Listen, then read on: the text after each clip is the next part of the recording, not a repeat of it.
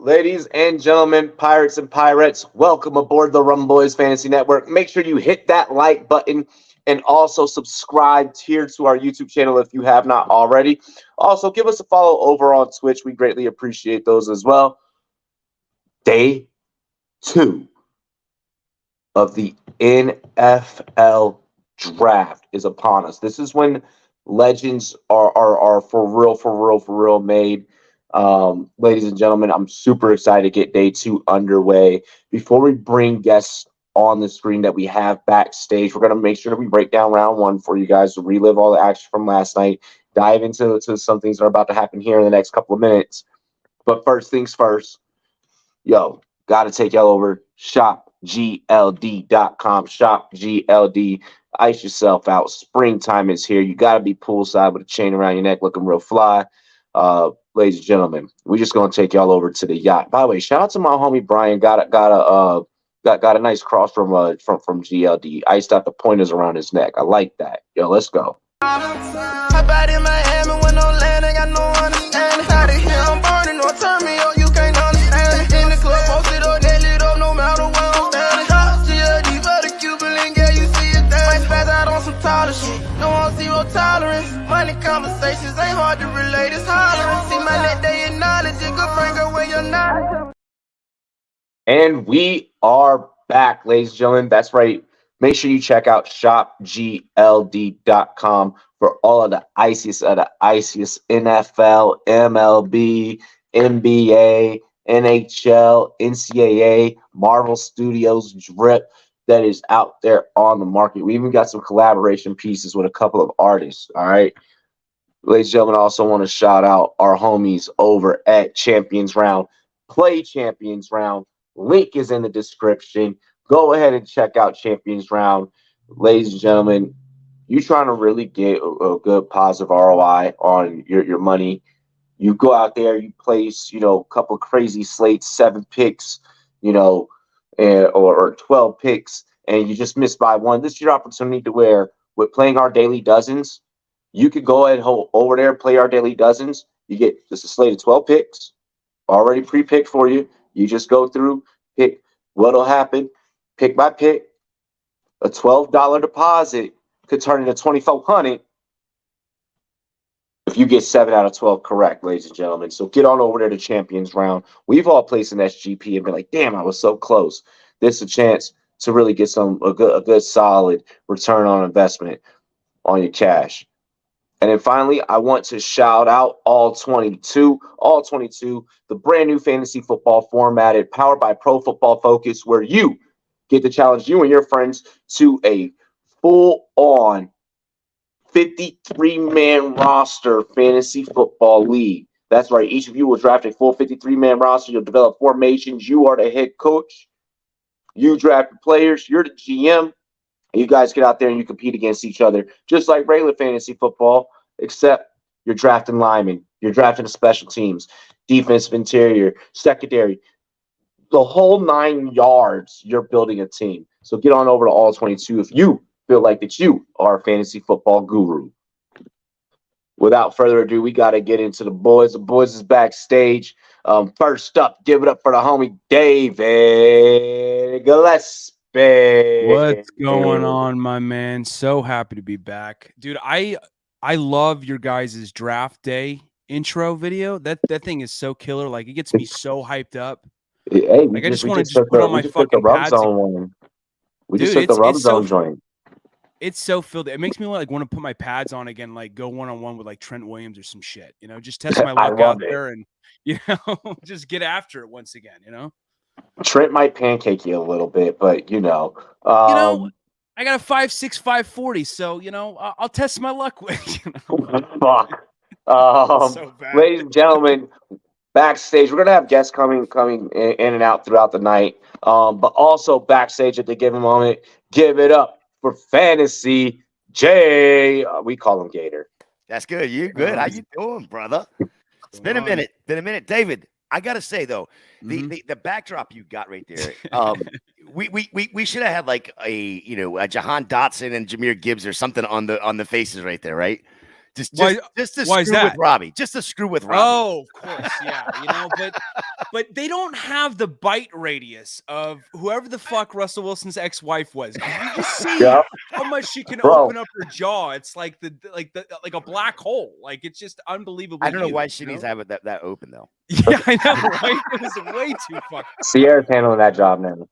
We got Aiden in the chat. We got Sean up in the chat. What's up, Weeds? What's good? What's good? Rock Out is in the chat. Fellas, make sure you guys go through. You share the stream on all of your social media. We greatly appreciate it. Really interested to see who takes Levis and who trades for Swift. Who's to say that we just had some breaking news, by the way. I know it's probably it's really, really shocking, but the Los Angeles Chargers just picked up Justin Herbert's 5th-year option. Nice. Oh yeah. Talk about fucking breaking news, right? Jesus. I mean, of course they would have. Yeah. Levis is a Ram. Aiden, I've been saying this. Okay. Commanders lineman in the 2nd round, says Rock Out. We will see. We'll see what's gonna happen here. I'm hearing a lot of Herndon talk. What if Hendon Hooker goes to like the Lions here with a 3rd pick tonight? Ooh, that's interesting. That interesting. I could see that happening. I don't know if it will because they got so much to prioritize defensively, but I could see that happening. Well, I mean, it would absolutely fit with what they've done so far. I mean, they just absolutely butchered this draft, in my opinion, to this point. I mean, a little bit. I like the Jack Campbell, but I did admit that Jahmyr Gibbs was like a fucking head scratcher. If anything, the Gibbs was a head scratcher and a fucking half. But I get it. With when's the last time that you got a full season out of Swift? You know. Right. Yeah. I guess the one that concerns me more than anything is, they just let what's his name? They just traded him to Atlanta, the cornerback, and then they turn right around and just absolutely let Christian Gonzalez free to the Patriots there, where he should have been the number 12. In my opinion, should have been the number 12. You're not talking about the Bengals, right? With Jesse Bates as a free safety? No. The cornerback that they picked number 3 overall like 3 years ago. Wait, cheers to me. Jeff Okudah. Yes. Jeff cheers to me. Cheers to you all. The girls, what it do? Dilly.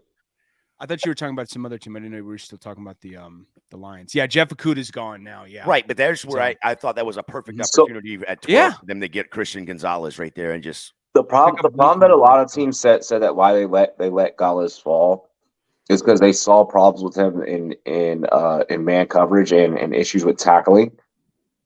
Yeah, he's more finesse than physical, for sure. Yeah, but if you look at his play style, he is probably the one guy in recent memory that can play basically half the field to himself.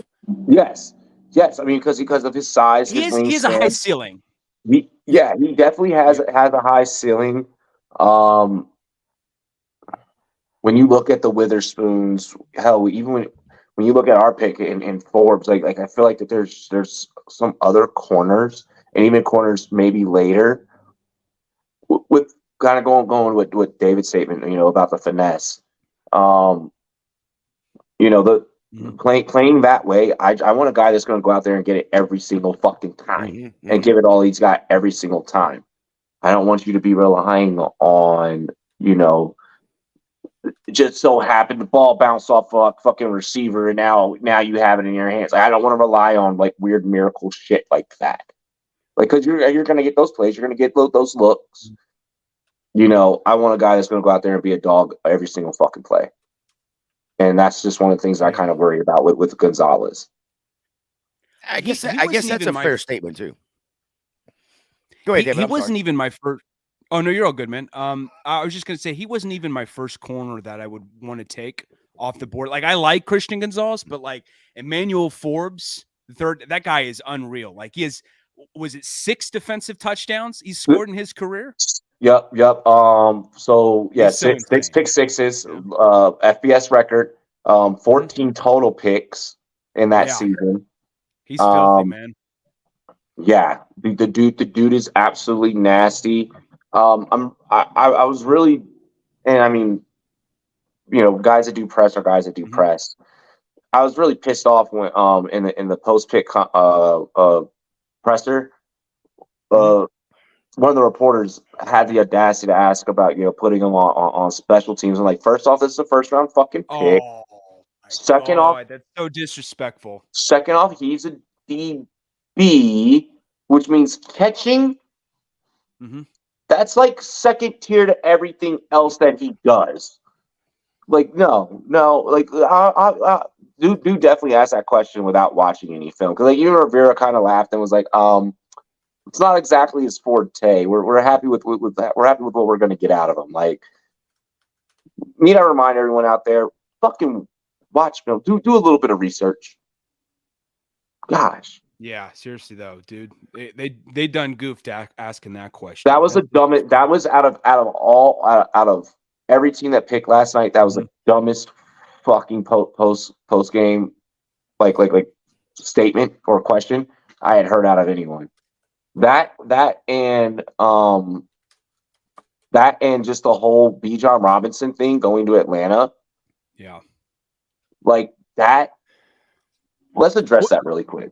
I want to get into this too, because I'm a little like dumbfounded as to how this played out and like kind of justifying, because I love Bijan, but like the fitting, what do you guys make of it?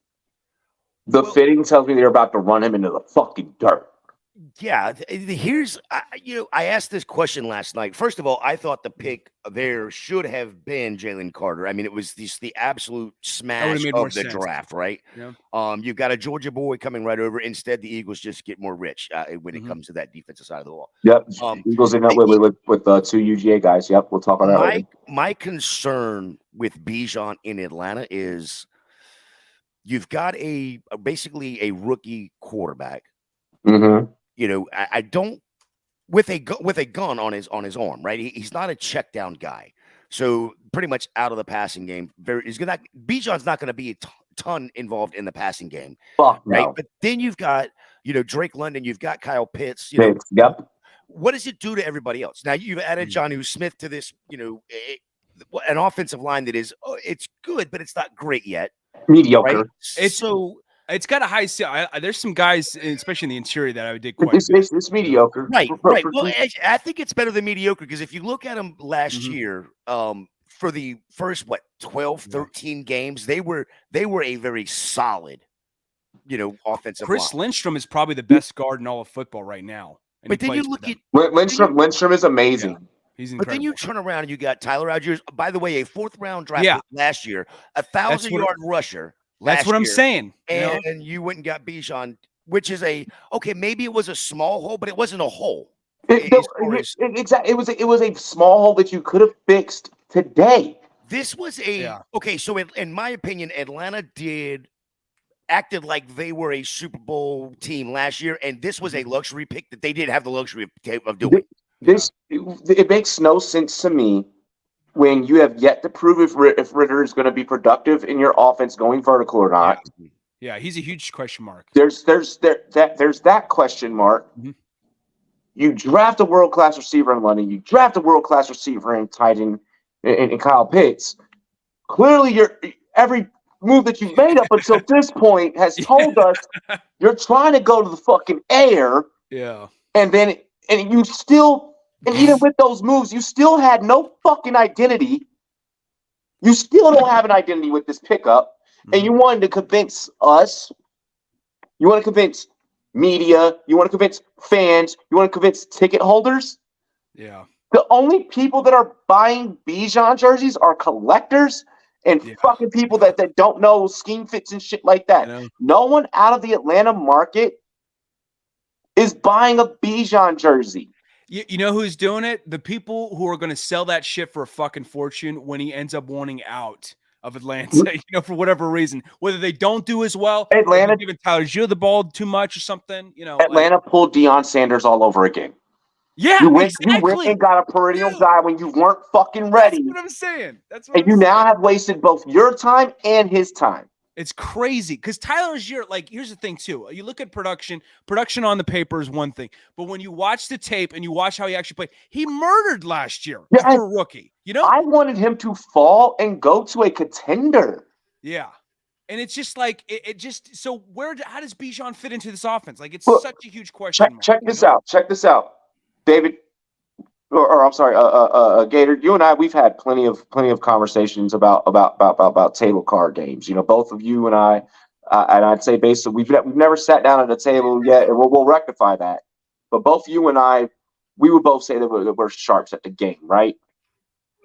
I wouldn't say it was a sharp, but okay, I'm close. We're good. We're good. We're good. We walk away with more than what we you know. Correct. Yeah. So, how's this analogy for you, my brother?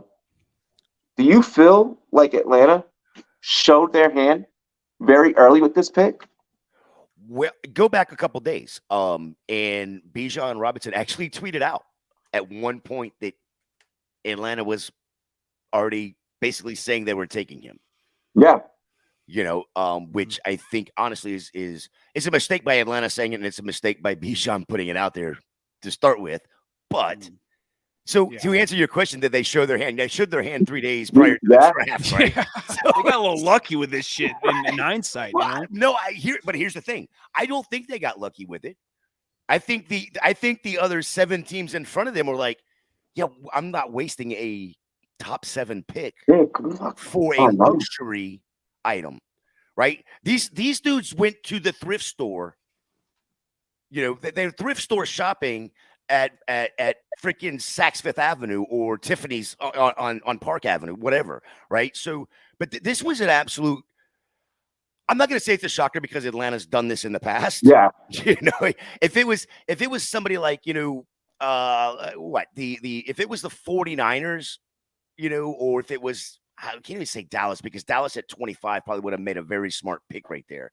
Yeah. But if it was one of these other, you know, if it was the Bears, okay, no brainer. Yeah, that's the Bears doing the Bears things, right? Yeah. You think so though, with Khalil Herbert and Dante Foreman? But there's the thing is the Bears are like, no, I'm not. I am not. The theatrics and such of it. Right.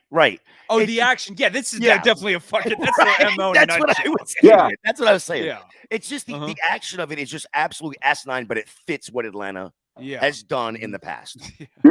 Listen. I was actually on air last night with an Atlanta Falcons fan when this pick came in, and I want to tell you how crazy he went like slanging because this was such a dumb pick. When you sit there and you look 2 years ago, you took a tight end, again, another luxury tight end. By the way, it wasn't like it was a blocking tight end. You took a wide receiver that plays tight end or is designated as a tight end at number 3 overall. And then you turn right around 2 years later and take what presumably is the top running back in the class. Yeah. At number 7, 8? Yeah. 8 overall. Yeah. So you've just basically taken what you could have. And now it's a running back. Now you have a 5th-year option on him, 5 years from now. Are they going to use the 5th-year option? I mean, hell, he may be broke by then. This was an absolute wasted pick. I almost wonder if this is so mean to say, but I almost wonder if Terry Fontenot was just like bribed into doing a favor for the rest of the league and being like, guys, I got you right here. Fuck the Eagles getting Bijan. I'm taking care of this shit right fucking now. Pretty much. And honestly, I mean, I guess we thank Atlanta for that. But I mean, on a day, 3 days when we're just purely draft or we're scouting guys, we're breaking things down for fantasy purposes. I love Bijan for fantasy. But that was going to be my question. Is how at this point what we just said about Atlanta, how can you love Bijan as a fantasy asset right now? Yes, he's going to be good. No, you can't. But you can't honestly sit there and go, I love Bijan as a fantasy asset when we don't even know what the hell that's going on with it. That's true. Yeah, we don't know what this offense is going to look like right now. And what I was gonna say right after that was from an NFL standpoint. If I'm a defensive coordinator, I'm like, well, I'm just going to shut down their fucking run because they can't pass for worth the shit. They didn't get better in that phase, so I'm just going to shut down the thing that they got better at. And then I'm going to keep them the exact same as what they were last year. We don't know the answer yet. We don't know the answer yet. So, but I agree with you. Shut down the run. Make Desmond Ridder beat me. I think the only rationale they can come up with nobody's afraid in terms of why they drafted Bijan is kind of this rationale, technically, in some ways, of why maybe the Lions. I mean, it's a little bit more complicated with the Lions because they have an injury history with DeAndre Swift and David Montgomery, who are currently in the running back room. So that's why they brought in Jahmyr Gibbs. But also on top of that, the Lions, I think the Falcons wanted to open up opportunities for their quarterback and alleviate some of the pressure off by bolstering that backfield, which is what the Lions wanted to do for Jared Goff if they're trying to really swing for the fences this year. So I think like that, if anything, is probably like the rationale, but it still doesn't hold up that well, No, and the other side of that coin for me is if you're dead set on taking Bijan, you almost know for a fact, you've got to know that nobody else is touching a running back right away. So if you're dead set on taking Bijan, drop back, trade back a couple picks, and gain a couple picks to go with. Even if let me put it to you like this: if they would have dropped back, let's say they were at 8. Let's say they moved back, and I'm not saying that they could have been done, but from 8 you move back to 11, right, with the Titans. Yep. Get the 11 pick and get a second round pick. I mean, they've already got three picks tonight with 3 in the second round tonight. But even to pick up a second round pick, you're still going to get your guy because nobody's jumping up there to go get. And Pittsburgh is officially on the clock. The draft has started for day 2. Yeah. Well, here's the one thing I have to ask you guys. Are you guys sure, though, that at pick 9, because the Eagles, remember, traded up with the Bears to take pick number 9, that they wouldn't have drafted Bijan there? Well, I do believe they would not have drafted Bijan because they did. You think they were going Carter nonetheless? I think they didn't know they were going to get. They didn't know Carter was going to fall that far. Like that was crazy that he even fell that far. You thought so? Right? Really? Even with the field stuff? No one thought that was going to happen. I don't think that anyone thought that was going to happen. Possibly. I thought after Richardson went to the Colts, like after those first 4 picks, I thought there was a very good possibility that Seattle was a nice fit. Even the Raiders, even the Raiders, right? You can't be mad at them taking Tyree Wilson over Jalen Carter with some of the off the field stuff. But even then, But that was the Raiders being the Raiders, though. The Raiders aren't going to make the move that they're not going to make the football move. They're going to do the contrarian thing. I don't mind the Raiders getting Tyree Wilson right there and going, having him on one side alongside of what's his name? Oh shoot, I can't even think of the defensive lineman out there that's really, really good. Max Crosby. So I think that was a great pick by them. But going back to the Jalen Carter, I think when the Eagles were sitting there at 10, they were like, wait a minute, the Bears do need some help on the offense or on the defensive line. They only moved up one spot, jumped, basically flip-flop with the Bears there. And not only did they get Jalen Carter, they turned right around at 30 and got Nolan Smith. Now that I absolutely love. That's such an Eagles move to do too. It was an Eagles move. So, and what was playing through my head, and Mike had said it. He was like they're going to do this. Like he said, like pretty much damn near after they got Carter, he was like, this is what the game plan is about to be. Because I was already underneath the impression they were going to end up with Smith anyways. Kind of how I mentioned last night, where I was like, hey, Houston's going to end up with Will Anderson somehow, some fucking way. I didn't know how. I didn't have justification as to how it was going to happen, and then turn around and fuck happen. Then Mike turns around, does the same thing with the Eagles. I think that's as much of that we're going to see. Last night was an incredible stream.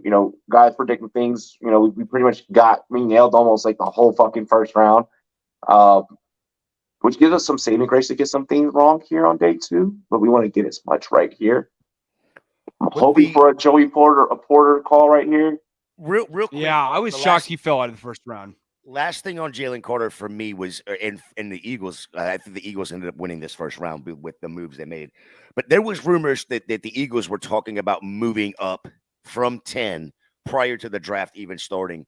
And what Howie did, being patient and just waiting. And then all of a sudden he saw his guy there and he was like, man, move up one spot, like I said, to get in front of the Bears, to get his guy.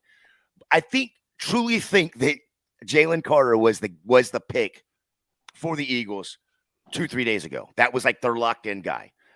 Yeah, I think that one way or another they were ending up with one of the two. Remember what they have both on offense and on defense as far as the leadership qualities for and of course then they've also got what's his name from Georgia that they drafted last year, the linebacker Jordan Davis, or no wait, they got Jordan Davis as well. Yeah, so but this is basically becoming UGA North, exactly. So it's the Georgia professional Bulldogs, Yeah, the Georgia NFL portal. Here's the funny part, though, is if you remember, and I know everybody's had these conversations, and us as analysts are like, shut the hell up, it'll never happen because it's bullcrap. But Alabama goes, has their just absolute monster of 15, 20 years. Saban, and everybody's like, is it Porter? Can Alabama, can the SEC champ, NCAA champ, can they play the NFL team where they beat the Bears, for instance, right? Oh, God. But this is what the Eagles are doing. Like, no, we're going to prove to you how to do this right. We're just going to draft them all.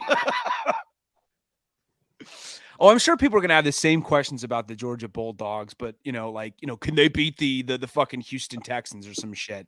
And it's like, I don't think people realize though, like how much even the worst NFL team would absolutely Let's go, Porter, the son of Joe. Oh, he's staying in the family? Wow. It is staying in the fucking family. I love this. That makes sense. That makes sense, though, because Joey Porter, remember, he was a linebackers coach for Mike Tomlin after he had retired, So he's got a lot of love for the Porter family. Even though he didn't coach Joey because Joey had already left by the time he was coaching there. I want to, before he had, oh shit, he left, before Cowher retired and stepped down. That's a good pickup too. He's physical as shit. It's another organization that just does things the right way, in my opinion. Oh, they nailed yesterday, too, with Broderick Jones. That was an absolute fucking slam dunk of a pickup. He was my number one offense lineman. He's ferocious. He'll take your fucking head off if he wants to. That's basically his own, choosing. I love what they do regularly in the draft. It's like same old shit, just a different year, but in a good way. Yeah, because that is probably the biggest hole or the biggest thing that they have to fix is that offensive line for not only for Kenny Pickett, but also for Najee, if Najee's going to do anything. Yeah. But, that was their biggest downfall last year, and they went out immediately and addressed it. Exactly. And especially their tackle spot too. So that was especially great for them. Unlike Detroit. Bro, that is such a solid fucking pick for Pittsburgh. And I always say, I was like, he's going to end up in Pittsburgh. He's going to end up in Pittsburgh. I kept saying it. I've been manifesting some NFL shit this week. Why the fuck can't we draft like Pittsburgh? Like my Bears absolutely shat the bed yesterday. They done goofed big. Think about who the fuck y'all are. I don't know. I don't mind the right pick. Again, there's another one that needs offensive line help. So I don't mind. Is it Darnell? Darnell Wright. Yeah. Darnell Wright. I don't mind that at all. I don't. Well, okay. He's very good because he was the Will Anderson Jr. kryptonite. Like he absolutely tore him up, or held his own against him. I shouldn't say tore him up, but held his own against him when they were playing Alabama last year. But the thing is, I think we're fine on our tackle spots with Tevin Jenkins and Braxton Jones, who was a rookie last year. Both guys were really, really coming into their own, especially Tevin Jenkins, who's arguably a Pro Bowler. And then we brought in Nate Davis, who paved the way for Derrick Henry in Tennessee. So it was like, I wanted to stuff us with offensive playmakers like a Jackson Smith and Jigba for Justin Fields to work with, more so than going after an offensive lineman, which I felt like we could have addressed later on in the draft, But I don't know. What the fuck do I know? All right. Let's see what happens here next. This is so now that Porter's off the board. Can we get I say this hopefully 100% tongue in cheek and a complete joke, but Will Levis to Arizona would just fit. It would just fit. Bro, it would be the most okay. So you weren't on the episode. I think it was 2 Fridays ago. On that episode, we had actually kind of brought up like what the fuck is happening with Arizona. You bring that up, that would be the most Arizona shit with as dysfunctional as they're becoming right now. Their front office is imploding. It's a little bad right now. They had a tampering charge yesterday. Yep. Bro, I guarantee there's whole ass fucking fist fights happening as soon as office doors close. Like motherfuckers just rumbling, dog. Like you ever look? We've all had like that job where it's like, yo, as soon as like you and that person like get behind closed doors, just like, yo, fuck this. Like, yo, it was your turn to take out the trash last night, motherfucker. Yeah. They're just walking out of the building, missing teeth, like, half their hair's fucking gone. It's just, it's just an absolute. The rules, don't fucking talk about Fight Club. Oh God, just a fucking octagon match in there. Jesus. It's so, I mean, it is, they've really fallen bad in recent days. Like, I mean, in recent years, I mean, like, you never should have brought Cliff Kingsbury was such a fucking waste of a hire. Like, it was a waste of a hire, but the fact that you didn't try surrounding him with pieces that could have somehow made it work. Like, you already knew that you were in the dog fucking house. Mm-hmm. Figure out a way out. Well, and I see, that a lot of this, I truly believe, has to do with the amount of money that these coaches are making, because there was no incentive for him to work. None whatsoever. No. There was no incentive for him to go to work. No. Could have went to Thailand a lot earlier. You bring in Jonathan Gannon, who fucking pissed away the Super Bowl for his freaking defense. This is not the guy that I want running my team. And then he's corny as fuck. Jonathan Gannon's corny, bro. He is a little corny, yeah. I mean, the little, like, I don't know, what was he doing? Fireworks, like the fucking charades he was doing. I will fucking drop kick fucking Gannon, bro. It was a little too pasty white for my liking, It was a little too white. And it is going to be Will Levis. Oh, it's Will Levis? It is going to be Levis. Oh my God. Did I just I was 100% joking when I said that. Holy fuck. Wait. Oh, they haven't officially announced it? Titans will be going to Levis because there's just a trade. So yeah, Titans are moving up. Titans are moving up. No. Yep, Tennessee's moving up. It's gonna. I have a feeling it's gonna be Levis. Tennessee did. Okay, Tennessee is on the clock. Yep, it's gonna be Levis. They're already jumping ship on Malik Willis. Yeah, they're not, bro. So I asked one of my Titans homies this morning. I was like, bro, like, be honest. He was like, I hope that we figure out something. For what I was hearing, that a lot of them are wanting Hooker. Mm-hmm. I like Hooker a lot more than Will Levis. A lot more than Will Levis. Because Hooker played at Tennessee. But that's what's going to cause Hooker to fall. If Hooker was probably at a bigger name school, Tennessee's a pretty damn big name. That's a pretty big name. I mean, it's Peyton Manning's alma mater. No. Like I mean, I'm talking like if he was at like a Alabama or something, or like Alabama, Oklahoma State. Yeah. Yeah, not Oklahoma State, Oklahoma, like, fuck, like it'd be a completely different story. I don't know that I can agree with you there. I mean, Tennessee's playing in the SEC, number one. They beat Alabama, that sort of thing. And so that argument, if that's the case, you can, if that's a true argument to make, you can make the exact same argument for Will Levis, who also played in the SEC, but at Kentucky, which was dog shit. But I personally had Hooker above Levis. Yeah, me too. Yeah, absolutely. Well, Will Levis couldn't beat out what's his name in Penn State, and that's the reason he had to leave. Fucking Sean Clifford. Yes. I know that's a big shit stain on your resume right there. Like, that's pretty bad. And I like Sean Clifford, but Will Jesus Levis Christ, is the pick. dude. Yeah, that's not a good. Tighten up. Okay, so real quick, is this a worse pick than Bijan Robinson to Atlanta? Like, what's going on between Nashville and Atlanta, right? I mean, they're only like 4 hours apart. Something in the air. So I'm gonna keep it real. Like, now, like I'm literally like seeing it. Like I'm seeing it. I already said it was gonna be less. Like, I'm seeing it like with my own two fucking eyes. Could Willis, with like a little bit of like motivation, possibly beat out Levis in a quarterback competition? If I was Malik Willis right now, to be honest, if I was Malik Willis, I'd be like, okay, ship me out. No. Ship him to Pittsburgh. Pittsburgh. I think he'll last 1 year, you know, because he knows he played like shit last year. I like Kenny Pickett in Pittsburgh. I like Kenny Pickett in Pittsburgh. I do too. The issue with Malik Willis is when Tannehill went down, they went to their practice squad and signed a dude from the practice squad to start the very next week over Malik Willis. So that tells me everything I need to know about Malik Willis, or at least what the coaching staff thinks of Malik Willis. Well, I'm drawing a blank. Josh Dobbs, he's still on roster, right? Oh no, he's with the Browns. That's right. I forgot he left. This is the only smart thing that you've said the whole time, Taco. Taco, you can't even fucking tell Pickett versus Pickens, and they're spelled differently. One's black and one's fucking white. That's why he didn't even spell it right there. He's like, I don't know how to fucking spell Pickett. You know, but the other side of that coin is one plays quarterback, one plays wide receiver. One plays one. One wears 8, one wears 14. Like, fuck. One throws the ball, the other catches. They're the same guy. Bro, literally, we had it's a whole thread. I have the screenshots.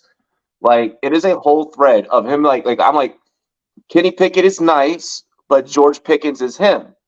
He was like, did you just say Pickett is him? And I'm like, where the fuck did you read that? So then I retyped it, but reverse. I was like, let me type it like this. Pickens is him. Real quick, Pickett is nice. And he's like, you just said it again. I'm like, you're a fucking idiot. Do you suspect that Taco has dyslexia? Is that what you're saying? Do you suspect that he has dyslexia? I gotta something that Aiden just pointed out. There we go. We got to the bottom of it. Jacksonville is in the AFC South. All three of the other teams in the AFC South now have brand new quarterbacks. CJ Stroud at Houston. Wow, that's Anthony Richardson in Indianapolis. Yep. And now Will Levis in Levis. Well, except for obviously Jacksonville, you know. Right, that's what I'm saying. But he's a Jacksonville fan, so that's like the other three teams in that division all now have rookie quarterbacks. I'll tell you one thing though, the Houston Texans. All right, hold on, Taco. If you for real, like big emphasis on fucking for real. Like if you for real have dyslexia, then no, it's not funny, and I'm sorry for making the joke. If you don't. No, buddy. Fucking, I'm not talking too fast. You're just listening too slow. How does he listen too slow or talk too slow if he's in New York? Isn't that like their thing? Like they talk fast. Bro, you got to remember, he's a New York Giants fan. We got to break things down in the fucking crayon, bro. You know? Aaron Rodgers is a. He's like, read the sarcasm. Bro, like I'm for real trying to make sure though. That's the problem with typing there, Taco, is you can't really tell if you're joking, being sarcastic, if you're just being an asshole, or if you're just being a taco. You're just being a taco. That goddamn taco.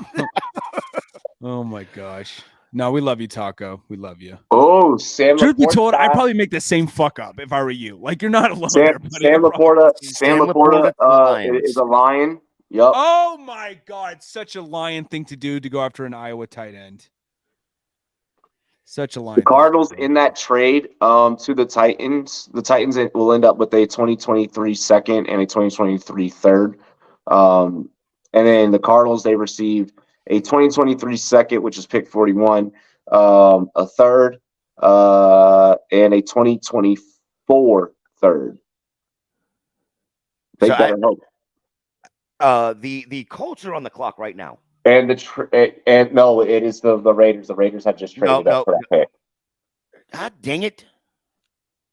I just had a great thought for it's going to be. I could see this being Meyer. That's exactly where I was thinking with the Colts there, Michael Mayer.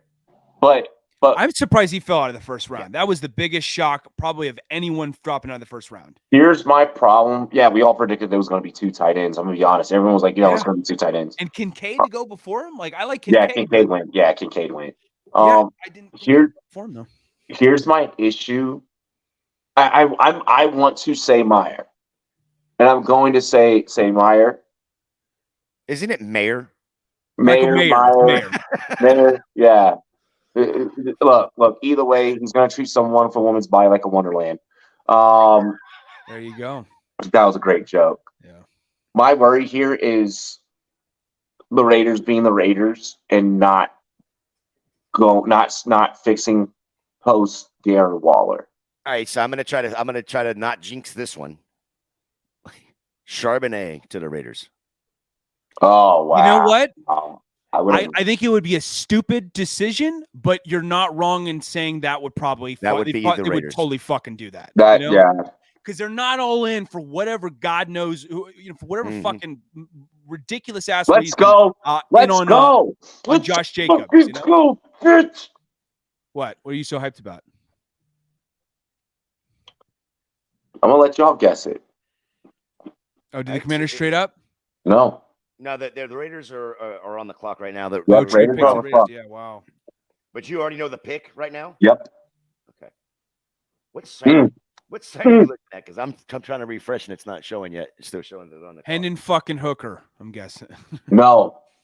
Let's just say we are locked in and we are laser fucking focused on this show. It's got to be Michael Mayer then. Yeah. It's Mayer.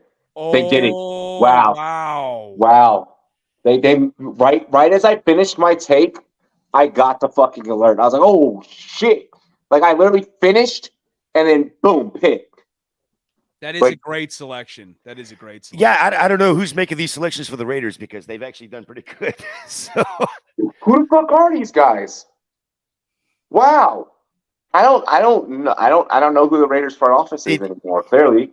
Did the Davis family like walk out the door or something? Because they're in the war room. They're in the war room. This is not a pick for the Davis family. No, this is not a Davis family thing now. Hey, and us fucking old bucks like we know, like we're like yo, what is going on right now? Yeah, I mean, you go back to like the Colin Farrell. You go back to what was the trading up for Roberto Aguayo or some shit? Yes. You know, God.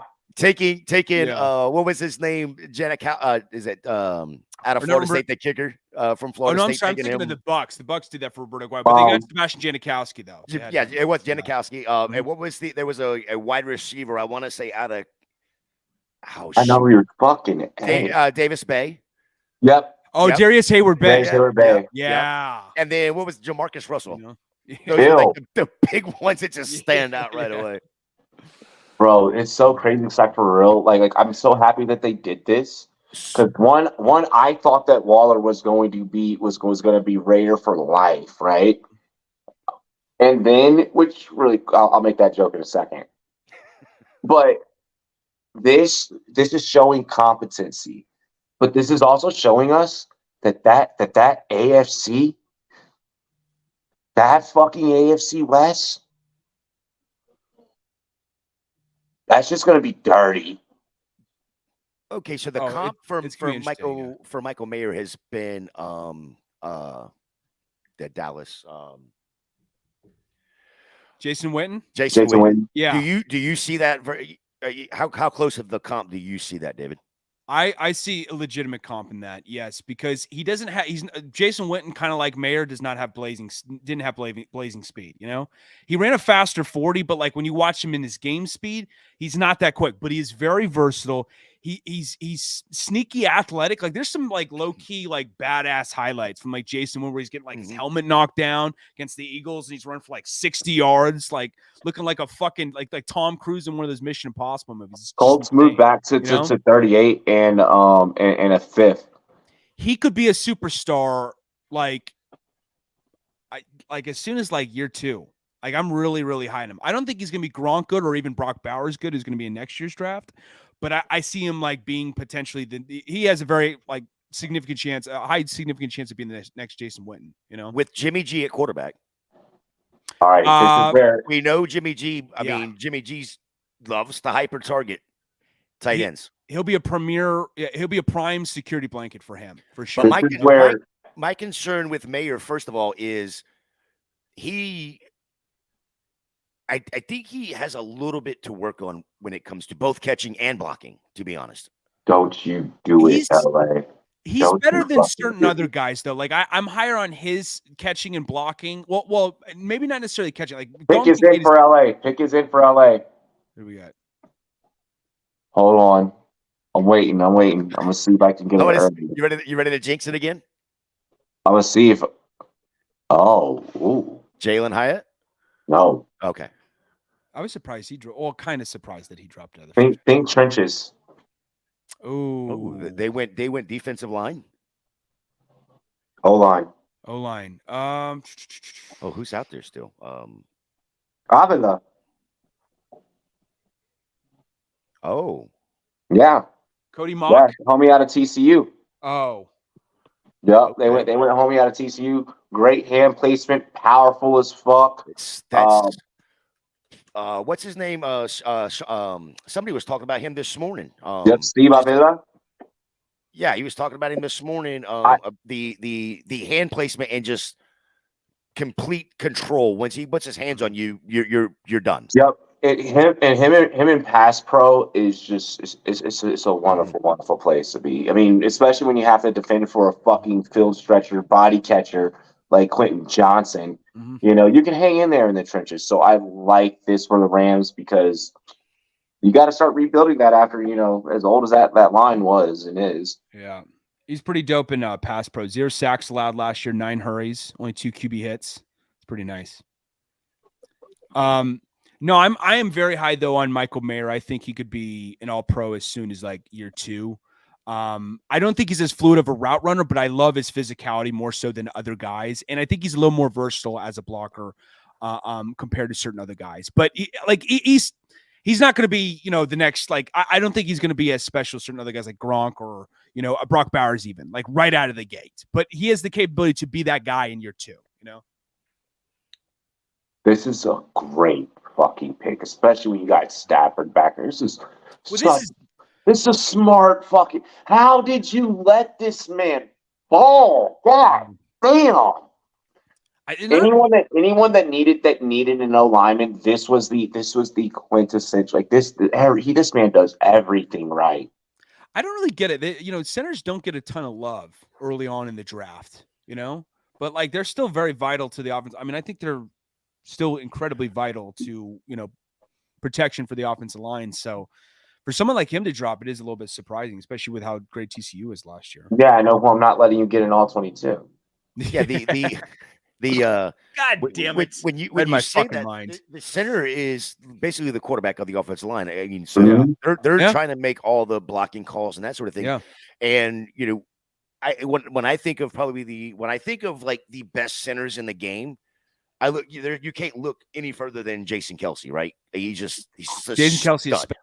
Creed Humphrey too for the Chiefs is great. He's probably a little bit better than Jason Kelce, but it's very close between the two. Bro, I would hate to get fucking just punched in the chest by Avila. Oh my god. Yeah, dude, I have such a hard on for like offensive linemen who are violent as fuck. Like I love that shit, dude. Yes. That is my dude, go-to. That's why I love Rashawn Slater. When I saw Rashawn Slater, I was like, holy shit. Yeah.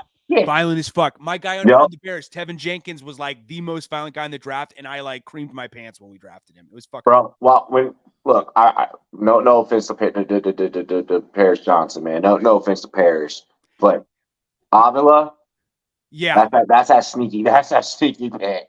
Well, Johnson isn't as violent as him too. No, that's the thing too. He plays a position. He plays a position with a lot of tact. Yeah, he's very tactful. A little more he's finesse, a technician. You know?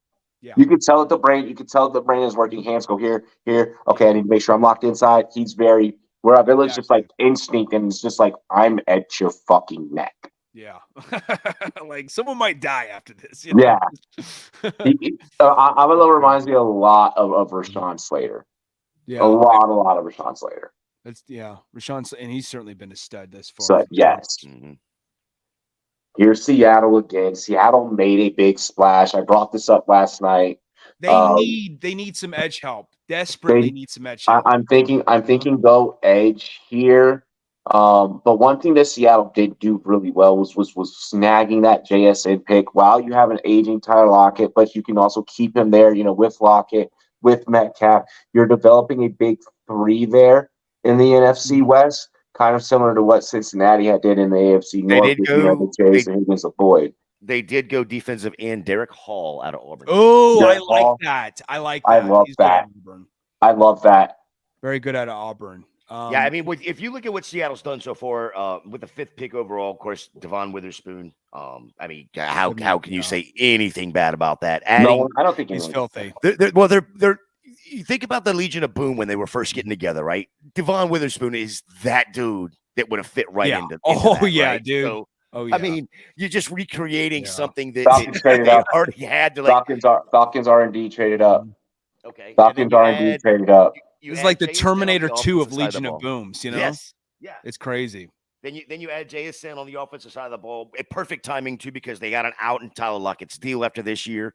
So he, and he's going into his age 31 season as well. So he's probably going to be gone after this year. JSN can learn the offense from Tyler Lockett, not take over for Tyler Lockett, because I think he's going to play more on the opposite of DK. But then you turn around and you add a Derek Hall again, adding more defensive help in Seattle for an AFC West team or NFC West team that when you're facing the likes of San Francisco, who loves to run the ball, gotta have that defensive line. I love the picks, like the great players they picked. Oh, someone picking?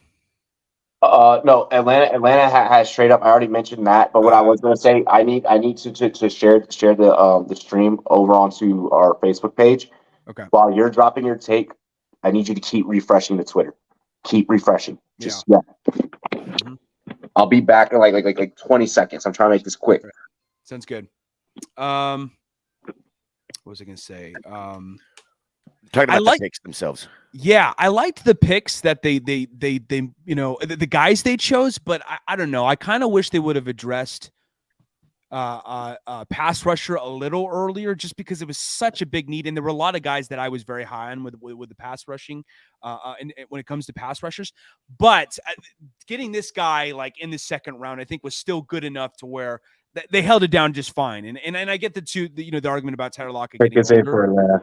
So that definitely justifies maybe what the direction they're trying to go towards with replenishing that position group. Well, okay. I agree with what you just said there. The question Matthew Bergeron. The question I would have is, would you take Jalen Carter over Witherspoon? Because I said it earlier. Okay. I think 5 was the start for the possibility of Jalen Carter, right? Okay. Hold on. Really, well, all right. Yeah. Go. So really quick, it is Matthew Bergeron. Going to Atlanta. That's backwards thinking here by Hot Atlanta. Yeah, they're baffling the fuck out of me right now. Why did you, if you were going to try and protect Ritter? So now what you're telling me is Bijan's our identity. We're not trusting Ritter to expand the field like we thought with the guys that we got in previous drafts.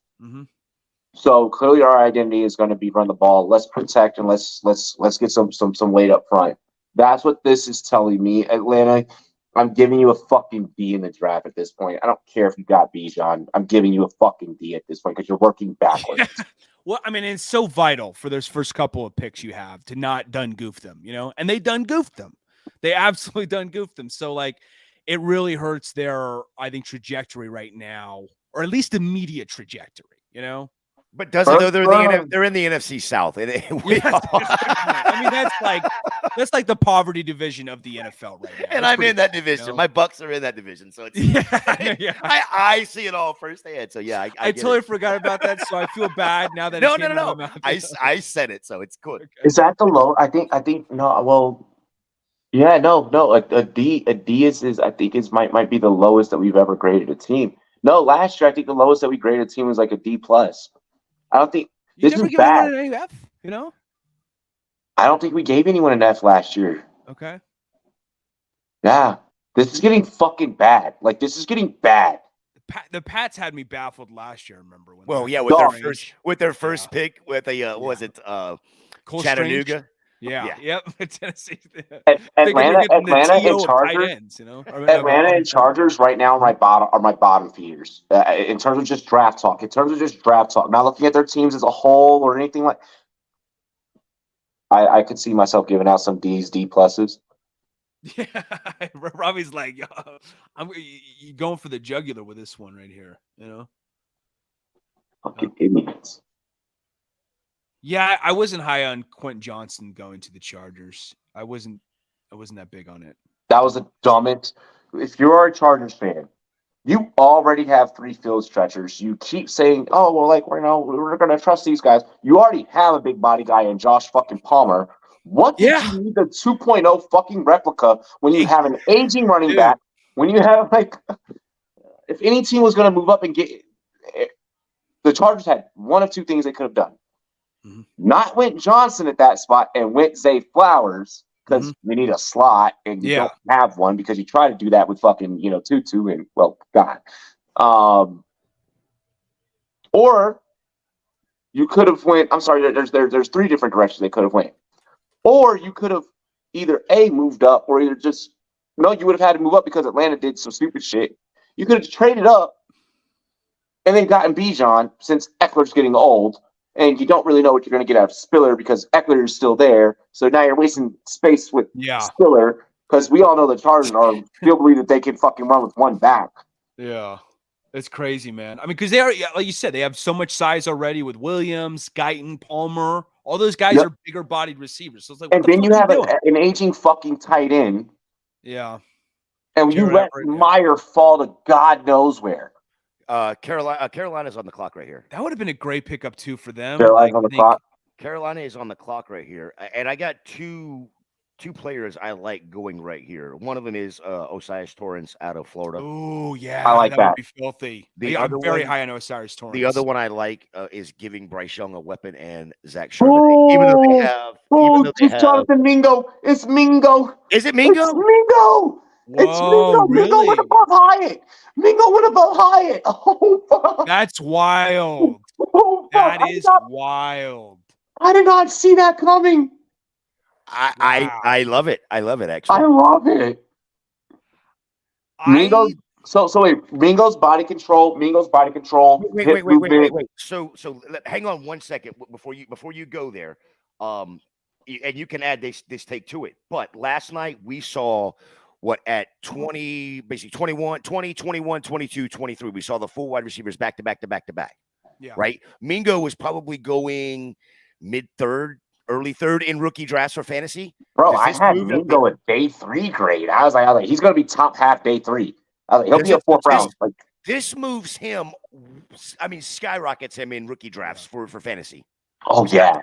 Oh, yeah. Mm-hmm. Oh, yeah. You remember the .com days? Remember the old Brian.com? Yo, remember when that shit just fucking... It was like, yo, this ain't gonna happen. This ain't gonna happen. And the newspaper showed them, fuck that. Like, bro, that's what just happened to Mingo.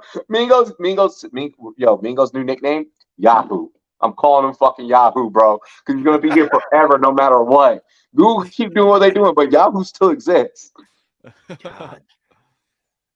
Damn. I think he'll dig that. At least you didn't say like MySpace or some shit like that. Fuck no, bro. Homie, yo, Mingo's new nickname is Yahoo, bro. Because he's gonna be around no matter what the fuck. Yeah, that was a good one. You chose the right site, you know. I mean, I do work in fucking stocks. I would hope that I know like what's still prevalent with that. You guys does one want to just track the Twitter? Yeah, I'll search on Twitter for you guys. All right, yeah, one track the Twitter. I'm gonna take like a quick 2-3. Like it may even be like a quick minute and a half. Okay. All right, I'll be right back. Alrighty. Thanks for the warning. No worries. I just want to let you know I'm on camera. Oh, that's like you're taking a shit. No, I'm not. Oh my God, Robbie. I mean, they may have reached a little bit here. I think honestly, they probably did reach a good bit right here. A little bit. But that just tells me that Mingo is going to be hyper targeted. There is no Laviscus Chenault. You know, he's dead. Mm-hmm. I mean, that ship has sailed already for sure. You know.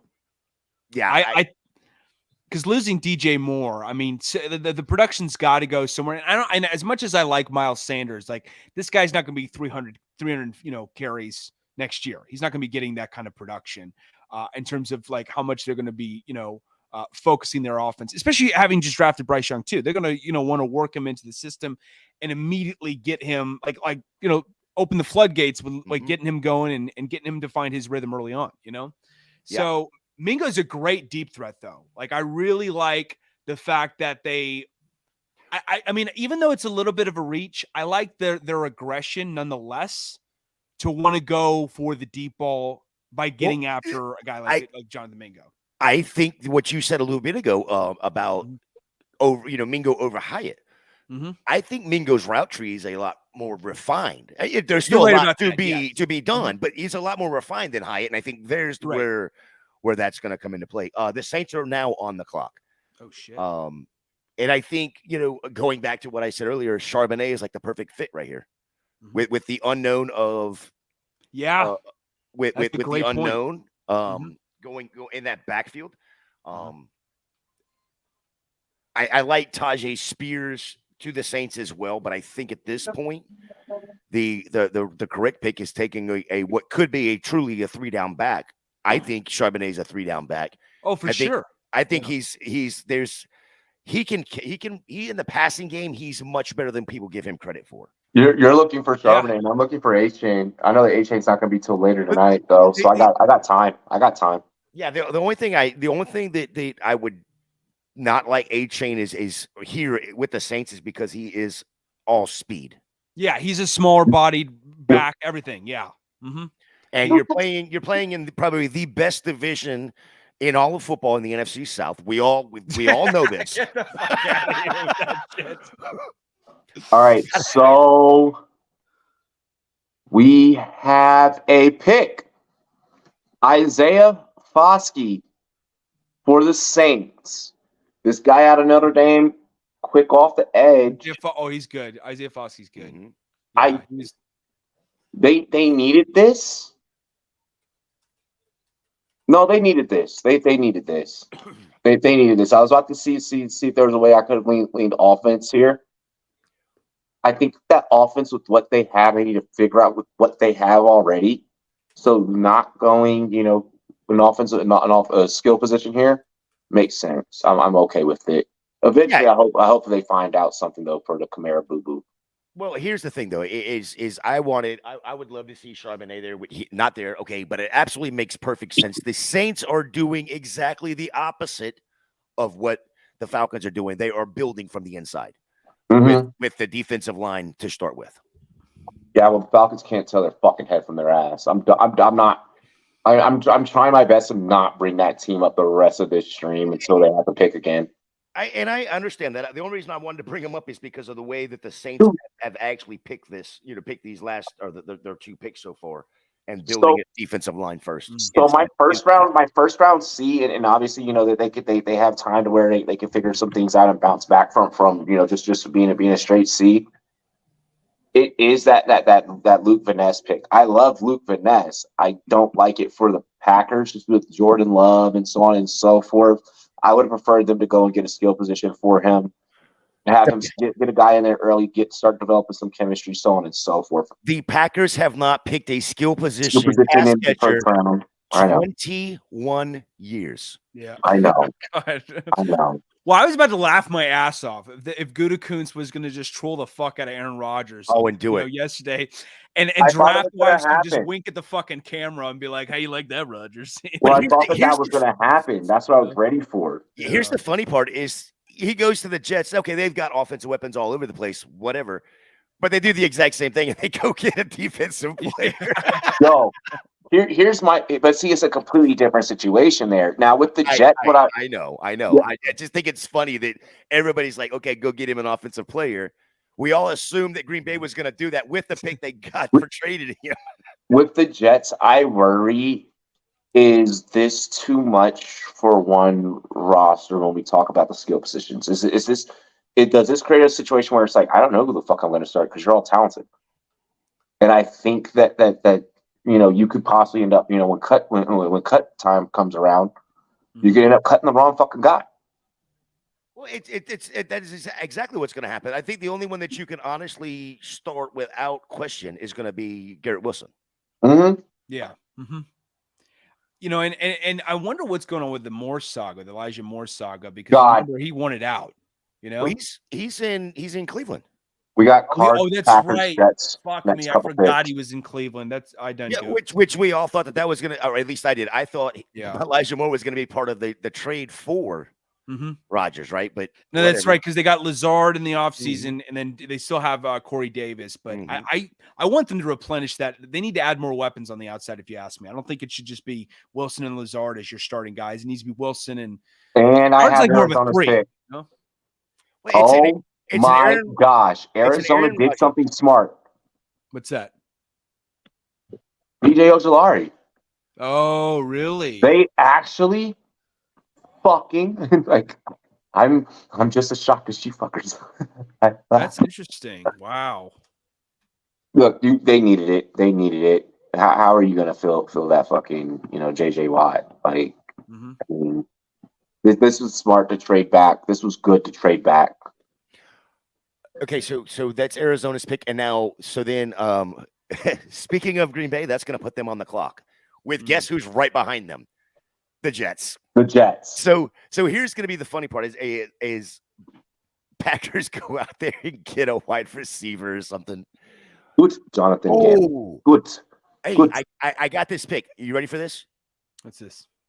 This is going to be the Packers go out there and get a tight end right here. Darnell Washington out of Georgia.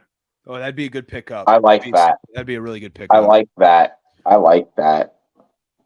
That dude is an absolute fucking semi truck out there running with a football, man. It's insane. You cannot bring this fucking dude down. He's 6'7", 270, I believe.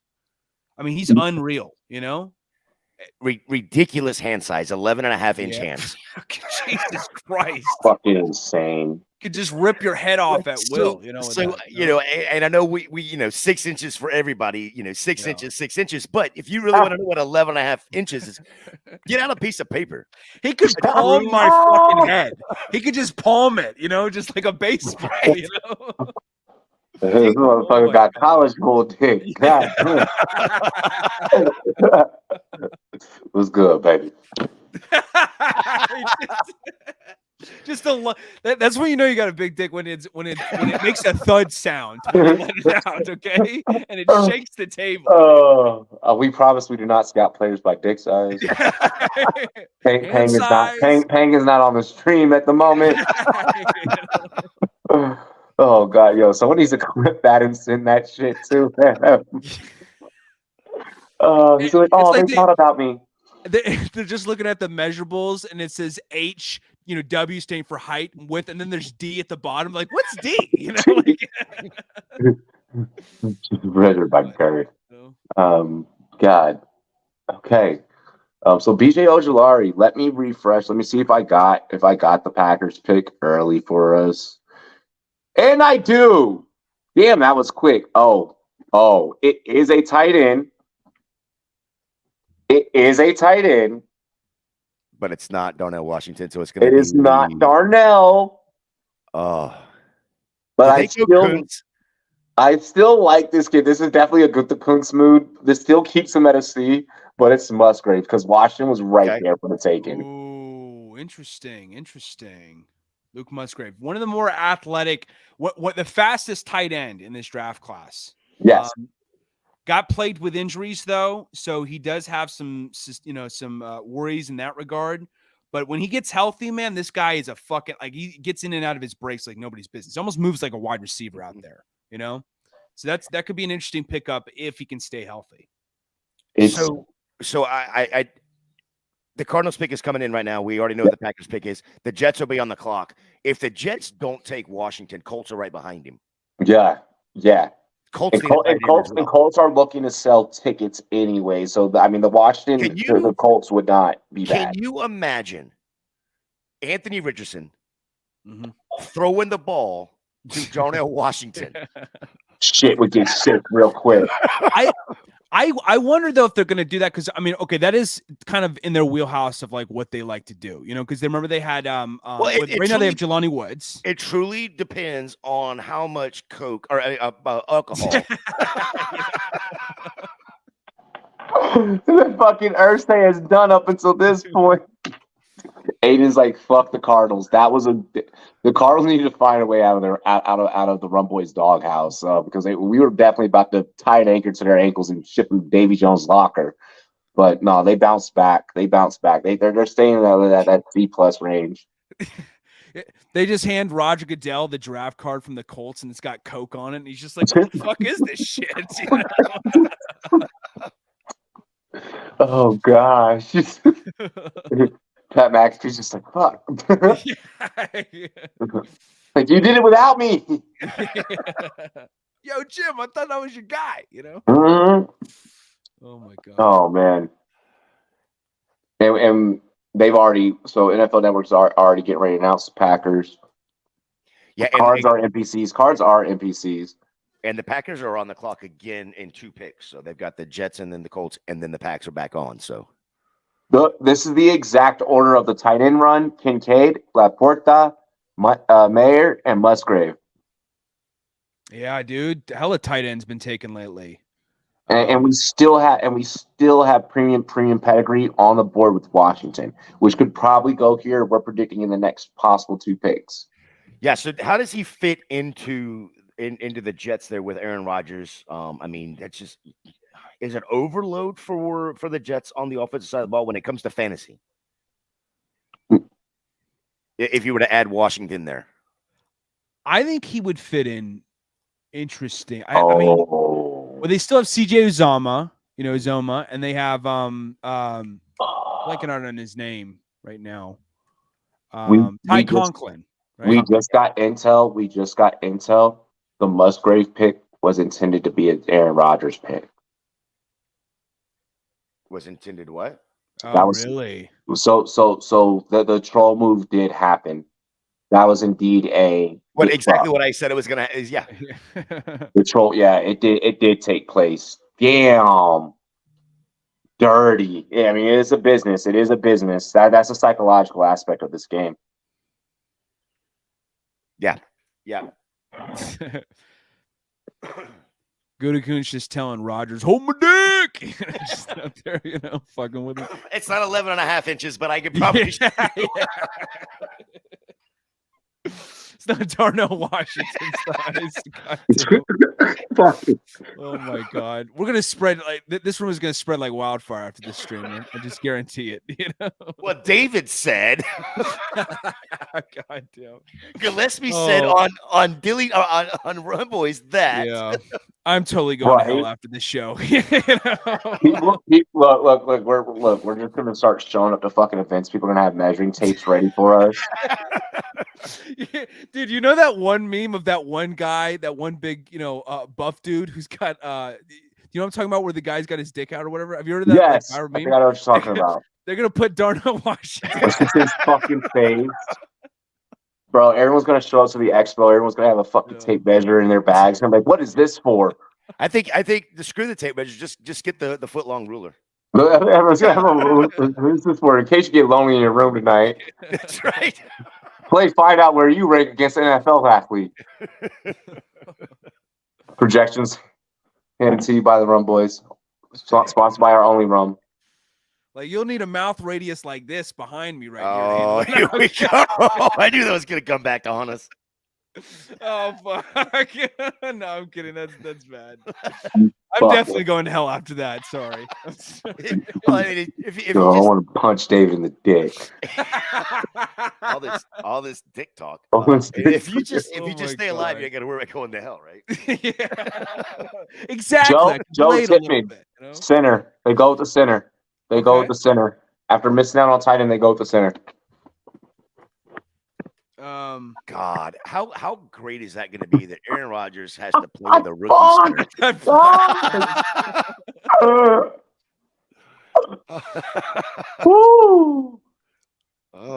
I cannot wait for Aaron Rodgers to get so pissed this year that he's got to play with a rookie center. I know. It's going to be awesome. I mean, meanwhile, you got fucking Elijah Vera Tucker over there like, bro, keep your knees together. Yeah. Okay, are you more surprised that Mims is fallen, Josh Downs is fallen, or Jalen Hyatt at this point?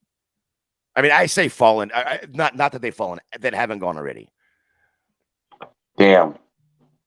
I have both. I have Downs and Hyatt, just a little bit at Mims. Who do you like more, Downs or Hyatt, Robbie? I know that's tough, isn't it? I'm gonna fight you.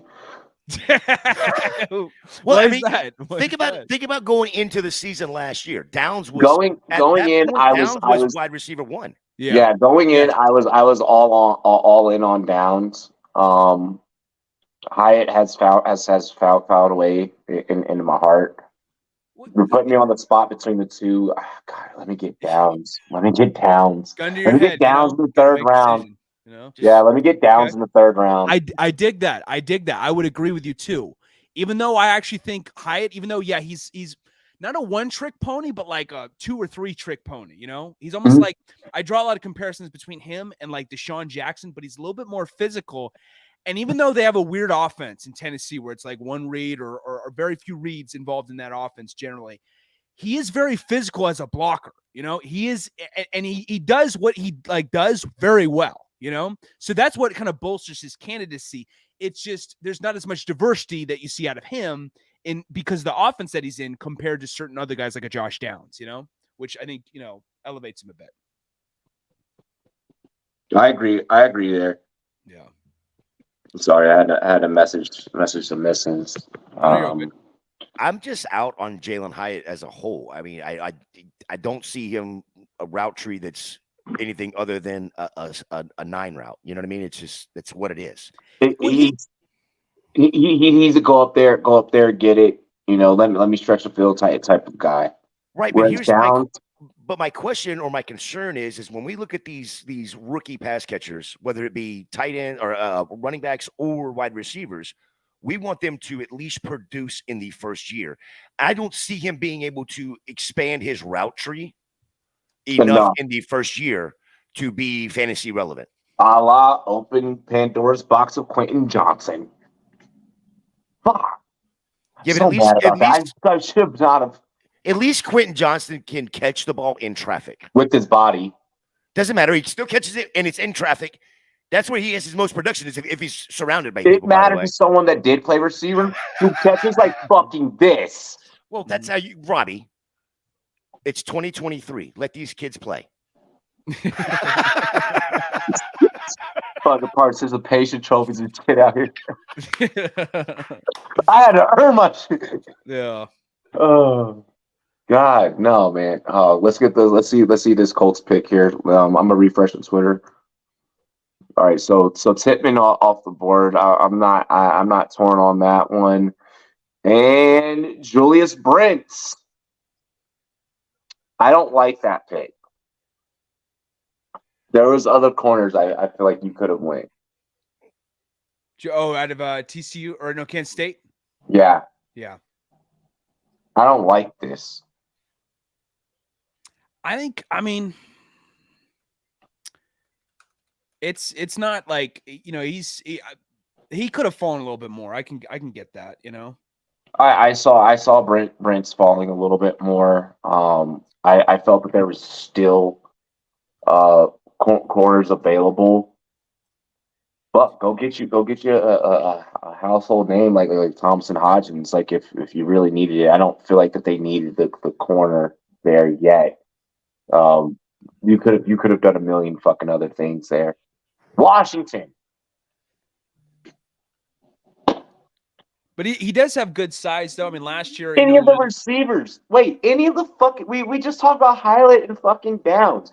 Are we going to sit here and try and convince ourselves that Pittman is going to be able to run every... Like, is Pittman going to do everything in this passing game? Because that's what it's starting to look like. It started like it's Pittman and that's it. Jelani Woods, please develop. I mean, I like Pittman. I've liked him for a while, but you got to remember you got Alec Pierce there as well. Mm-hmm. Alec Pierce could be interesting next year. I'm very high on Jelani Woods. I think he'll be a stud next year. You cannot sit there and honestly roll your eyes on Alec Pierce when they had the corpse of Matt Ryan playing quarterback last year. Oh, he was nobody can develop in that offense with that kind of quarterbacking. And I love Matt Ryan. Like, I think Matt Ryan's a future Hall of Famer, but Jesus Christ. Here's my thing. I'm not seconds until Anthony Richardson's fucking ready to take over. I wasn't as high on Pierce either. And I'm still not like if I'm the Colts, I'm still sitting to myself, I need a fucking 2. I need a 2. But is this the year to go get one? Because all of these, I mean, you even we're looking at it, or I'm looking at it as like a fantasy side of things. But even in real life NFL, JSN is probably the only one that can be an alpha out of this group. I don't think so. I don't think so because Flowers has the opportunity to be look with OBJ getting old and is old and the injuries and such, possibly not going to play a whole season. Bateman is, I think Bateman's gonna break this year. I think he's gonna be the guy this year. And that's what I'm thinking too. I think that OBJ ends up becoming more of like a veteran presence there. He's going to have his weeks where he's going to pop off and, he'll be fantasy relevant.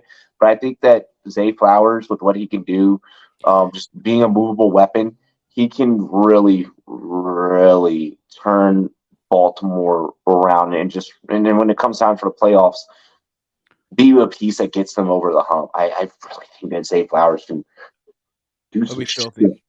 So the size doesn't hurt your feelings at all. And when I say size, I'm not talking about the 170. I'm talking about the 5'10". No, honestly, and that's what pisses me off about Los Angeles, the Chargers not going and getting Flowers. I feel like as much as Flowers complements what Baltimore's now going to be able to do, Los Angeles missed out on all of that. Any team that needed a slot missed out on all of that. I think that the Zay Flowers has a real fucking shot.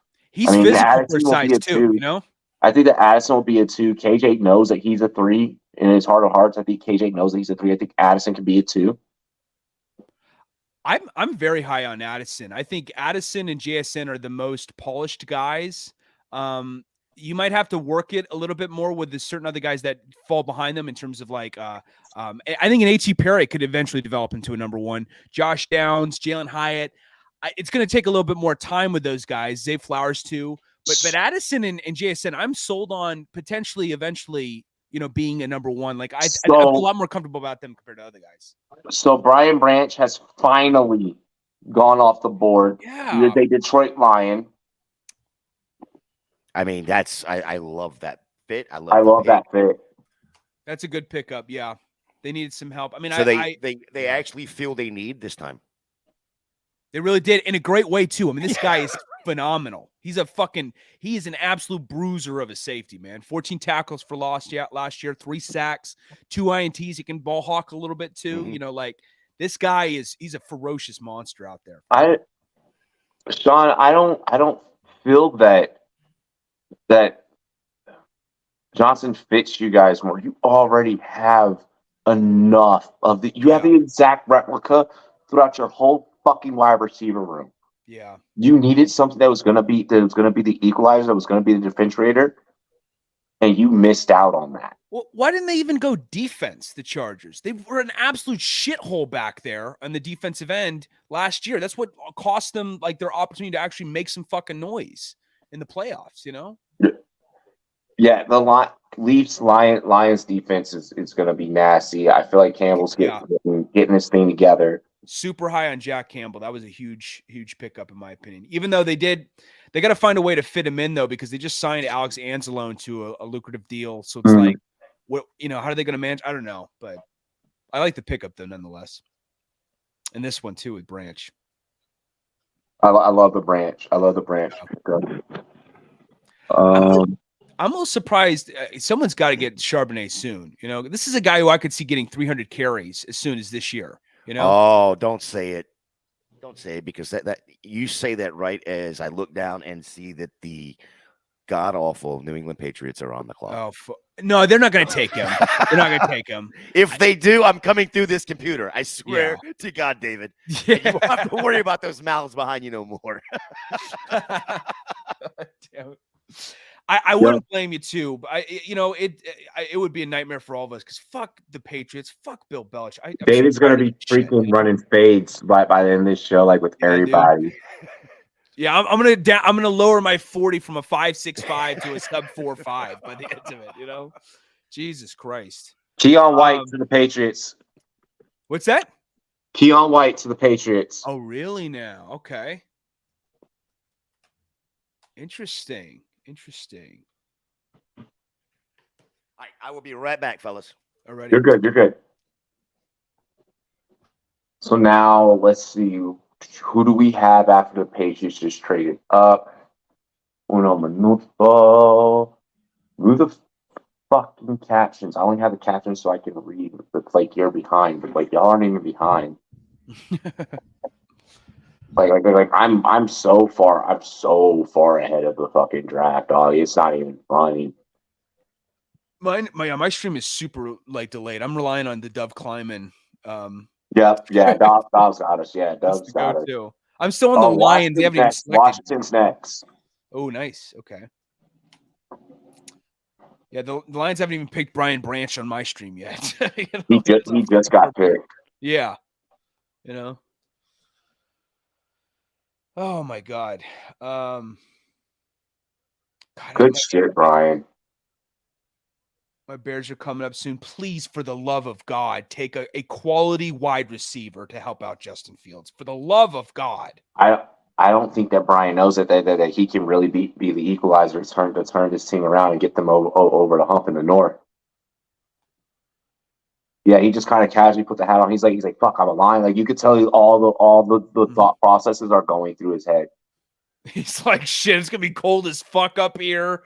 You know, like Detroit's kind of a, it's a wacky city, to be walking around at, Exactly. Yeah. Oh my gosh! Don't tell me we went with another. It's like, what are they known for? 8 Mile? And Jartavius Martin. We doubled back and we went back to got the other corner from Maryland. Since we didn't go Banks, we ended up getting Martin out of Maryland. I figured that I could have solved that. I didn't think that Martin was going to go that high. But that's good. That's good. Or yeah, he's a safety. I'm sorry. He's a DB. He's a DB. I like that. We needed safety help. A guy that's going to be able to come down, lay some fucking wood. I like it.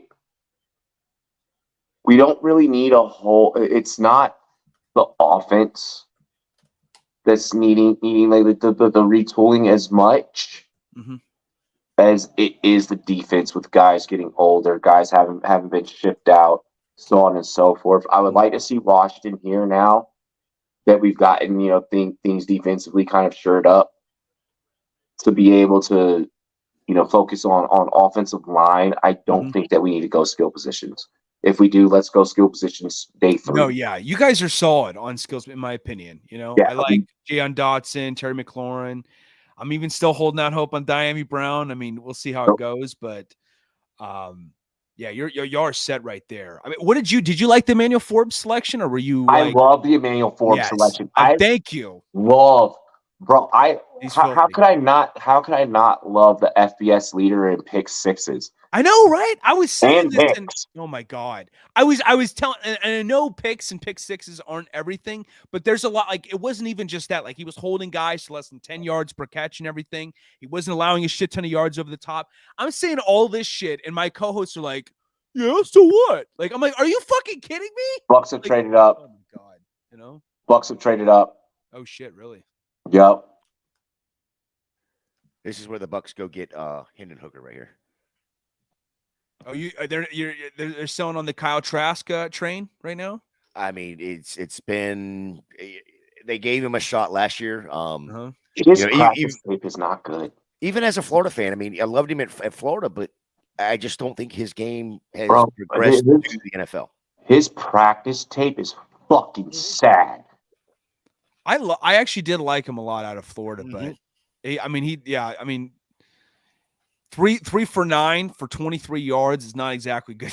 Bro, homie has lost his spiral, bro. Like the ball, the way the ball comes out does not come out the same way. I don't know if it's. I don't even think it's nerves though. That's the thing. Like, it's just like the technique is. It looks changed. It just, his throwing motion looks fucking off. Like, Trask has like this weird hitch that he didn't have. But the thing with Kyle Trask, and a lot of people you've got to look at who he had at Florida. That was the last good Florida year. Yeah. You had you had Kyle Pitts. Okay. You had what's his name playing for the Rams now? Wide receiver for the Rams. that sucks in the NFL as well.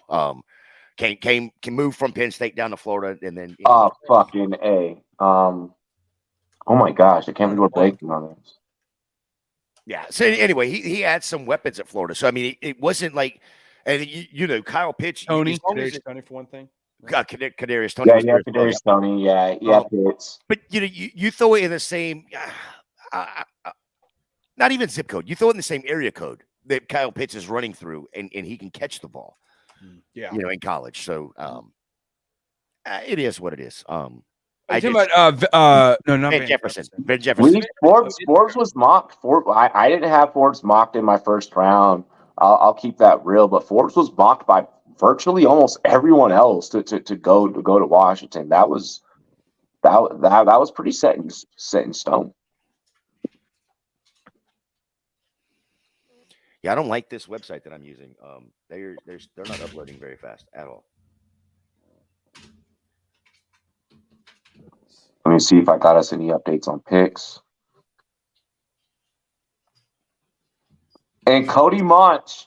Yo. Cody Monch. Wow. Interesting. The Bucks go Monch. Mock. It's mock. Mock? Yeah. That's another every TikToker I saw make stuff about him always said Monch. So I fucked up. I'm sorry. No, that's all good. I'm pretty sure that's how you say it though, but I don't know. I mean, there's just Cody Mock, more like Cody Ice Spice Munch. That's what I was about to use that. I was kind of going to use that as a play on, but you know.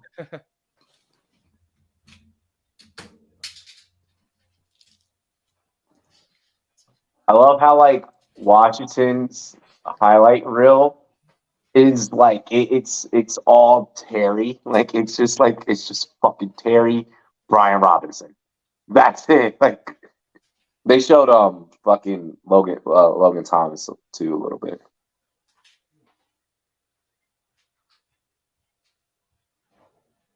Fucking London Fletcher, bro. What a legend. What a fucking legend. That man never missed a game. Mach has 2 teeth. That's crazy. Yeah, he only has it. Homie looks more like a fucking hockey player when he smiles. That's how he lost the teeth. Seriously, that's how he lost his teeth. He caught a hockey puck. Damn, that's fucking insane. I love the pick actually for the Bucks there. I love it because it also shows that you guys aren't giving up on Trask and you're gonna let that ride. And I mean, we have the stud Baker Mayfield as well. So yeah, and you got Baker, big playmaker. Yeah. Yep. Speaking of Oklahoma quarterbacks, what did I miss? Any crazy shit go down? Yeah. I mean, he thinks that Baker Mayfield's better than Peyton Manning ever was. I never fucking said that. David left again. He's like, must snap the PCP early. Okay. All right. We getting fucked up on this stream.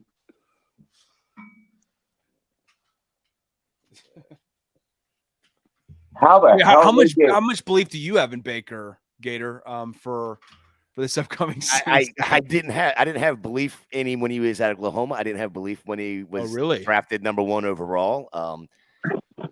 That was so wild when he was drafted first. I mean, I think even in that split second when they drafted him, no one like kind of really, thought that was going to be likely. I think, right? Or did they kind of tease it beforehand?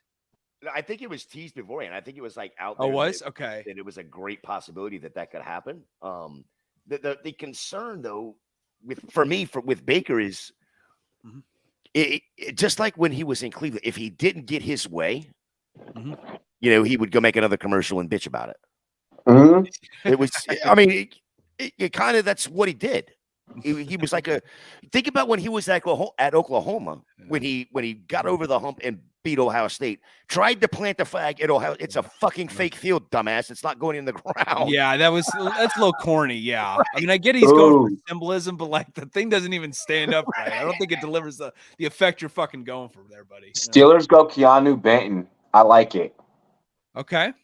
Keanu Benton, interesting. I like it. And with that announcement, I'll leave you two really quick. I'll be ouch. Fuck that hurt. I'll be right back. I want you. Let's go back a pick right quick because I want to talk about the mock pick to the Bucks. Mm-hmm. I mean, we've talked about like Atlanta enough, I guess, the way they're doing things, and we've talked about how good we think the Saints are doing, building from the inside out. It looks like the Bucks are trying to do the exact same thing, build from the inside out. You got Christian Wirtz, who I believe just picked up the 5th year on him. He's going to get extended, so that's a no-brainer, right? So now you add Mock to the other side, right tackle, excuse me, and now you add Mock to the other side of that line. I don't see.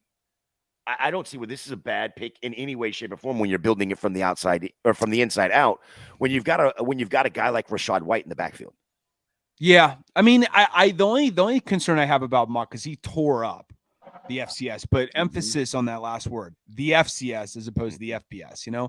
How much of that like tearing shit up execution is going to transfer from the FCS all the way, not just a division above you, playing on that level, but like you're now playing in the NFL, where there are a lot of guys who didn't just dominate in college football, but they're dominating the next level above that. Like, so it's a whole nother like stratosphere that he's going to have to jump levels in.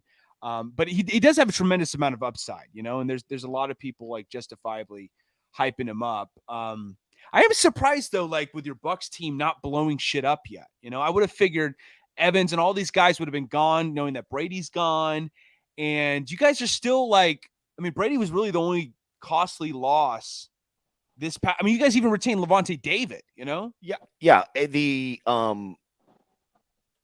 other thing that, like you said, I don't know, blowing it up is the right word or not, because I don't know that it's a full rebuild, but it's close, I think. Well, that's what I thought you guys were going to do in terms of full rebuild, but you guys just lost Brady. Yeah. And the decision that the front office made, instead of, because they could have stretched that, I think it's like 30 million or whatever. They could have stretched it over 2 years or 3 years. And instead they're just eating it all in this year, which, to me, it makes perfect sense to not blow it up this year. See what you can do this year, because look, you've got nobody at quarterback, and we know if you don't have a quarterback, you're not winning games. Yeah. Right. So then you turn right around and, you're looking at a top 4 pick, hopefully next year. Possible. I mean, I wonder how much the Bucks. Oh, yeah. I don't know. I mean, I wonder about that. Like, just because you guys do have such great surrounding help, like, I mean, the QB is going to fuck shit up. They're going to find a way to just shit the bed, and the team's going to probably miss out on the postseason. But like having still Chris Godwin, Mike Evans, you got Levante David, you got great, secondary help with Antoine Winfield Jr. There's still a lot of talent to love about everything else outside of quarterbacks. So do you think it'll fuck it up that bad? Well, that's the thing is okay. We still got a solid D. Yeah. Right. We got an offensive line. We're going to build the offensive line up again. No quarterback.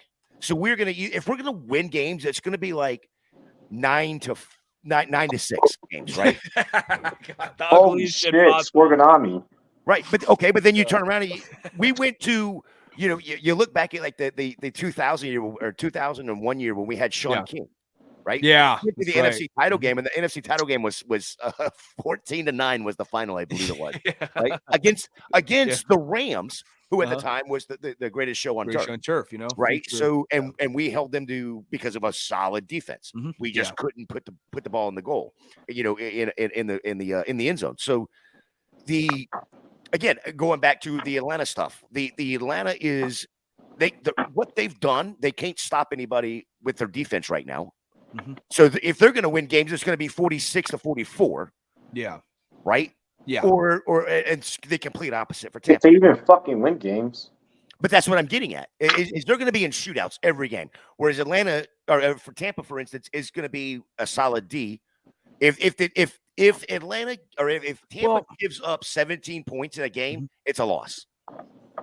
Yeah, I mean, there's a strong possibility of that. I mean, if you can't get much, I mean, it's like I think it's possible for like shitty QB play to still like not affected to where you can still win game. I mean, remember Peyton Manning? It wasn't that long ago in 2015. They won the Super Bowl, and he was so bad that year, like so unbelievable. He literally got benched during the season. Yeah, but that's fucking Osweiler, That's a completely different They won the Super Bowl. fucking scenario here. Is what I'm feeling No, like. no, no. I Of mean, course, of course. I'm just saying, if your defense was that good enough, and maybe you had like, playoff Lenny was like regular season Lenny at that point. He was executing on a consistent basis. Mhm. But I don't think you guys are obviously in that position to where like you're going to achieve that type of result. But I mean, are you sure the Falcons are going to be putting up like a shit ton of like shootouts with Desmond Ridder though? They were an over team last year. They were an over team last year on the book, so I could see that. It could be interesting. I mean, Ridder's got a lot of work to do though if he wants to individually be that productive. But then and I'm just looking at it from the Bucks side of things. Mm-hmm. You look at what Carolina's doing. You look at what Atlanta's done. In at least in free agency, not so great in the draft, but and then you look at what the Saints have done in both free agency and the draft. But the Bucks are right now sitting maybe the third best team, maybe in that division. So it's hey, I at this point, there's nothing wrong with choking for Caleb. Yeah, there's nothing wrong with that. No, not at all. And oh fuck me, dude. If you guys land him and you still like, Mike Evans hasn't gotten too old or Chris Godwin hasn't gotten too old, and you still have that defense, dude. Like your glory days may be coming back sooner. I love the Steelers draft. I love the Steelers draft, Leafs.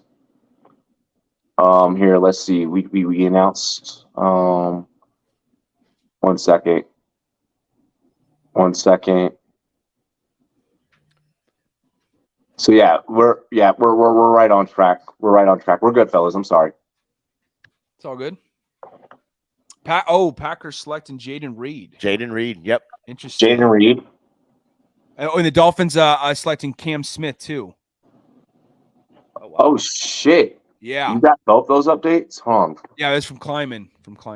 All right, boom. Yep. All right. So we have in order Dolphins go Cam Smith. Yep. And then Packers here. Yeah, Jaden Reed. Even wide receiver out of Michigan. Well, yeah, he was before Cam in terms of being selected before Cam Smith, but yeah. Come on. Yeah, I don't get how the fuck that happened on my timeline. Reed got announced before fucking Smith. Well, Reed did go before Smith. Yeah, Reed he was pick 50. Yeah. Okay. Smith is going to be 51, but yeah. Okay, there we go. I apologize. That's what I get for walking away for 2 seconds. Gosh, Robbie, keep the fuck up. It's all good, bud. Oh, what? I don't. Look. Wait, I do not hate what Green Bay's doing with Luke Van Ness, Luke Musgrave, and Jaden Reed now. Van Ness is a good player. I don't know, like, they've got some decent pass rush already with Kenny Clark and Rashawn Gary and Preston Smith. I mean, I kind of wish they would have like. It's a C+ for me. It's a C+ for me. They're what the Packers are doing. They're doing a typical Packer thing and going and getting their guys. I figured they would have prioritized on the offense side of the ball with the skills players. I don't like the Reed pick early on. I like the Musgrave pick. I like the Musgrave pick, but what the Reed pick tells me is that there's something internally that they feel that they know that I did not see, that we did not see. Jaden Reed is a bit of a reach, though. I mean, I like Jaden Reed, but it's a reach. It is a reach for sure. He's not like, I mean, Josh Downs still hasn't been picked. No. Like, how the fuck is Josh Downs not been picked yet? It's wild to me. Aiden I actually hate the Dolphins. Don't we fucking all? Like, who likes the Dolphins? They're Dolphins fans, They're the rich are getting richer down there in Miami. I like what they're putting together. I like what they're putting together. Free agency, the draft, they're doing some shit. That AFC East is gonna be wild, man. I just don't even know. I don't even know where to be. I don't know who's going to come out of the division right now. I mean, it's still going to be between the Bills and the Dolphins, right? I don't know. I mean, do the Jets, man, like with Breece Hall coming back healthy and Rodgers? I think they're a fringe playoff team anyway. The defense is so filthy, so good, so good. But you got to get into the playoffs, and I don't know that they can. Josh, like just the way that Josh Allen quarterbacks, like. Well, remember we got an extra playoff spot. This is going to be a testament. This is going to be a testament for Rodgers to show young bucks that he can still hang with them. But he can't. And that's where I'm leaning in that division. I'm leaning Miami. I'm leaning the Bills. Yeah, because you got to look at what Miami's done. You know, you figure you've got probably two wide receiver ones. Then you look at the other side of the ball. They've got two of the top corners in the game. Like when I just break down Miami versus Jets, like the only thing that I'm really worrying in my head about is don't succumb to the fact that that's that bad man over on the other side.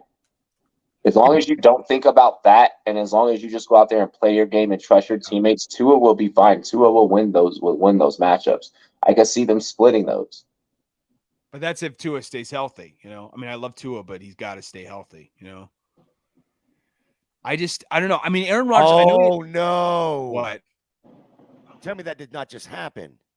Zach Charbonnet to the Seahawks. Oh, my God. What the fuck? That's the what the fuck pick right there of the day. What are we doing in Seattle? I mean, I know That's weed's legal wild. and shit, but goddamn, cocaine is not. Yeah. They're wilding out right now. Our city's wilding out. 1-2 punch.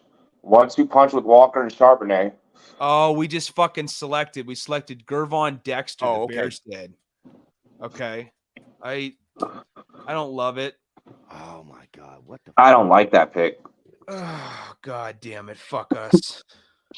This is just like this team. It's oh my God. Like they're gonna be the death of me, you know? Like I don't like that pick. I like the Charbonnet pick because I feel like from a dynasty standpoint, if I'm the Walker manager, I want to be able to get more out of Walker, and I think that Charbonnet could be a compliment there. That everyone else that's in that Seattle running back room is fucking just dead weight. No, they're all dead weight. Horrible pick for them. Anyone that's not named Ken Walker, the Seattle Seahawks virtually only have one fucking running back, and his name is Ken Walker. Yeah, I mean, you needed if you're Seattle, you needed that. Why not go after a Drew Sant? They need fucking edge help. I don't like. I mean, I know they just drafted Derek Holt. Also, Davey, we have to remember at this point, all that we can do up until this point is mock. Yeah. We don't know what conversations, we don't know what happened in interviews outside of what we know from our sources. Yeah. You know, our research is our research, but outside of research, bro, we don't know what's happening last minute between lines. Mm-hmm. Like, so there could be conversations that are causing a fall, that are causing a slip. Mm-hmm. Like, I feel like that may have been what happened in Levis's case. It was, homie puts fucking mayonnaise in his coffee, dog. I'm not. That had to be the red flag. You know, you that sticks to have a conversation with Levis to know that he's fucking cuckoo for Cocoa Puffs. There was no conversation needed. Yeah, like I mean, but I'm just like you know using an example. You know what I'm saying? Like I mean, who know? Like when we talk about, all three of us agree that Downs and Hyatt, were better than the fucking Reed pick. Oh yeah, absolutely. You know, but this is now where shit gets crazy to where we have done, and even past it's like, yes, we're gonna know players and we're gonna fucking, you know, we've watched film, we've watched every fucking college game. We know as industry guys. Mm-hmm. Right now, bro, this is what separates analysts from GMs. Some of these GMs, though, man, some of the we know you're not wrong. What exactly what you were about to say? You're not wrong. You're not. But motherfuckers got the paycheck. They do. I mean, yeah, it's like it's unfortunate.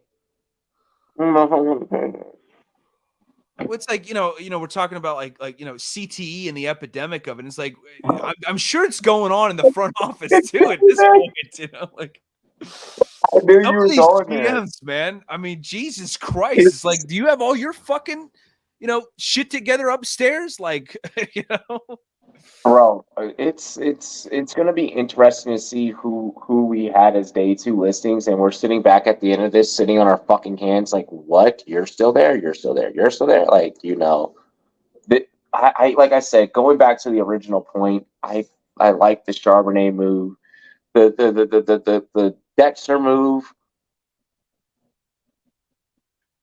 Live with it. I'm going to disagree with you. I absolutely hate the Charbonnet move. I think it's. Are you saying that from fantasy, or are you saying that from football? For fantasy, I absolutely hate it because Ken Walker shares or Charbonnet shares are now nowhere near as valuable as they were 15 minutes ago. I'm not going to deny that. Yes, you're right. I hate it for fantasy purposes. I am looking at this through the lens of football. I like it from football. Well, I mean, I see what you're saying there, and that does make sense. Everybody's going to the committee backfield, but both of these guys were 3-down backs. I just wish Robbie could have somehow spun our fucking selection of Gervon, Dexter, and something a little more positive than just live with it, David. Just suck it up and take it. I mean, like, so it to me, you get power. There's a little bit of like laziness. To me, in both fantasy and real life NFL, Charbonnet to the Dolphins made so much sense. Oh, we all wanted that. If Mike will be here later, he'll probably go on a Charbonnet rant. Oh, they love they love, like, even though they drafted Kenneth Walker, like Pete Carroll loves the big-bodied physical backs. Mm-hmm. Wait till A Shane's landing spot hits either today or tomorrow, and it'll probably be tomorrow. We'll see a fucking Robbie bitch fit. Like, if it's bad, we'll see a Robbie bitch fit. He's going to end up in like Detroit or stop. It's just what it's going to be. Yo, if Detroit grabs another fucking running back, I'm punching Dan Campbell in his fat ass neck. If you better get to him before you bite your kneecaps. Yeah, I was about to say. I love this comment right here. I guess Seattle. I guess Seattle is scared that Walker will become Carson or Penny if taking running back. Get Rashawn Johnson. He won't overshadow Ken. Okay. I love that last part. Yes. So Johnson would not overshadow Kenneth Walker. 48 Laws of Power or Art of War. You read any of these types of books? They always say never outshine the master. With that being said, stated. The first part of what you said with the Penny and the Carson, having already lived those nightmares post Marshawn Lynch, the post Marshawn Lynch era in Seattle has been a fucking shitstorm in the running back room. You need to be able to preserve, and you need to be able to keep guys fresh. And you got to pretty much find a way to start fresh. And I feel like that this move allows them the ability to be able to do not one, but both of those actions. Here, let me do some production shit really quick. We're going to make it look like that none of this. Whoop, whoop. Watch that. Oh. What's up, Searfoss? What's happening? What's up, Ryan? Ladies and gentlemen, Ryan Searfoss. What's going on, guys? David, you don't like this Bears pick right here, the defensive end from Florida? I'm behind. Before you make that take, I got picks. Chargers will go defensive tackle. Oh my god! I want to drop. Here we go. I'm gonna try myself with a Tuli Tupilu. Fuck my life. Tuli Puluto. Just like it's spelled, man. Tui Tuapuluto. Peloso. Tui Peloso. Tui Peloso. Let's just call him TT. Okay, he's TT. TT. TT. There you go. Ryan, how you doing? Welcome to the show. Good, man. Playing a little catch up. I had to take the dog out before this. So I'm a little behind on picks. I'm doing good. Hopped right on. Man, and wish the Ravens had a second round pick because I'm going crazy. I know, but you guys are in very well positioned to retain your rightful places in the AFC North of kicking the dog shit out of the fucking Pittsburgh Steelers and allowing the Bengals to continue to surpass you. The Bengals got that $300 million contract coming soon. Don't you worry. It's gonna be all fucked up. It's okay. The band is still together, and they're gonna get one this year, and then the Ravens are gonna get one. Dude, Bengals are gonna bangle when it comes down to it. They ain't gonna get one. No, I honestly wholeheartedly believe that Joe Burrow and Josh Allen will bring their respective franchises their first rings. I hope Josh Allen does it, but screw the Bengals. I wholeheartedly. All right, I keep too much hate in my heart for that to happen. Burrow and Allen will get their respective rings for their respective franchises in the next 3 apiece. Ooh. And then in the next 5, Magic Johnson will add a Super Bowl to his World Series and his NBA Finals. Chiefs chose Rashay Rice. Oh, Rasheed Rice out of Rice, SMU. yeah. He's good, man. That guy puts his body on the line. He's going to be a good fit in that offense. Their fucking what they don't scouting department, bro. Man, the Chiefs The Chiefs are just trolling the NFL with these picks. Yeah, absolutely. They just troll all the other teams. They're like, just gonna troll you. So here's the thing. You know, once again, we're still talking about Hyatt and Downs. You know, we're still waiting on these guys, right? Tillman. Need I remind everyone, okay? When a team like the Kansas City fucking Chiefs reach like that, that's not a reach. The Chiefs scouting team is just so fucking good. They don't miss. So if they went and they got Rice, who could have been 4th, 5th round, there in a second. Oh no, they got big plans. Bears just traded for this pick. Oh God. Here we go. Fuck me. Darnell Washington. Oh God. Yeah, watch it be Darnell Washington. Bears are trading up with the Jaguars. Dude, I'm still triggered from the Zach Charbonnet pick. Dude, Yeah, that was wild. Every dynasty manager is. Wild. Shut up, Robbie. I know this is your show, but shut up. You damn it. You've pissed me off enough tonight. God dang it. Ryan, tell this son of a bitch right above you why in the hell Charbonnet to Seattle makes absolutely 0 sense. I mean, you get to now split the backfield between the two.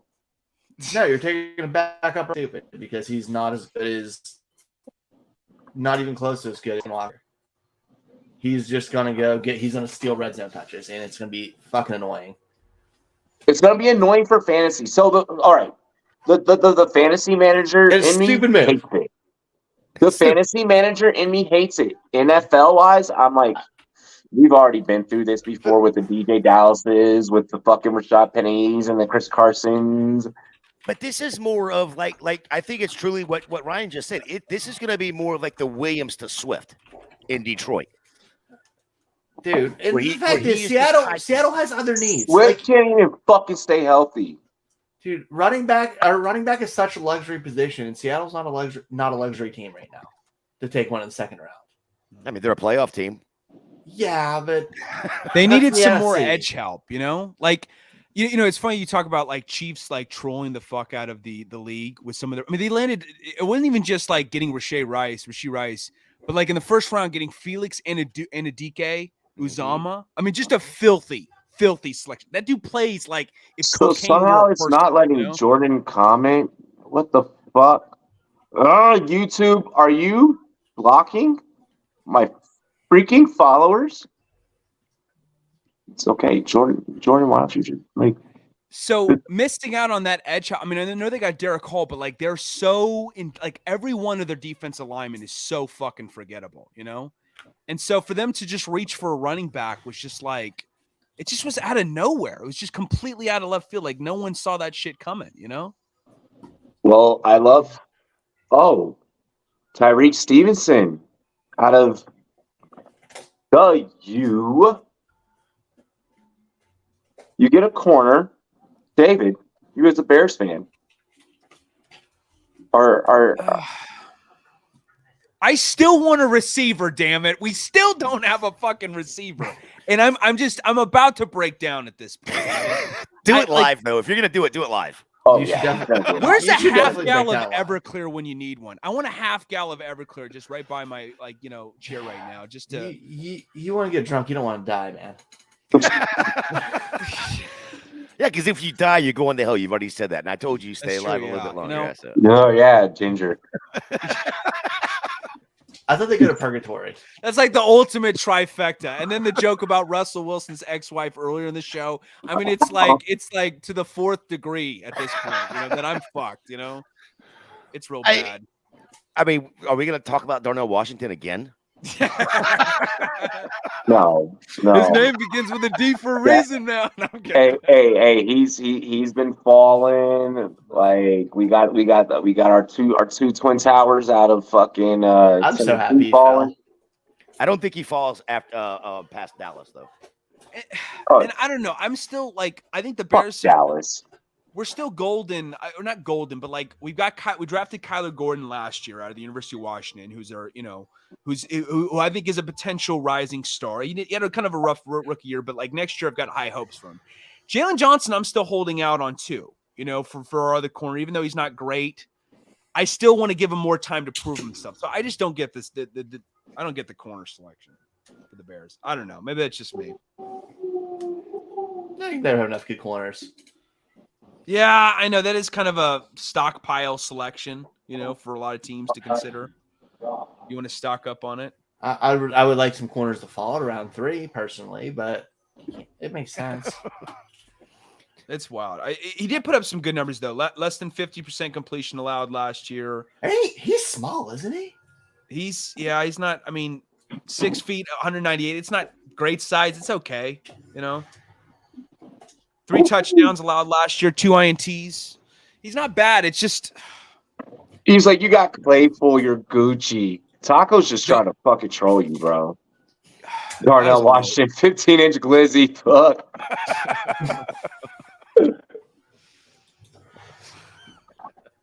God damn.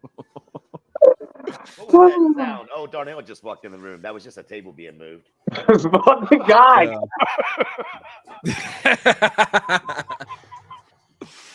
All this talk about glizzies. There's no bun that could fit that shit. Yo, so really quick for those that are asking, listen, my comedy set was not that low hanging fruit. I did not have glizzy jokes in my set. I did not joke about actually. Wait, no, I did.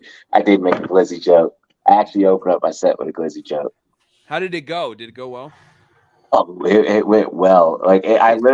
I performed the first club, got done, and they were like, head over to the other club. I get there, and it's a gay club. Uh-huh. First off, comedy, the comedy world, like when you're backstage, everyone. So everything that you've ever heard from every comedian about what it's like behind the scenes is true. Mm-hmm. It is competitive. Everyone is looking at each other. If you are the new guy, they are looking. They're wanting you to. They are wanting you to bomb your first set. No one wants your first set to go well. Nobody. Yeah, it's definitely a learning. Definitely a kind of a stepping stool to kind of break in. It's bro.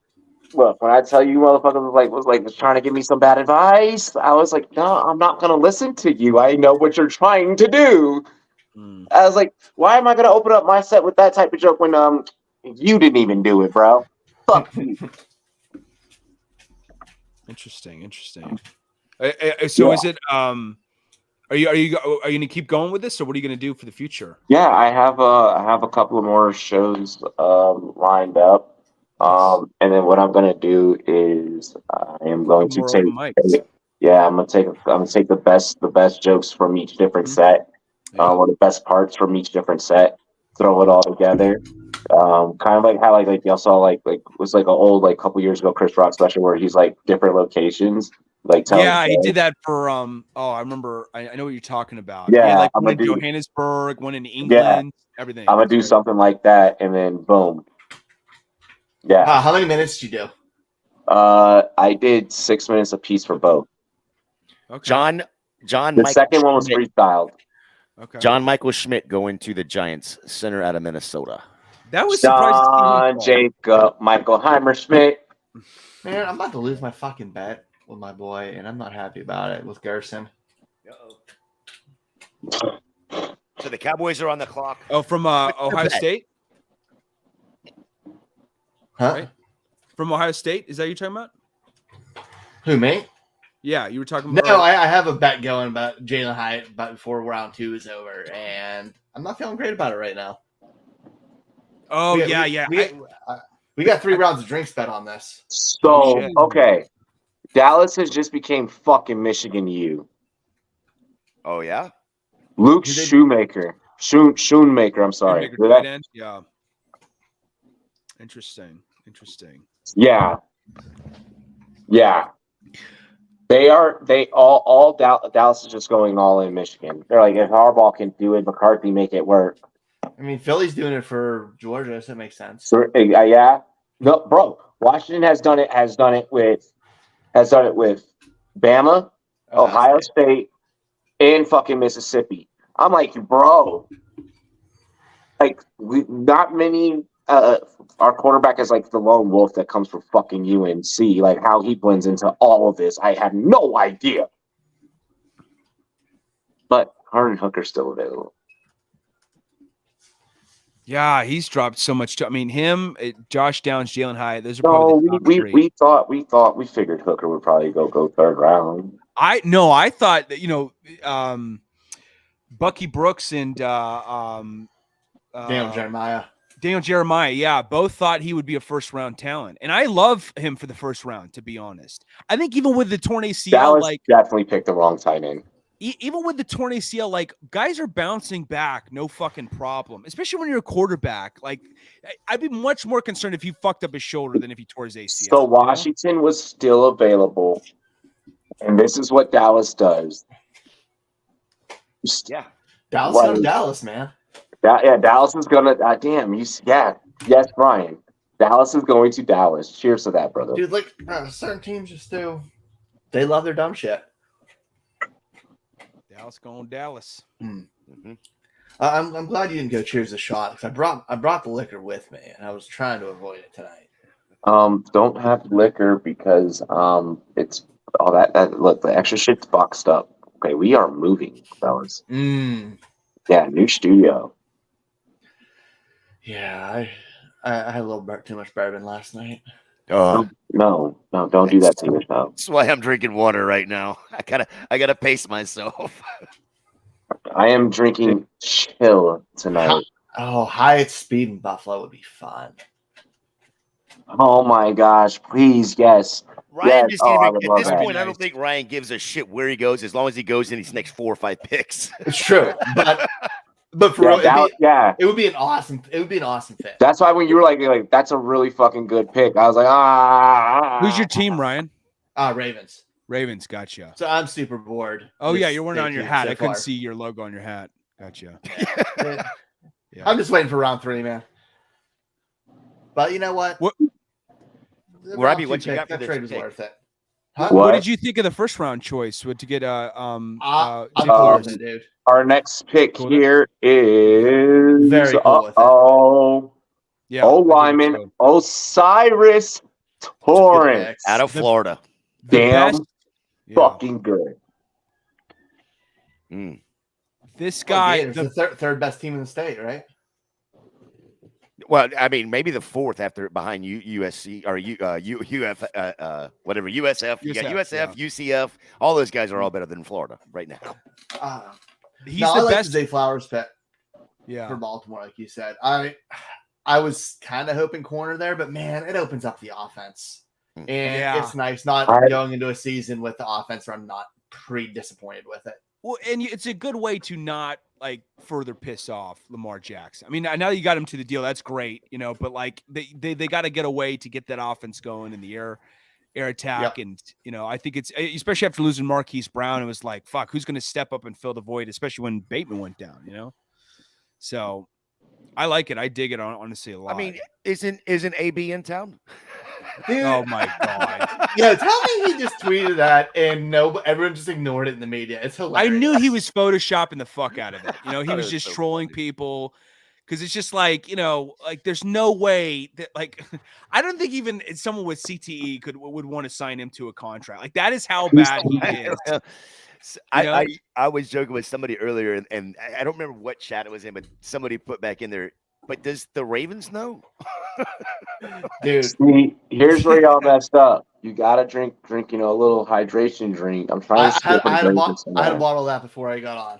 Yeah, I was going to say, get you a little prime in your system, and then, Yeah, I had that blue raspberry. Fuck the Paul brothers, but I will say one thing they actually stumbled into doing something right is the prime drink. The prime delicious. energy drink is not bad, That shit's fire. It's real good. I like every flavor.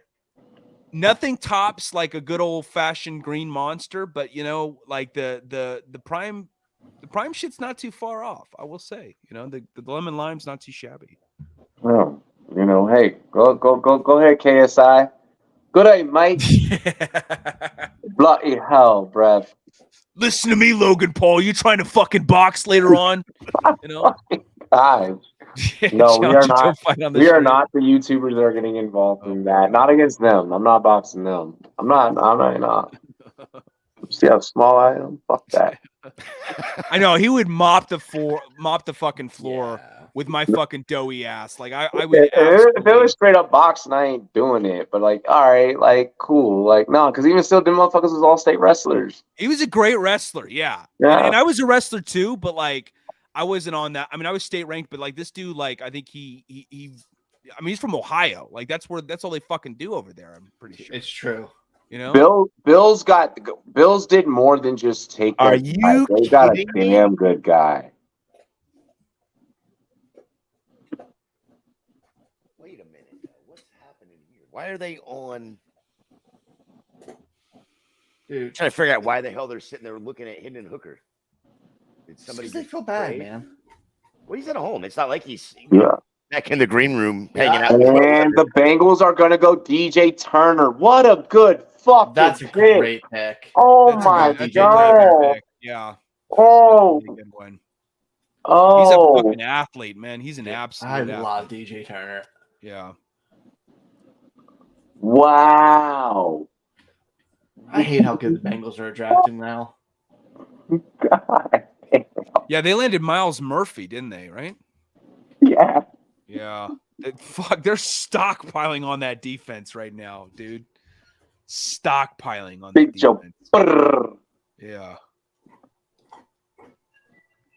Oh man. Gotta love it. So the Commanders doing pretty well in the draft so far. Robbie's backup team and the Bengals doing pretty well so far. Oh, We don't call them backup teams. We call them closet teams, you fucker. Gosh, you might vernacular correct, senor. Robbie just has like a Joe Burrow mannequin like hiding in his fucking closet right now. Oh, I don't. I don't. I named my AI Joe Shiesty. Yeah. Talk to me dirty. Yeah. You don't even have an Alexa. You're just like, hey, Joe, what you up to now, baby? Wait, really quick. Technically, this is Rumboyz After Dark. All right. So, yo, he's at a Joe Burrow sex toy. Yeah. DJ Turner, Miles Murphy, Robbie just covered it. Yeah. Oh! Here we are back to the D question again. All right. Oh God. Fuck. Why is Robbie 6'2", 219? Yo, but speaking of AI, but no, for real. Speaking of AI, did you hear that Tom Brady is suing? Yeah. Because of the fucking AI stand-up. Yo, that AI stand-up has some bars though. Well, it was just hilarious. Like, so it's from this podcast called Dudesy, hosted by Will Sasso from Mad TV. What's up, St. Pat FF? And they like programmed it to where this guy, and it's look at that Packers chain. I know he's got the bling today. What's up? Hey, go ahead, continue. Sorry, what's up? Drop No, your it's take, all good. David. No, I was just gonna say, yeah, and it's so weird because he's like speaking like monotonic, the AI that sounds like Tom Brady, and he's just talking about like shitting for like half the podcast. Like he's just like I just love to shit. I can't get enough of shitting. Shitting's my go-to. Like it's just like the stupidest, most random stuff. And like Tom Brady's like, hey, knock it off, or I'm gonna sue your ass, and it's just like it was great. It's so wild, It was great. I actually loved it. Yo. DJ Turner, though. Hallelujah. Hallelujah. Yeah, but I heard he stuffs his jock, so there's that. What? I heard he stuffs it down there to try to impress ladies. Who? DJ Turner, he ain't that good. Really? Yeah. No, like, I mean, you gotta do what you gotta do, like, kind of compensate, I guess, He leaves all the lights off and, like, brings a roll of quarters with him. We're spreading the rumor that Darnell Washington's dick is like the size of the Statue of Liberty, and then we're talking about DJ Turner compensating. Like this podcast, if it hasn't gone off the rails yet, like I can't wait till like we get to the end of this shit to see where it's at. I thought I was off the rails on my last show, but okay. Yeah, here we go. the amount of donger jokes. I brought Rumboyz energy over to Tyler the Fantasy Creators show tonight. No, they have kind of the same idea of like we're not going to get canceled for anything we say. But I made a Catholic Church joke. Oh Lord! As people were talking, and I'd expect nothing different from St. Patrick. Like that's right up your alley. Like, I mean, all my jokes were Catholic Church. Anything that ends in ER, I'm saying barely even know her. Wait, careful with that. What you just said. Not anything, but I get what you're going. It's wild, man. Jesus Christ. Yeah, this show is fucking lit. I'm not saying Nicholas. Yo, Taco said, "My God, it went dark real quick." Let's get back to some picks, because DJ Turner just like stole the show there for like a hot minute. Yo, my whole feed is DJ Turner. Oh, Brenton Strange. Brenton Strange to the Jags. Oh, okay. Brenton Strange. I can dig that. So the Jags go get a tight end to complement Stonehands. To complement Evan Ingram Stonehands. Yeah. I like that. That could be a good tight end to 1-2 punch. Oh, Texans just traded up. Oh, they did. Okay. Running back to fuck up Pierce. Yo, Darnell Washington's dropping because the rest of his teammates are scared to have to fucking share the showers with him. They're like, yo, I'm not getting there with that thing. Yo, this is Darnell Washington's dick if it was in frame. Oh, my God. All right, enough with that. We're good. Moving on. All right, I'm done after that. I'm retiring after that. Yep. What are your thoughts on the Packers reaching for Jaden Reed? Yeah, what the fuck was that? That was a very Packers thing. This is a very Packers move. Like he produces. He was gonna be underdrafted. I felt like, but second round draft capital is no joke. Way fucking reached. You could have got that like round 4, dog. Oh, 100%. You could have waited. So he should have been drafted. I was expecting round 4 from him. All right. For draft capital. So I remember, and it's kind of ironic. I didn't think about like this story or even sharing this story when I posted this out on the TikToks today. But I remember sitting back and when we were getting ready for the rookie interviews, we were competing to get in and we were competing to win the fucking interviews, right? And so we're sitting there, we're streaming hours after hours, and we're also at the same time doing film on the rookies. We're still doing everything that we gotta do.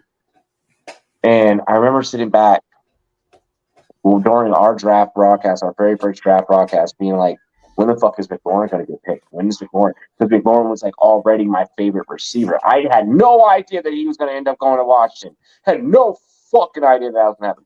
I'm sitting back when's McLaurin going? And like meanwhile, like Ty Boogie, he's next to me. He's like, "When's DK going? When's DK going? Why is DK falling?" So the same shit that we're dealing with right now is, I feel like, kind of like that same emotion that we're dealing with Hyatt, with Downs, with Washington. Well, you see, Jalen Hyatt can only run like 2 routes. This we know. Texas run a little bit more than Scruggs. No, he can't. Yeah, he can run Like a little more. 40. He caught 40 balls, and almost all of them were running the exact same thing. Quentin Johnson can only fucking run 2 routes as well and catches with his damn body, but he went in the first fucking round. He's got still limited. He's got a little bit more than Quentin Hyatt. Johnson's actually athletic. Hyatt can run a go. He can run a post. That's all he had. Oh, I know. But Hyatt can run a flat. He can run a dig. Like he's got he's got a few more drag route. Like he's got a little bit more, but it's not complete. You're not wrong in that. And I think that's honestly because of the offense that he played in more so than like what he can actually learn as far as running routes. So like you put him in a different offense, see what he can do. We're not even talking about Jalen Hyatt if Cedric Tillman wasn't hurt. No, we'd still be talking about him. No, we wouldn't be. Yes, absolutely. No, we wouldn't be. Dude, he caught 5 touchdowns over Alabama. Come on now. 5 on Bama. You remember why? What do you mean? Because they couldn't cover him. That's why. Yeah. Because you just Aiden's ran still past them. fucking sick. No, dude, come on. He ran past them. Deshaun Jackson was fucking good for a long time. Though picture him as an old man. His route, Deshaun Jackson truly was limited from a route tree. He could run basically a slant, a go, and a post. That was it. Hyatt's got a few more routes on him to beat him, and he's more physical than Deshaun Jackson. Second straight up. I'm just saying. Got traded up. So did Denver. To what pick? Texans have 31 and took Juice Scruggs. Yep, Juice Scruggs. And now Denver's on the clock with the last pick. Denver's up with Lions pick. Okay, gotcha. Denver, you gonna save me on my bet? Probably not. Denver this shit.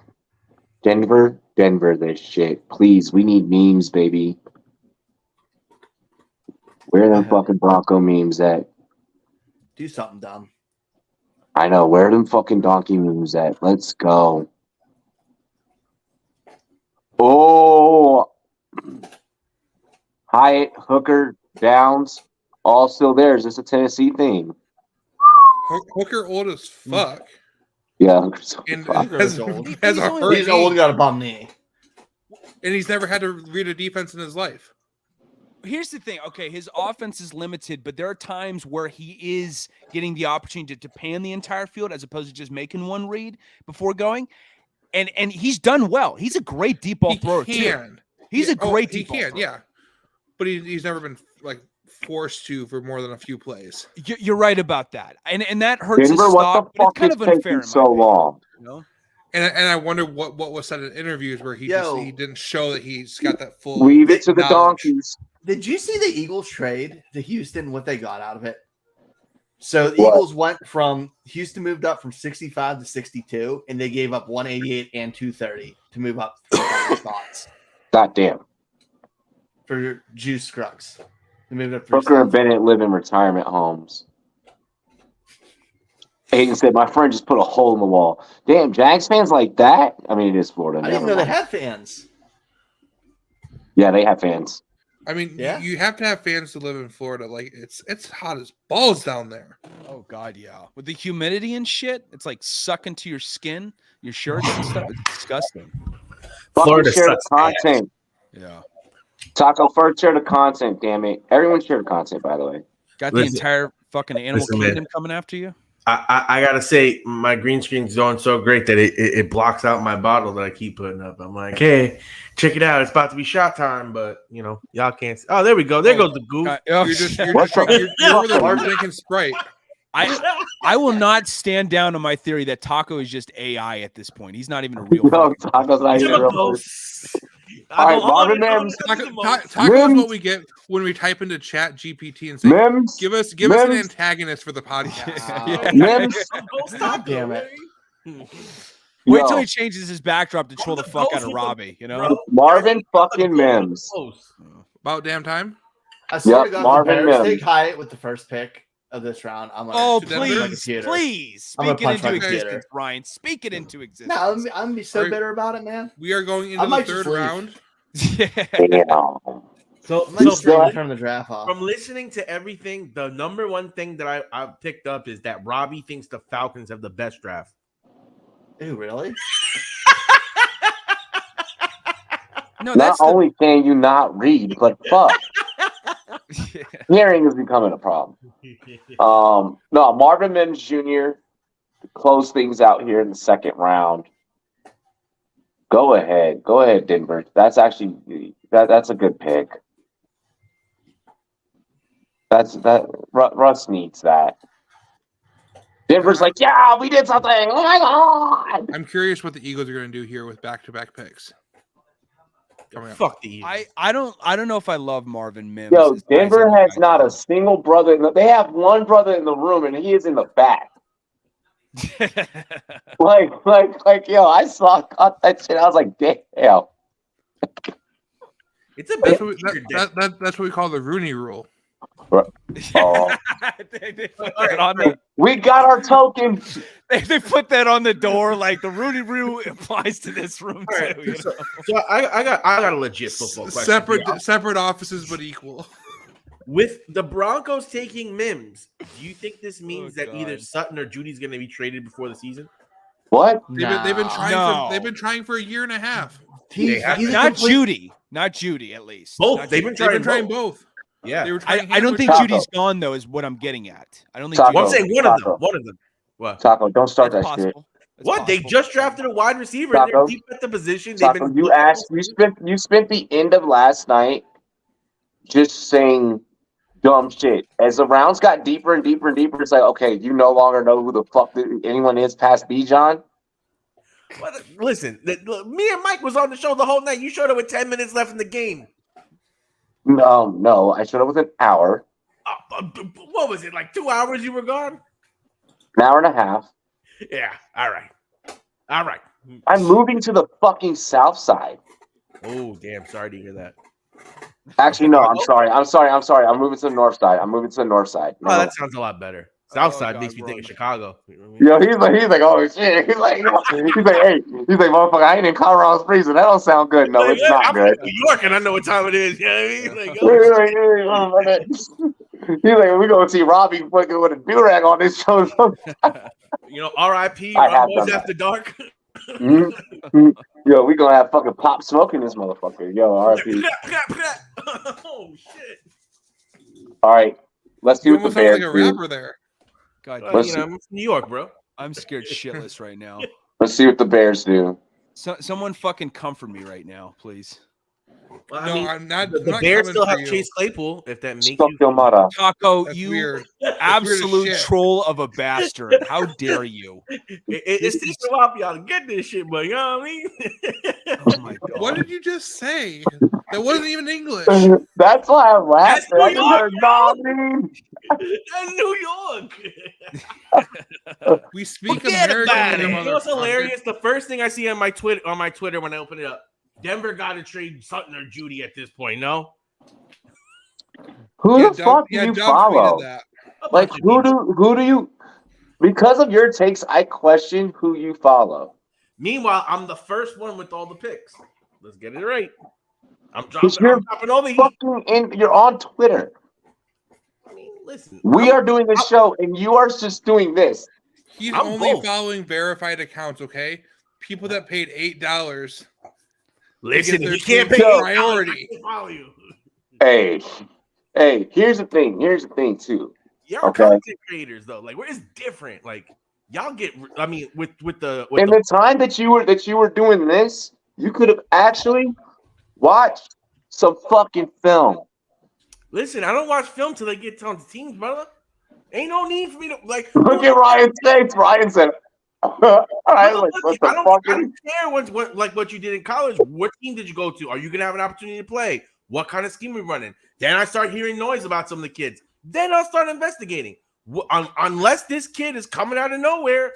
And You got as far as Sherlock Bijan. Holmes You over got there as far as investigating. Bijan. I had Mahomes. I Oh, had Mahomes. their selection is in. Zach Pickens. Mitch Trubisky again. What the fuck are y'all doing? Wait, who did they take? Zach Mitch Pickens, Trubisky. Listen, Robbie, They- the defensive Bears are tackle gonna out of bear. South Carolina. Yo, Oh god damn it! Fuck me in the ass. This is just so. Why do you guys hate your quarterbacks? I don't know, dude. I wish. It's like he's a running back. David, If at you least say you can Lamar's a DJ running more. back, you gotta say Fields is a running back. Oh, why geez. is it? Look at Wait, that. I He's want to like, know. yeah. Hold on. I think more teams should support their quarterbacks like the Ravens do Lamar Jackson. Hold I've on. never Here's said what that I in want to my know. life. Here's what I want to know. Here's what I want to know. The Why the Ravens fuck have did- given him more first-round wide receivers than Aaron Rodgers could ever dream of. Why did homie announcing the Bears pick barely? He was wearing orange and green. First off, when do those two fucking colors go together? Second off, your secondary color is not even a Bears color. You got to excuse any Make-A-Wish kids. That's okay? Cole Bennett. He's a music producer. They don't have much time. I've been waiting to talk shit about Make-A-Wish kids for a while. Jesus Christ! You thought I was gonna get you canceled last night? Whoa, I was a Make-A-Wish kid. You chill out. Oh my god. I made a wish as a kid. I got my free trip to Disney when I was like 8. Much So respect. I support these Ryan. jokes. Like watching John Cena lose after having all the Make-A-Wish kids come out at WrestleMania. That Robbie's was great. Robbie's just gonna be that dude like sitting in the front row of the draft, and there's a Make-A-Wish kid, and he's like fumbling his words, and he's like, "Spit it the fuck out, kid!" Today, motherfucker. I always thought I was gonna be. I always thought I was Wait, gonna get this What's show happening today? What do we want to have happen today? All of John Cena's kids come and beat him up. That's They're never your gonna one see him, wish, man. you know. I really thought I'd be the one to get us canceled. What if Thank one of you. those kids is like, "I'd like to take a punch from John Cena"? You know, that's my wish. God damn. Kid would never see it coming. Yeah, he's like, that's my actual wish, you know? Like, Yo, someone said send Patrick to Rumble now. and I survived Yeah, it, you know? I've been sweating. I'm a survivor. Oh my god, Hey, that's fucked, Pat. this is wild. I swear, but you My know, God. Well, the Eagles, Backers. it's like this is so sickening what the Bears do. It's like we just get a kick out of getting anally invaded every year in the NFC North, you know? And I'm just tired of it. God. You got some shit you is need to enough. to There's process no on Vaseline therapy. We love to get our ass cheeks clapped on the Dave. regular, and I'm it's just like I don't get it. Like, why do you This love is this very stuff? visual you know? right Hey, just now. just remember Rex Grossman. He got you to a Super Bowl. No, What we did that hog tied what his did that- ass and brought him there. Damn it! What did that Chill. sex addict on the Chill. lake say? Chill. Chill. Chill. Chill.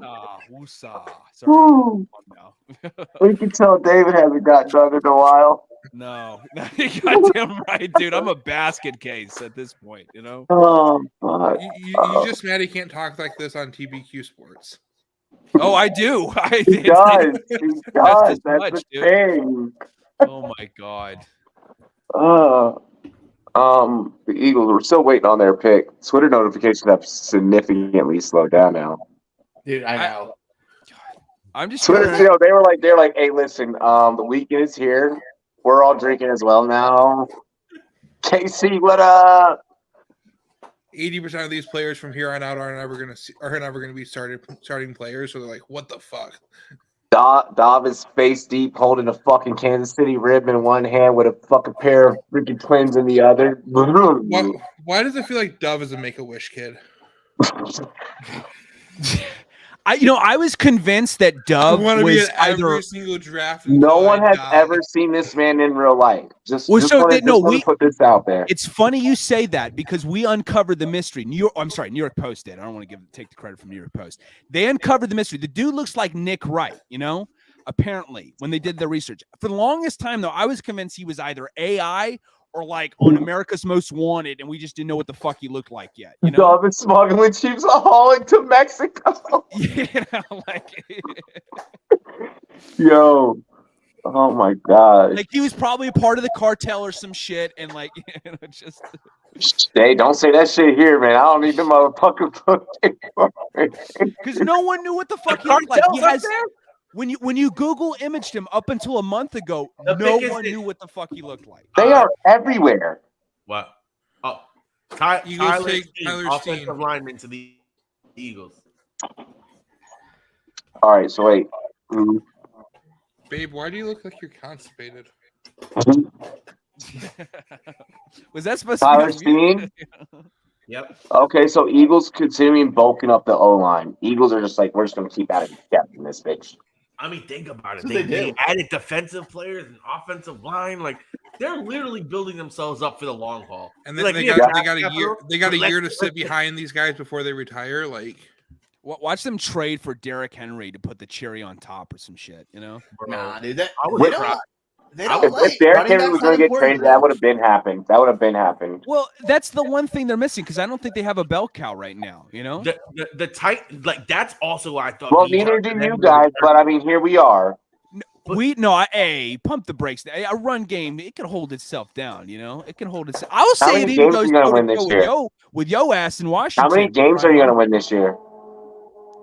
I don't know. I'm going to go six tops, probably. We're fucked, dude. I'm going to be real. We're fucked. We're vying for the top five again. We're number one back-to-back years, baby. Wait till you guys pass Marvin At Harrison next 66, year. the Eagles are taking Yeah. Sidney Brown. Sidney Brown. It's Marvin Harrison will not be a Bear. He'll be a Colt. why does that sound like a volleyball player? what? Sidney Brown? Yeah. Yeah. Sounds like they got a fatty, right? Ew. Well, that's what volleyball players have, bro. Oh, you said a volleyball player. You know they get them to wear those shorts for a reason. Like there's no way that this this is all athleticism we're talking about here. It's did not you guys about any see- of the cake we're seeing. I didn't realize you said volleyball player. My bad. That'll be the one time I'd be like, I would like to join the school newspaper and take pictures of the volleyball team. Stop. Whoa, what the fuck? Psycho. No, did you see Oh, God. Nebraska's We're so going to hell. Nebraska volleyball sold out 80,000 plus tickets for a game, which is more than every other school other than like three sell for their wild, entire season.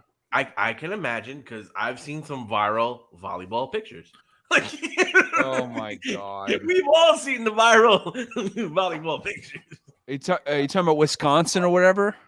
I think so. The red and white. Yeah, didn't they released like hella videos or some shit like that? That's wild, dude. Damn, I didn't get to the video. And then they went on to go like undefeated or some shit after. Like that was a rallying point Like, for them. they had been national champions like the year before. Yeah, they're like badass, like hella good at volleyball. Like I love it, man. that's wild, dude. Oh my God.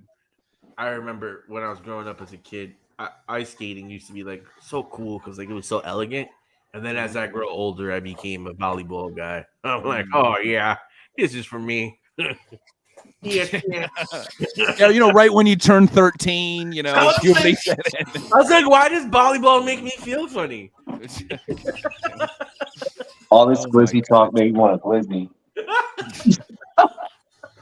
Taco, you can never be like one of those line judges because you'd be sitting there holding the flag over your boner the entire time. Is it a I'm like, up.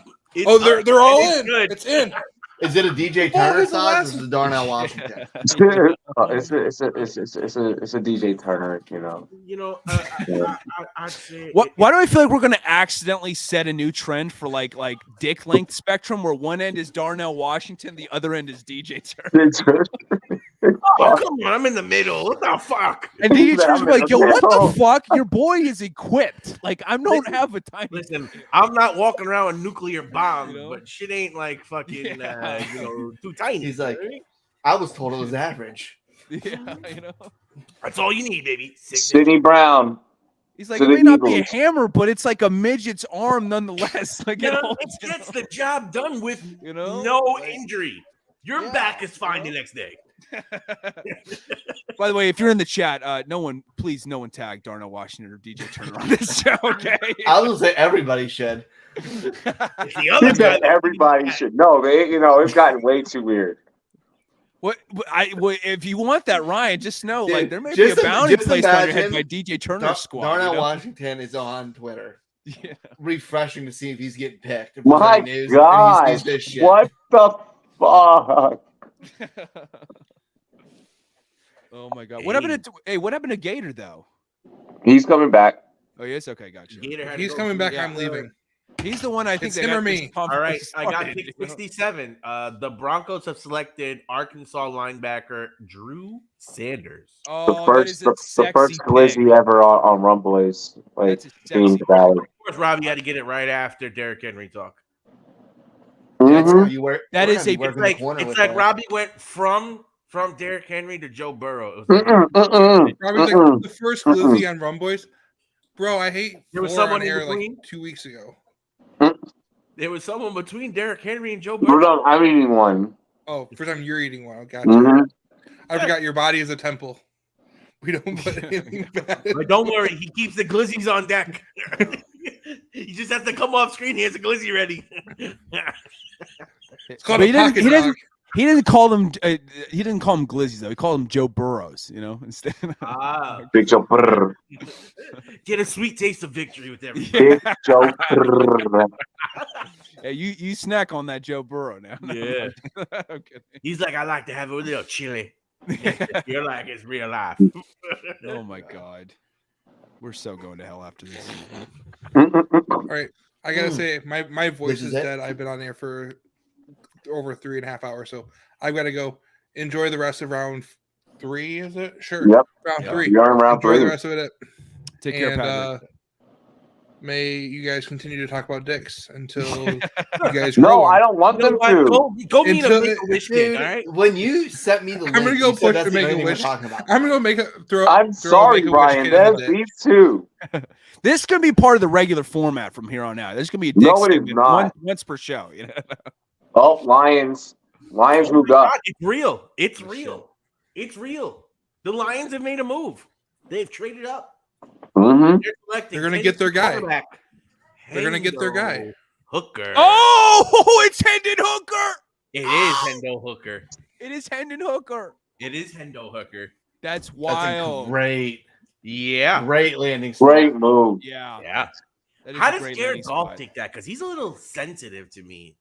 Like, I don't really see, like, Jared Goff is going to be on his way out of there anyways. He's going to be a he backup. started feeling comfortable last year. Either he does well and gets re-signed, Well, he's gone. Hey, or he's gone and they got Hooker to ready for this? Y'all remember when Dak moved Romo out the way? Look out for preseason with Hooker. Dude, Hooker might not be ready in the preseason. Yeah, next they year. say he has the ACL, right? Yeah, And he you tore also that need, ACL late. It's you also probably going to be need, sit this year. Yeah, But You're right. Give him to time. break Give him his time. collarbone or something. it's the perfect place from the land and just sit and chill because Goff will do just good enough. Mhm. I think they said he's going to be ready by the 2023 season. You know. Yeah, see but then you need camp, man, especially a quarterback, You and need- especially you when need you came camp. from that offense. Damn, I thought we were going to get him. And you need a chance. You need a chance to just. He'll be Develop- studying a shit ton of film. Goff is probably. going to take this team to the playoffs. All right, we need DTR. That's You the know me how to expectation, fucking at least. UCLA. The Lions are really kind of confusing, though. Like, they drafted, like, backups all over. Like, their first pick was a running back when you have Montgomery and Swift. I get a disagree quarterback. about Jack Campbell though. Jack Campbell's going to be a stud as a linebacker. He's a fucking Okay, stud. but in They, the they, NFL. they definitely need a They running said or that they were taking linebacker. that running Yeah. back at 6. Mhm. Oh, You know what I'm that saying? was wild. You're not wrong about that. That was 100% wild. You Like, know? I'm just like, Lions, get some fucking help for golf so you can actually compete because the division's wide open this year. Bro, That is their shit is kind of fucking loaded right now. They have a lot of guys. They have depth. Man, I you think never- You gotta remember, they've been drafting yeah, I know. for a Forever. long time. They're going to have such a fucking filthy pass rushing duo next year with Aiden Hutchinson and James fucking Houston the fourth. It's going to be so good. So, Now- I mean, James Houston played like 8 games and he had like 8 sacks, 10 sacks, something like that. It's crazy. Who do you think is gonna win that division? The Lions or the Vikings? The Lions. I'm going the Vikings. Lions. Ooh. I think the Mhm. Lions are winning Vikings the need a division. lot of help defensively. I think they need They way do. too much help defensively. You know, That and I was offense high is on the gonna Vikings last score, year. though. What was that? That offense is going to score a lot of points. Yeah. Getting Jordan Addison to, I mean, that's a great fill-in for Adam Thielen. He's perfect complement. Yeah, very, very much so with Justin Jefferson. Like, perfect complement. As is the 2, Osborne's the 3. Yeah, and Osborne was coming alive like at the latter part of the season last year, you know? And do they still have TJ Hawkinson, or is he gone? No, he's still there. No, he's there. Bro, and you got Cook? Like, that offense is ridiculous. And they signed Madison too, right? They kept him. So God forbid when Cook Alex goes Madison. Yeah, because Cook's gonna go down. They still got an RB1 to replace him. Yeah, it's like gonna that be. Team is legit. But I think the biggest wild card is Jordan Love, because Jordan Love, he showed a little bit of a like, from what I saw in the limited thing, he looked like he had developed into something that could be interesting next year. I think I'll acknowledge he's a mystery, but I think the Packers, I mean, the big thing about them is he's got to get going, and on top of that, the receiving room has got to click. You know, like you can't just be Christian Watson. But they drafted a tight end and a wide receiver in the second round this year. Yeah, so they do have some extra weapons. Yeah, but did they draft the right ones? That is the question. I like Luke Musgrave. But he is very injury prone. Like, that's the big thing. He's super athlete. He's the fastest tight end in this draft, you know, but he is super injury prone. Like, he only played 2 games last year. And he only played like less than 10 the previous year, I believe. So it's a little worrisome in that regard. Yeah. And defensively, I would say, like, going into last year, we probably would have said that the Packers had the best defense with everyone they had. But coming into this year, who would you say has the best defense in that division? The Lions probably will end out having that's tough. The thing is, I feel like you have to put the Packers at the bottom just because we don't know exactly what all to do with them yet. Yeah, well, I'm just talking about like defensively speaking. Like, which is the worst? Which is the best defense in that division right now? Would you say? You might still go the Pack. I think by the end of this draft, it could be the Lions. Seems having concerns about Washington's knee. But you can still go the Packers. I wouldn't blame you. But like I loved what the Lions got with Jack Campbell. You've got that pass rushing duo. They brought in Steven Nelson, who was a really good pickup, as their at least a nickel back for them. And then who is the other guy they drafted today? Blanking out. Jaden Reed. No, on the defensive side though. Brian Branch too. Brian Branch was a filthy pickup. You know? Oh, dude, I thought Branch would be first rounder. And not Steven Nelson. I misspoke. Cam Sutton, who's who I was thinking of. Cam Sutton, who's going to be really good, really underrated coming out from the Pittsburgh Steelers. You know, so I'm digging them quite a bit. That's going to make this division. And the thing about the Packers that they have going for them, like you said, they still might have one of the best defenses. They have a really good running game. And at the end of the day, like, that's what wins football games. Like, you might be a worse team, but just because you play good defense and control the clock, you can edge out some wins. That's what the Giants did early, and that gave us the momentum late for Daniel Jones to start getting a group. And that's how you don't need a good quarterback in the NFC, because nobody has good quarterbacks in the NFC. I thought he was gonna fucking become a commander, man. Who? Hendo? Dude, just trade your entire draft next year for Caleb Williams and call it quits. Williams. Trade every single pick for the next 2 years for Caleb Williams. And just with pick 70 overall in the 2023 NFL Draft, the Raiders are selecting Alabama D lineman Byron Young. Okay, I dig that. Yep, he's a dude that ran the four. I fucking love the Saints pick. That's pretty good. I like that. Dude, did I get a header? How did I miss the pick you just said? The Raiders, and I'm already at the Saints when they took Kendry Miller.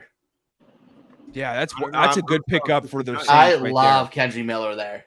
He's filthy. That's my favorite landing spot for a running back. I think he was my TV is on Houston's pick. He was the heart and soul of that TCU offense that went to the national title this year. You know, it wasn't Max Duggan, Quentin Johnston. It was Kendry Miller for sure. Drew Sanders went. Then Herndon.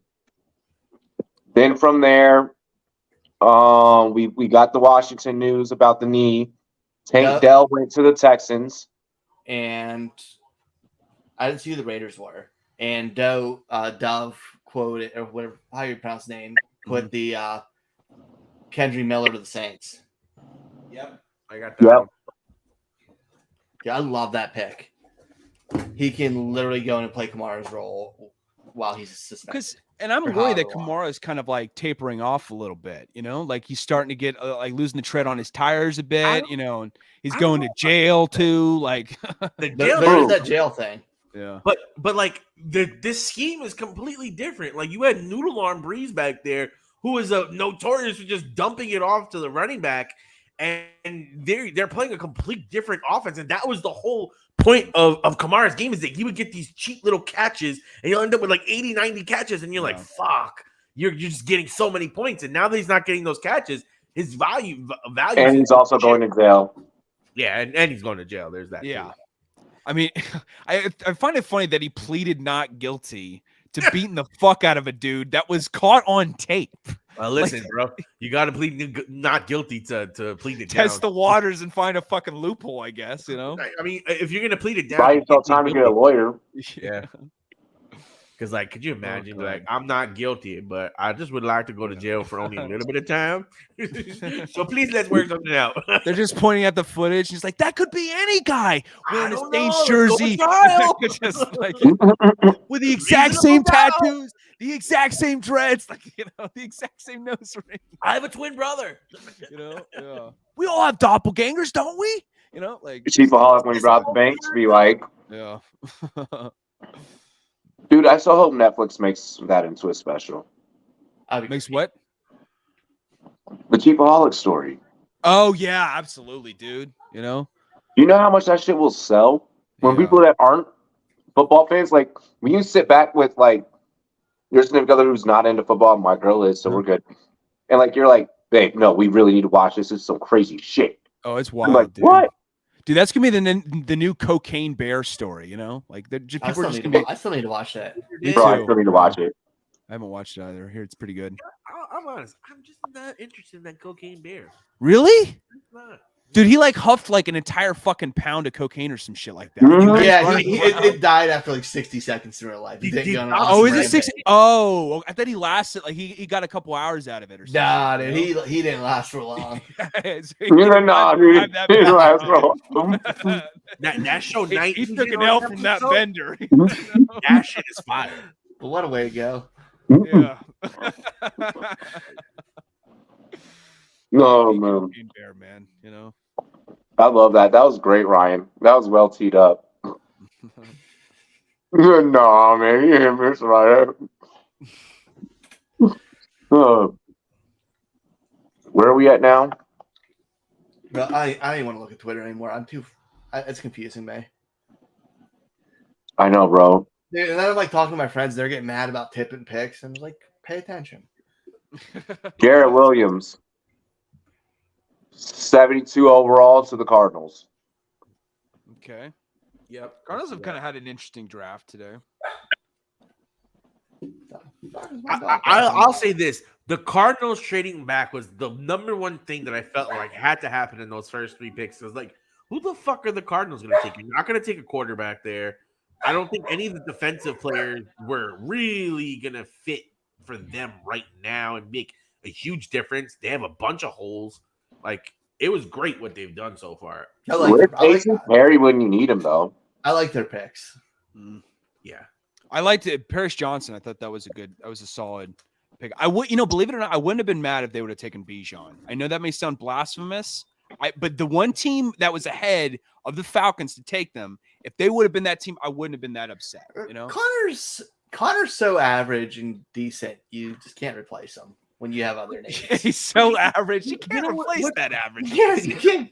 I mean, you need 4 yards. He's gonna get you 4 yards. He is a kind of a Jerome Bettis, like ugly yards kind of guy. Eddie George, he's okay at catching the ball. Like he can catch passes. So, he's so average across the board. It just works. He's so likably average, He's so likably average. He has a great story. Oh, he does. I love him. James Conner. I worry that like a little bit of tread is getting worn off his tires, but like Hendon Hooker's only 3 years younger than Jared Goff. I mean, just to be the bell cow, you know, in that regard. So. I'll say this though, I'm a little disappointed. Like, I was the one that was banging the drum for Bijan in the top 10. I wanted to see it happen. Me too. Dude. I think it was so dumb. But like my thing is like Atlanta just drafted Algier last year, who came on so strong. He was a monster. Like, why did they do it later on? And they would have been fun. Like, to me, the Eagles were the team that I thought would have, like, around that 9th pick, that would have been the perfect fit for Bijan. They're ready to go. You plug them in. You're already a Super Bowl contender. Now The Eagles don't make bad picks. What happened?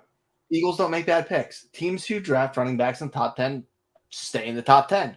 No, Like, if you got a focal point, Ezekiel Elliott. How many Super Bowls did he win then?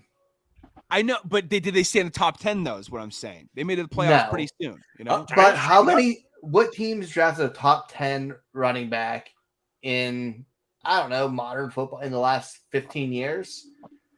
And it worked out. Maybe when the Ravens took Jamal Lewis in like 05 or in 2000. 2000, but in 2000, like that's the last time it worked. It doesn't work. Put it like this: only 12 first rounders have a Super Bowl ring. Todd Gurley was in the top 10. Wasn't 83 of them are Pro Bowlers. Yeah, Todd Gurley was in the top 10. You know, and the scope gets smaller and smaller and smaller and smaller for first rounders. They should. It's just not. It's such a replaceable position. But I think now when you have a special, there's certain guys who are Bijan has the capability to be a combo of like. I have the capability to fucking put on some weight, but guess what? My metabolism says be skinny. But I think so does Barkley. They were talking about, or they were talking about it yesterday.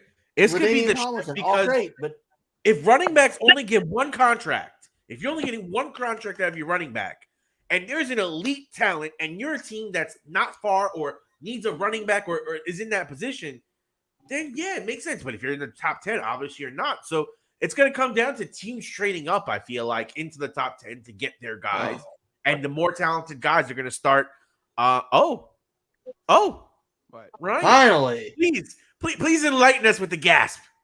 Please enlighten us. I don't trust it. I don't know. I finally went to the Giants because they hate big Leafs on the same wave as you in the motherfuckers. You took Jalen. Oh my god, I wanted Jalen Hyatt so fucking bad. Robbie, you bastards. Robbie. Yeah. Hey, Robbie. The Eagles got richer. How you doing, buddy? How's things going over there, little guy?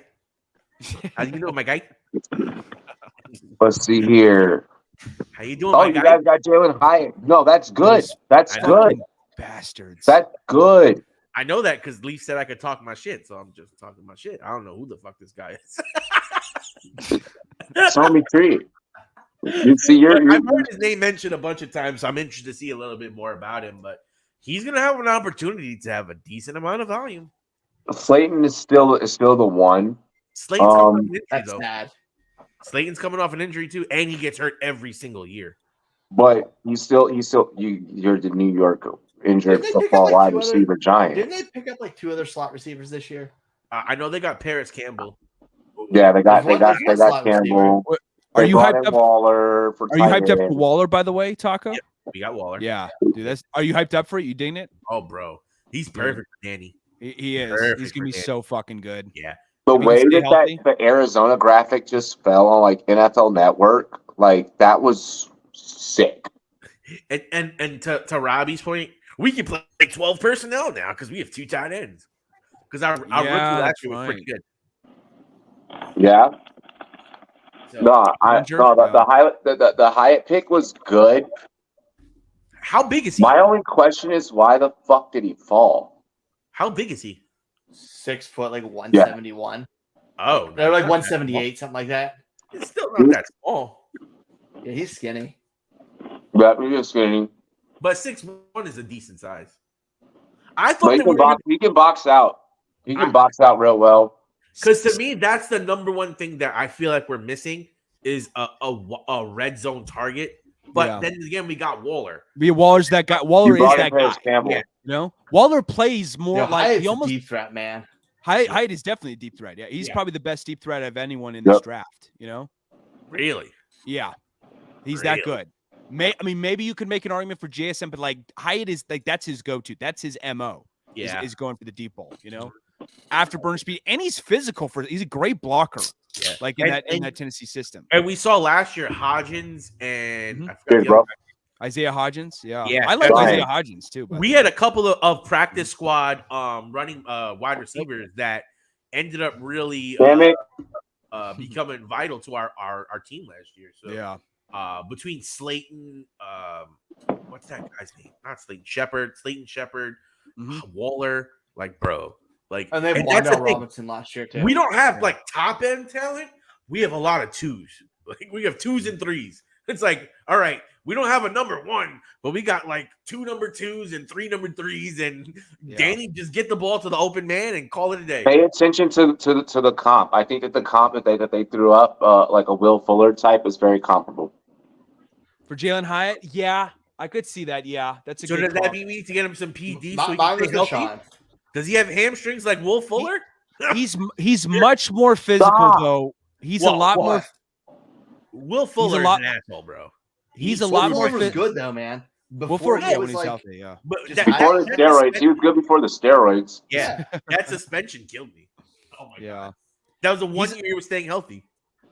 Hyatt is a lot more physical though than Deshaun Jackson and Will Fuller, so you're gonna like him more from a versatility standpoint. But he's also taller. He's also taller than what Jackson was. Yeah, exactly. How is this kid in the 3rd round then? Like, how is he in the 3rd round? Getting a receiver in the 3rd round is actually pretty prime. DK what I'm went in the saying is 3rd. The way you make him sound is like he should have been at least a 2nd rounder. Okay. So there has to be something, because all 3 of the Tennessee guys all fell. Oh, next one. No. So there has to be some sort of connection between the 3. Maybe they didn't interview well or something. There was something. Well, and they all just went. Tillman just went to the Browns. Oh, that's a good pick. Damn, they have him ranked as 87 overall, 86 athleticism, 88 production. Tillman is a physical post up type of receiver. Wow. I like Tillman, man. He's really over Downs. I can't believe agree. Downs has dropped this. I have far. Tillman over Downs in my rankings. I can kind of get that, but I think I don't. Downs is like Downs can do so many different things. He's so fast. You can put him as a returner. He's physical for a size 2, believe it or not. He's almost like Hyde in that regard, where he's very physical for his size. Like he doesn't shy away from like contact, you know. Very diversified route trip. I'm really shocked he's dropped. That's probably the biggest shock of anyone in terms of who's still not been taken off the board. Yeah, exactly. Where's the best available list? Yeah, I think that shit. You know what makes me really happy? Who hasn't gone yet because I trashed him for a very long time is Ringo for Georgia. Kelly Ringo, yeah. I did not like him at all. Kelly Ringo's still available. If the Ravens take him, I'm gonna have a fit. A.T. Perry. Cry. A.T. Perry. Oh, he was chosen? No, that's what I'm excited to see go. I like Clark Phillips a lot. Clark Phillips is filthy. Love me. I like Clark Phillips a lot. Stat stuffing machine out of Utah, man. He's a filthy corner. So physical too, you know. Had some great battles with Jordan Addison this last year. Mm-hmm. And the Falcons pick is in. Oh wait, no, we already announced the Falcons pick, didn't we? No, we didn't. This is the perfect time for me to walk away, where I fucking throw up. You got some Falcons love in you, don't you, Robbie? No, it's a lot of hate. It's ever since the Drake London shit. I'm done. I thought you had like roots in Atlanta or something. You had like No. family. Okay. No. I didn't know you were here. No. I just fucking hate the Falcons, bro. Oh, Falcons. Actually, no. It goes back to the Kyle Pitts shit. Like, because everyone was like, "Oh my gosh, like Kyle Pitts." And then from there, like, I was like, you know what? Like, I'll be able to let that go because, like, I'm gonna win this argument like 90 times out of fucking, that extra 10%. So then, when they drafted Drake London, that's when I was like, oh no, you can really get fucked. Like, I hate everything about you. And then they did the Bijan shit, and then fucking them getting a lineman in the second round to obviously be like, our identity is run the ball now. Falcons, by the way, choose Zach Harrison out of Ohio State, defensive end.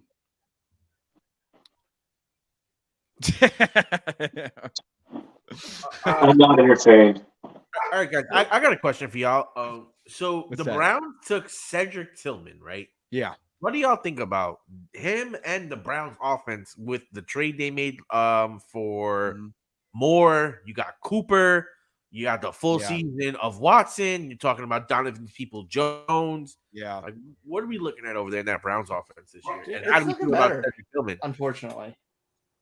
What happened?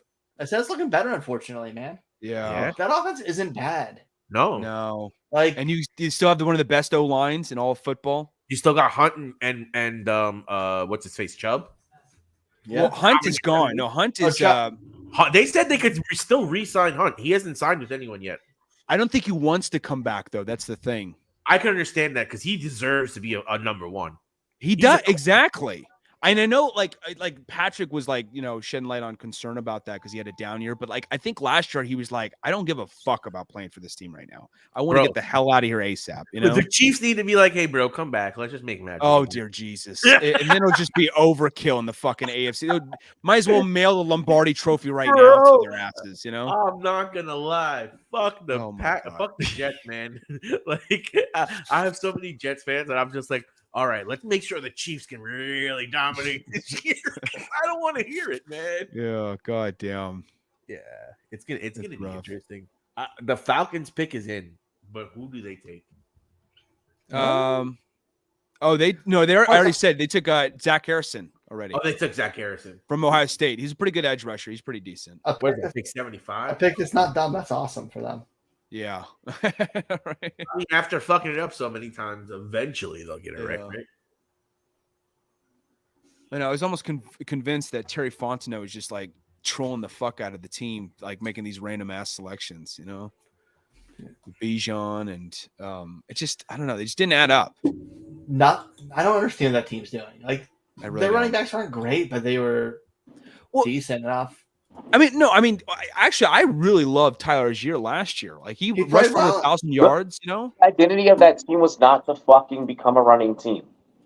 It was never to become a running team. It wasn't. It really wasn't. Take downs right here, Atlanta. Oh, please don't let him fall to the fourth round and see if we can, not fuck it up then. Dude, Atlanta picked already, or they pick it, or not Atlanta? Yeah, I'm sorry. Whoever it is, that's gonna be. Oh, Taylor Heineke is with the Falcons. Wow. Yeah. Wow. Yeah, that's right. Yeah, that's a baller right there. He might fucking win the job. That they're thinking that Heineke is going to outbeat Ritter, but they're not showing any indication of that. They're not putting any press with either of the quarterbacks out really. I mean, they put out Heineke press a little, but they've also put out Ritter press. Ritter is most likely going to start from day one, but they might need to keep his status to a short leash. They'll be bad enough to get another good quarterback. Get a good quarterback next year. they'll at least get have all the weapons ready for him. They'll at least get Drake May next year. They'll be third. They'll be ready. Yeah, so then Drake May. He might go 2, but they could move up a spot. Don't worry, Falcons. Another season lost for y'all. You'll get yours, and just not this year though. You guys are fucked. Yeah. All right, so I got another question for y'all. All right, when you look at next year's quarterback class, I know you were saying that there was one guy that you would trade everyone for. How many quarterbacks are you looking at in next year's class that could be difference makers? Quite a few. Quite a few, man. Two for sure who'd rate over any quarterbacks this year for me. Really?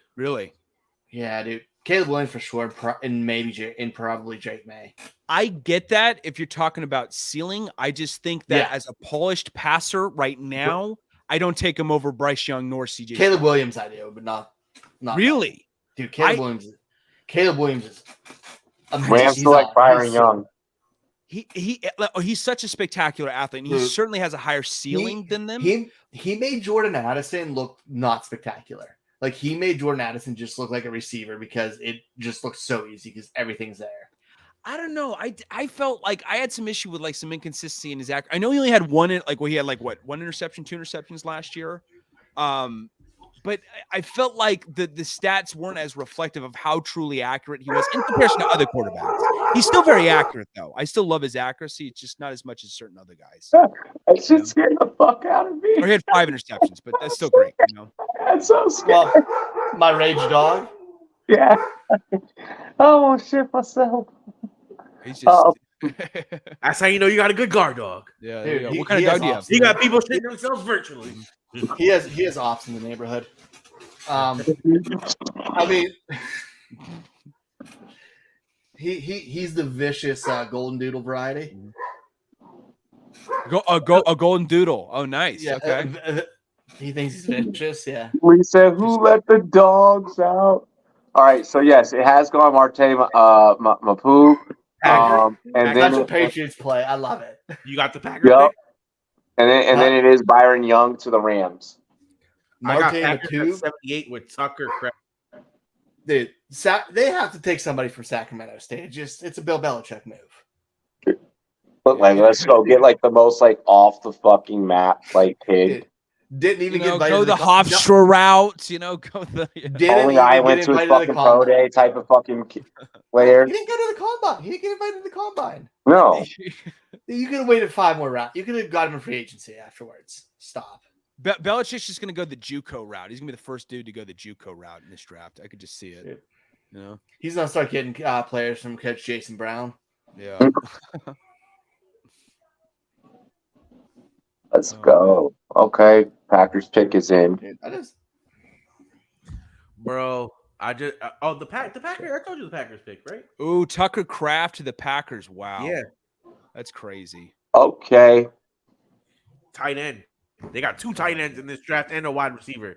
that Packers knee are has in to be position, bad. baby. Let's That smoke knee that has to be Packers back bad. right now. They're trying to- That knee has to be fucked. That's the thing too. Like when I see like them go heavy on tight ends, I feel like they're trying to solidify the security blankets for Jordan Love. You know? Well, Yeah. they want to play 12 personnel. 12 personnel. Yeah, they're about that Yeah. life, dude. Jesus. they're gonna run the ball a lot. Oh, yeah.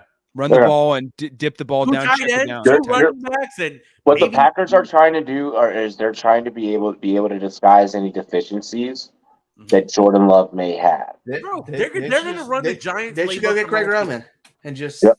give in. They're going to run the Giants playbook from last year. Good defense, running game, let your quarterback run, occasionally throw the Ooh. ball. They have better receivers than we had last year, but they're going to play the Giants game that we played last year. And they probably will make the playoffs. I have a feeling they'll make the playoffs. What the fuck? Jordan Love did not look that terrible. I have to see preseason. I got to see what's going on. But that division is not that good. I'm not sold on the Vikings. I'm not sold on the Lions. I'm not sold on the Bears. Oh, definitely don't even get your hopes up for the Bears. So Just the you know, Packers have a shot. The Bears will likely be 3. The Packers need time to figure a lot of things out. Well, we don't know how far along Jordan Love is. Like, what kind of I think development you're- behind the scenes. Like, I think you're right about that, but we're definitely not a playoff team right now after this draft. I think. Guys, I gotta head out. All I right. had second engagement I promised to go to tonight. Mhm. It was Okay. fun. Wish I could I've stay heard here. And I think it's Mike who's stealing me, being a traitor. But Yeah, Nice I meeting you, guess man. because Mike is gonna come over here. Yeah, is he? yeah. Oh, no, then I'm leaving for when Mike gets here. Then. Oh, Yeah, but no, I wanted to go for 2 guys. Asked me earlier today, like as soon as you did. So I said I'd do both. So I'll see y'all later. Take All care, right. bud. See you All later. right, Grace, thanks for having me on, guys. let's Josh see. Down just went. The Colts have selected North Carolina wide receiver Oh! Josh Down at pick 79. There we God go. damn it! I fucking hate these people. So are the Colts actually having a good draft? Actually, after all the bullshit they threw? I mean, they are having a good draft. It's a matter of what's going to happen once they get all these pieces together. Nothing has been in kind with what Richardson has been accustomed to, which I mean is for good reason because that team didn't really have the skill position guys to facilitate it in this draft to compete with the other players in this draft. But I mean, you're putting together a lot You're trying to put together a lot and be like, all right, now let's go and get in the playoffs. In that division, it's doable. They have talent. They can win by talent. Is chemistry going to be there to be able to make a push? That's going to be yet to be determined. I'm inclined to feel optimistic about the Colts. It's a kind of like yes or no in terms of like how we should feel. So it's like if you want to be optimistic, if you want to be pessimistic, you can kind of pick your poison. I'm going to choose to be optimistic, even though I don't have them like topping out all the draft classes. Who's the new Colts head coach? Afterwards, Shane Steichen. Yep, Shane Steichen.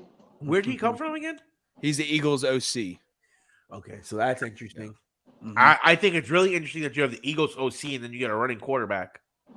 That's really feeding into what he's doing. Because he's a project, Anthony Richardson is. He's got a cannon of an arm and he moves like Cam Newton, which is great. But he's not like, for instance, like when Cam Newton was coming out of Auburn, he's not as polished as him. Like he's got a lot of inaccuracy issues, you know? Cam Newton is one of the most underrated quarterbacks. Yeah. I hope he gets signed somewhere. I really do. I'm not saying he should, be starting, but like, give him a goddamn job. You can't just because someone loses tread on their tires doesn't mean they can't like hold their own in the NFL. Joshua, hey, really quick, Josh Downs' dad played in the NFL, and his uncle was Dre Bly. Whoa, really?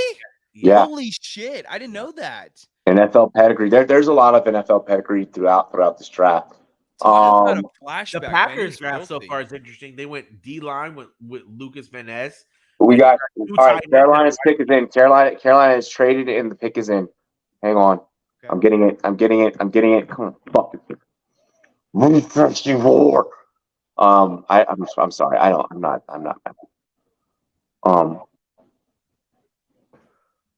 Oh my gosh.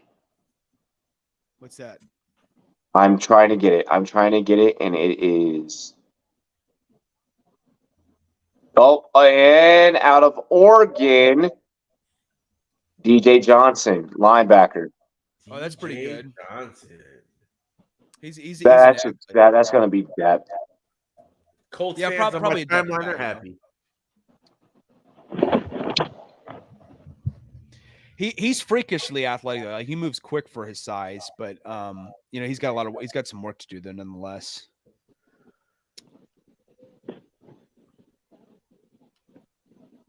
I gotta say, Yankees Twitter is a beautiful place to be.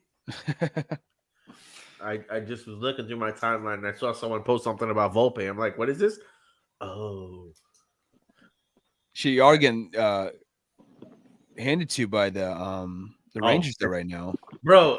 We have a AAA lineup out there with a fucking AAA pitcher. It's kind of pathetic. But it's early season. Rondon and Servino are out. There's no Judge today, so listen. I felt like Coach fanned it in when he benched the Rook. Like we didn't even have Volpe in. I was like, motherfucker. But see, days like that, from like the betting standpoint, because you know that all the casuals are they're not going to look at like roster like that. Bro, all the casuals are just going to go, oh, it's the Yankees. They're just going to run and put money on the Yankees. So that's where it's easy for you to be like, I already know that I'm missing pieces A, B, C, and D. I'm going to flip the other way and just get my cash in. Those are good days. You know what's funny? It's like for a little bit, I was riding the Knicks on the negative streak. Like I was like, oh, Knicks are going to lose. And I was making money on that. Mm-hmm. That got depressing after a while. Like betting on your team to lose, you're just like, well, that's why you don't bet your team. But my team, that's like the Yankees. Like I'm betting the Yankees to lose because, like you said, it's like I know we're gonna get fucked. That was but that's you're doing it for like a game out of like 180 fucking two. I know 62 or whatever the fuck. As a Knicks fan, I've been through too much of that, and I'm emotionally scarred. Ryan's like just here to say dance. No, that's going to be a great fit because that's exactly how they're going to say it over the fucking PA system too. Yeah. And they're like Joshua Don. Bro, I'm not gonna lie. I've been sipping this Grey Goose like it's a fucking drink. And I'm starting to feel a little. Oh yeah, that goose is dangerous. Bro, it's been a while since I like really drink. Like I drink beer and shit, but like to me that's like water. You know what I mean? I grew up in the day and age of where we fucking will take a 36 pack, play beer pong until someone throws up. So I got really shitty last weekend, so like I'm like being mild this weekend. I'm not At least like the next like couple of weekends, like I'm being like super mild. I got like bro. Come on, it's 10:30. The Lakers and the jerseys are gonna start. It's time to get the beers ready. You're in the playoffs. You're in the playoffs. Once the playoff run ends, then you can take your break. My wife will fucking kill me if I get shitty. Oh god. Listen. You're married? Listen, that's exactly not right, like David. married. Oh yeah. That is, tell her this on Yo, the Dave was like, I called motherfucker. listen, You tell her fucking this. Dave, I called you wife on stream. Oh I my don't think God. you my boo, my honey, my sweetie. You're my wife. No, That being said, I need a drink. no. I am getting away with having a couple of beers tonight, but we're not keeping track of how many said beers. A couple of beers per half an hour. A couple of beers per half an hour. We're on number. A couple means different things in different cultures, you know. Let's just say we're at a couple right now. Yeah. Couple racks, that is, you know. But that's points. You know? Racks on racks. You know. We chilling. These unspoken rims. Absolutely. Here, let's go back to the Twitter really quick. Let me see what I got. We're gonna have to have the Rumboyz travel segment where we go on location and do the draft, man. We're gonna hell yeah, dude. Because the draft is just one big ass party, so we could just do beer bongs and shotguns and just rent the house out for like 2 days and just fucking get shit. Like now that I have kids, I'm like, well, I gotta do it for work, baby. I'm a podcaster. I make sports content. Find out where to get shitty on stream. Really, it's just the guys that used to drink and talk football. Find out where Roger Goodell's staying out. Fuck with his hotel room. You know, all that shit. Oh, I'd so fucking shit on his doorstep. I literally told my girl when I first started dating her, I was like, the reason why I'm creating a sports brand is so that when I get older and I want to watch the games, you can't bitch at me because I'm doing my job. Because I'm working. My job is to watch sports. Jason McCourty coming out with the Oilers drip though. Oh, that's nice. Yeah. Oh, that's good. Jason McCourty was underrated too. He was pretty good in the NFL.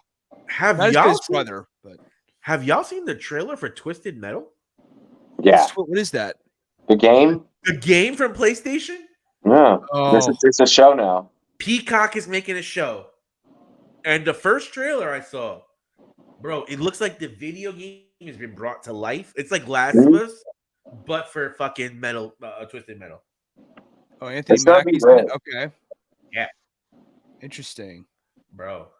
It's gonna be lit. Think of like Death Race except more entertaining characters. Yeah. I didn't play much Twisted Metal. I didn't play that much Twisted Metal, but let's face it, it's one of those games that we all grew up and we all like. It was in our ethos. It's like Metal Gear Solid and like GoldenEye 64. You may not have a 64, but everybody knows GoldenEye. Everyone played GoldenEye, dude. That was my shit, dude. Yeah. That was the tits, dude. It was awesome. Yeah. Yo, GoldenEye, yo, I hand out business. That was the very first person shooter, bro. Like for real. Bro, it's like Call of Duty took over from GoldenEye, but it'll never be the same. No, it'll never be the same. No, yeah. That was the OG for sure. Select a Tulane running back. Sajay Spears. Good. Oh, nice. Fuck. He'll never get used. Why he dropped, apparently. I mean, he might if Henry gets injured again. You know. Yeah, true. But or if they end up trading Henry to another team like the Eagles. Henry to the Eagles rumors have picked back up. No. Oh my God. Robbie would love that. Can you just imagine his favorite running back on his favorite team? I mean, you think about it too. Like the best O-line in all of football, maybe the best wide receiving duo, maybe the most versatile QB outside of a couple of guys like Josh Allen and what they would have to give up though in order to like secure that. What would they really need to give up? Henry's an old running back that has a big That can contract. still go. That can still It's not a move. first rounder you're gonna have to give up. You guys don't even think first rounders. He's not on a big contract. That's why he's not getting re-signed. If they don't trade a first rounder, they'd be poaching their asses. But you're probably right that they wouldn't get a first rounder. Yeah, you send a second rounder over. You get Derrick Henry. You could A burn second, you act like a second rounder is like just like, oh, like whatever, like Eagles, and you just had extra first rounders, and you're on the verge of a Super Bowl. So what? You're gonna give up one of your seconds. What, this year, next year, and you're gonna give you a third in 25? No, I'll give you a second next year, and maybe like a sixth. Hell no. I'd go for that. Yeah. A Derrick Henry is one of those guys. Like, I'm not kidding. He's like he might play till he's 35. Like, he's a perfect fit for the Eagles. He's freakish. What does the Eagles need? A power back that can get those tough yardage, goal line carries, so you don't. Yaya Diaby to the Bucks.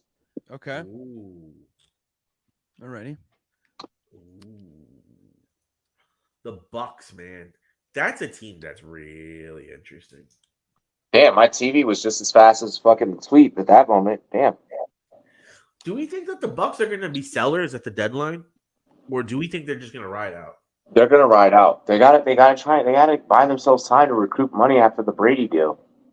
You know, like you don't just get that money back right away.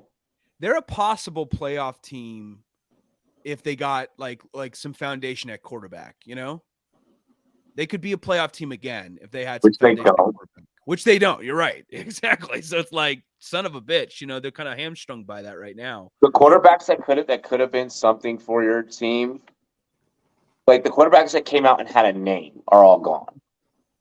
Yeah. You're at this point, you're relying on someone very, very, very, very below mid. But do you not think that they kind of believe in Baker? No, you should. I mean, you're aiming for a $180 in terms of yardage tops from this dude at this point.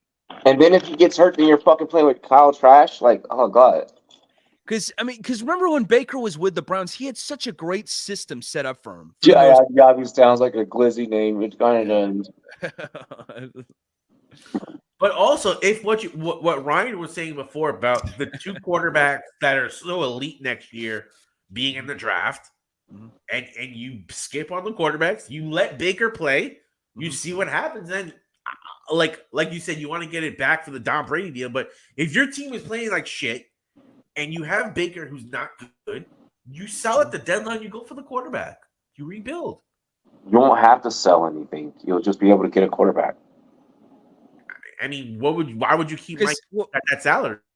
That's the thing too. Evans and Godwin are getting up there in age at this point. You get assets. You get assets for them.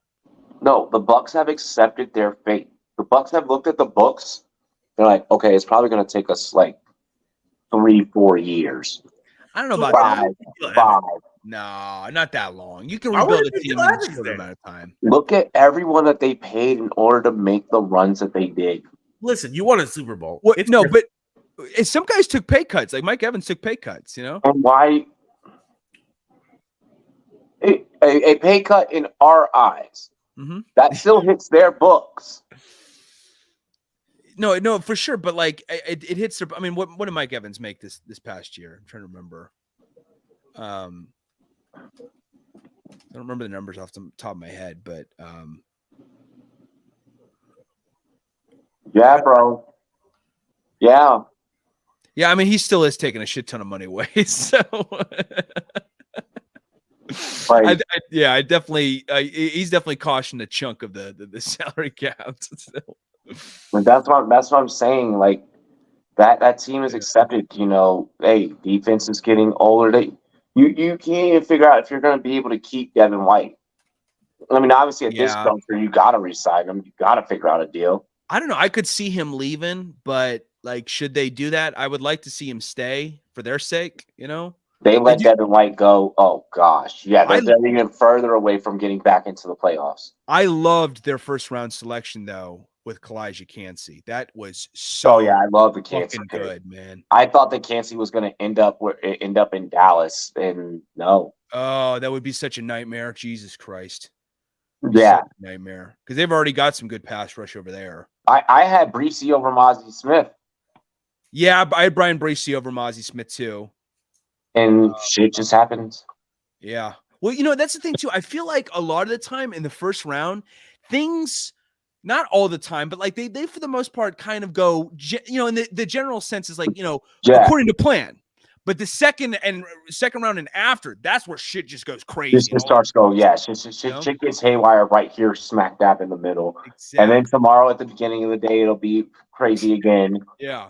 And then it'll kind of fucking begin to taper off because teams are starting like they're biting their nails okay, now we got to be very nitpicky about what we do. Yeah. No, absolutely. Riley Moss to the Denver Broncos. Okay, they get a corner. They get a nice twitchy corner. He struggled though against Marvin Harrison Jr., who didn't. I hate that they fucking put that as a bulletin. He did, yeah. He's still very good though. This is a guy who had, I believe, what was it? 3 defensive touchdowns. He's a ball hawk. He's physical for his size. Like, I like him a lot.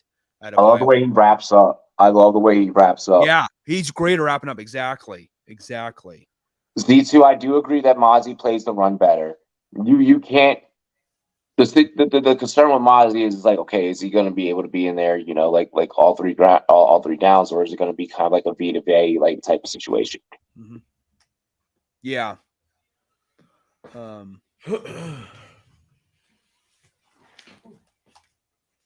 homie can hit the hurdles though.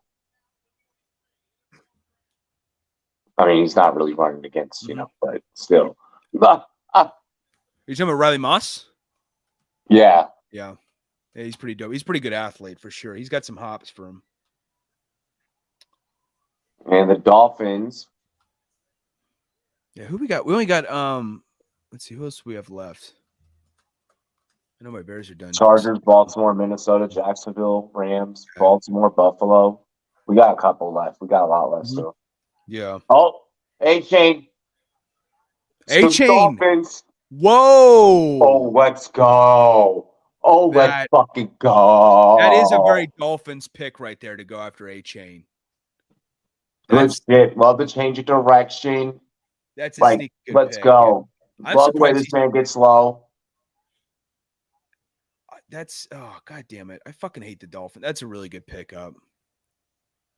He's going to be great with Raheem Mostert, that 1-2 punch with him. So much speed. So much speed on that team in general because you got Hill and Waddle on the outside. And McDaniel likes it as well. Yeah. He's becoming a stud of a head coach right now. Yeah. And let's see, the Chargers, their pick is in. Picks are about to just start flying here. Yeah. How would you grade your team this far, with the Commanders, like overall, We've done what we've needed to do. Okay. We've done what we need to do. It's been a very defensive heavy draft, which makes sense because we have the depth over on offense. I still want to see us. I still want to see us start kind of chipping away at the offense. Get some linemen, get bottom tier receivers. But we bulked up the fucking defense, and that was one of the things where it was like, hey, the defense is fine. We need to create more turnovers to put our offense on the field more and give us opportunities. Yeah, I'm wondering though. What do you think is going to happen with Chase Young? You think he's out? So, from what both sides have gone on record and said, I said the same thing last night. Chase had already known that he wasn't going to get his 5th-year option. He was like, no, I need to go out there and earn my money. He's on freaking the Take Command report saying that. And then from the coaching staff standpoint, they're like, hey, we're going to probably get a lot more out of a motivated to go and get that money, Chase Young, versus, hey, here's your 5th-year option. We just paid you. Now we're probably not going to get anything. And then if you get hurt again, now we're definitely fucked. So the organization's looking at it as you go out there, you play, you do what we know you can do. Yeah, we'll pay you. Yeah. And then we'll go ahead and extend him at that juncture. Chase Young has already stated he wants to be a Commander for life. That's just so sad for him because the pressure is on, I feel like, not for his talent, but for him to stay healthy. And sometimes that shit's just out of your control. And so I just feel so bad for the guy because when he plays, it's pretty fucking good. but he hasn't played that much throughout his career. Very after that little playoff kind of like getting the wild card. Mm-hmm. It was it after that. It bit the dust. It's rough business. And which concerns me for like long haul, because that's when we need you most. Yeah. So if your body can't hold up, when you're needed, that's concerning. Yeah. It's just I mean, he's such a physical freak of an athlete. I hope he can get healthy again for your guys' sake. I actually like the Commanders. I jokingly talk shit about them, but like I outside of, now that, especially now that Daniel Snyder's out of the fucking, picture, you guys, I like the way you guys go about your business, even though it's been a struggle over the last few years. Like, we're still focused on playing football. Yeah. Whatever has happened, in the owner's box, you haven't on the field really giving a fuck about. Yeah. So I like that we're able to turn a new leaf, and go out there and win football games, and just focus. It's gonna be a while. It's gonna be with new ownership. It does not just turn over right away. Like, that's a big fucking deal, because that shit rattles the whole organization from the top down. It's a complete change of philosophy. Complete change of philosophy. What worries me is that one, Rivera's getting old. Yeah. So there's that. Two, with that being said, he's already been through a change of leadership from the top in Carolina, and he got replaced after one season. You brought Eric Bieniemy in because probably you're saying to yourself, this is who our real head coach is. So I think that EB will take over after this season, and it'll become EB's team. And then we'll really get to see what EB's been trying to, what we've been saying that EB can do as a head coach, given, the next like 2-3 years to work with the team. Yeah. I mean, I still love you guys. I mean, you still guys have definitively, in my opinion, the best defensive line in all of football. Like, you guys, I mean, it's unbelievable what you guys have created. I don't recall the last time I've seen a defensive line that ferocious, Deep. It's crazy. So crazy. And then for us to just shore up the secondary, I love that. I love that. We got younger at the secondary. We shore some things up, tighten some things up. We got guys that'll come up, they'll play man. We got guys that'll drop back, play zone. I love it. We're going to be able to do a lot of versatile things on defense. And I think that's what our angle is let's go out there, try and win games defensively, keep scores low, and hope that Hal and the guys can go out there and do the rest. Most definitely, yeah. All right, boys, I'm not gonna lie, I'm a little lit right now.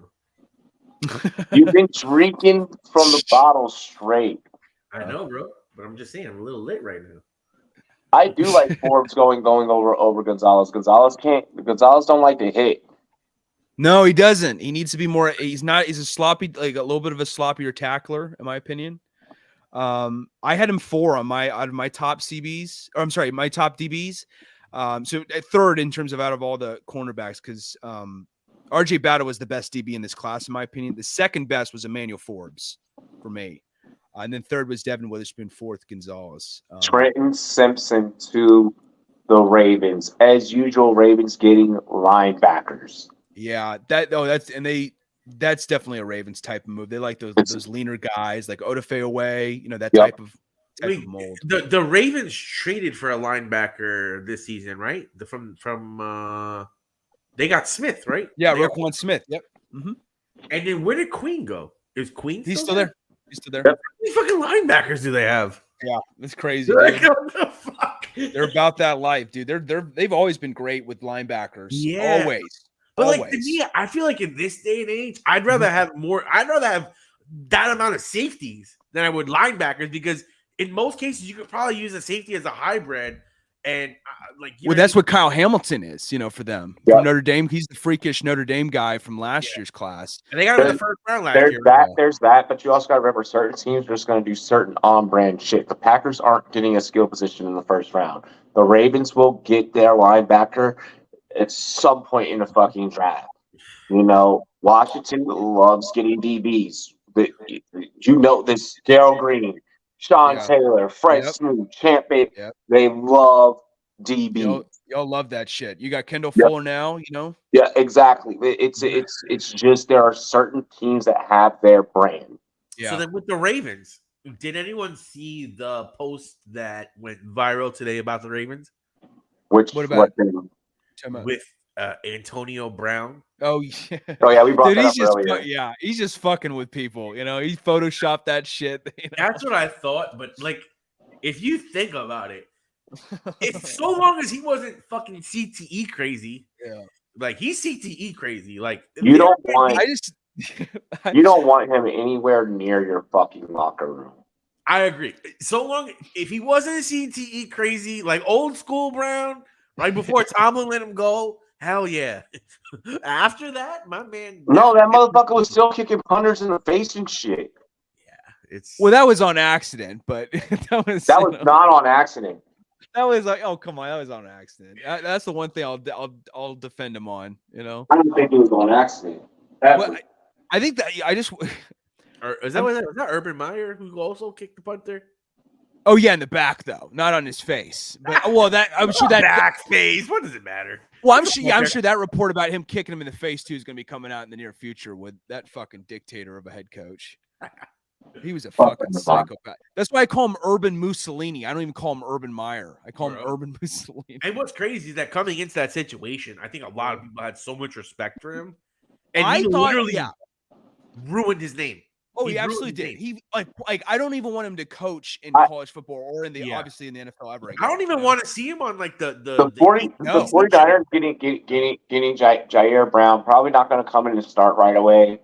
But you're learning in with the 49ers organization. He'll grow into that role. He was great at Penn State, but he's not there yet, and they're too deep DB wise to do that. AB is in trouble for tax evasion. Yep. The only thing that he's got left to do on Urban Meyer's more of a back shots guy, anyways. I feel like the only thing AB has left to do on his criminal to-do list is become the next fucking Hannibal Lecter at this point. That's the last thing. Bank robbery would be cool. Or car chase. Well, he in a car chase. Technically didn't he rob the UPS guy already? Yeah, he robbed the UPS dude. Check it off the list. Indecent exposure multiple times. Check it off the list.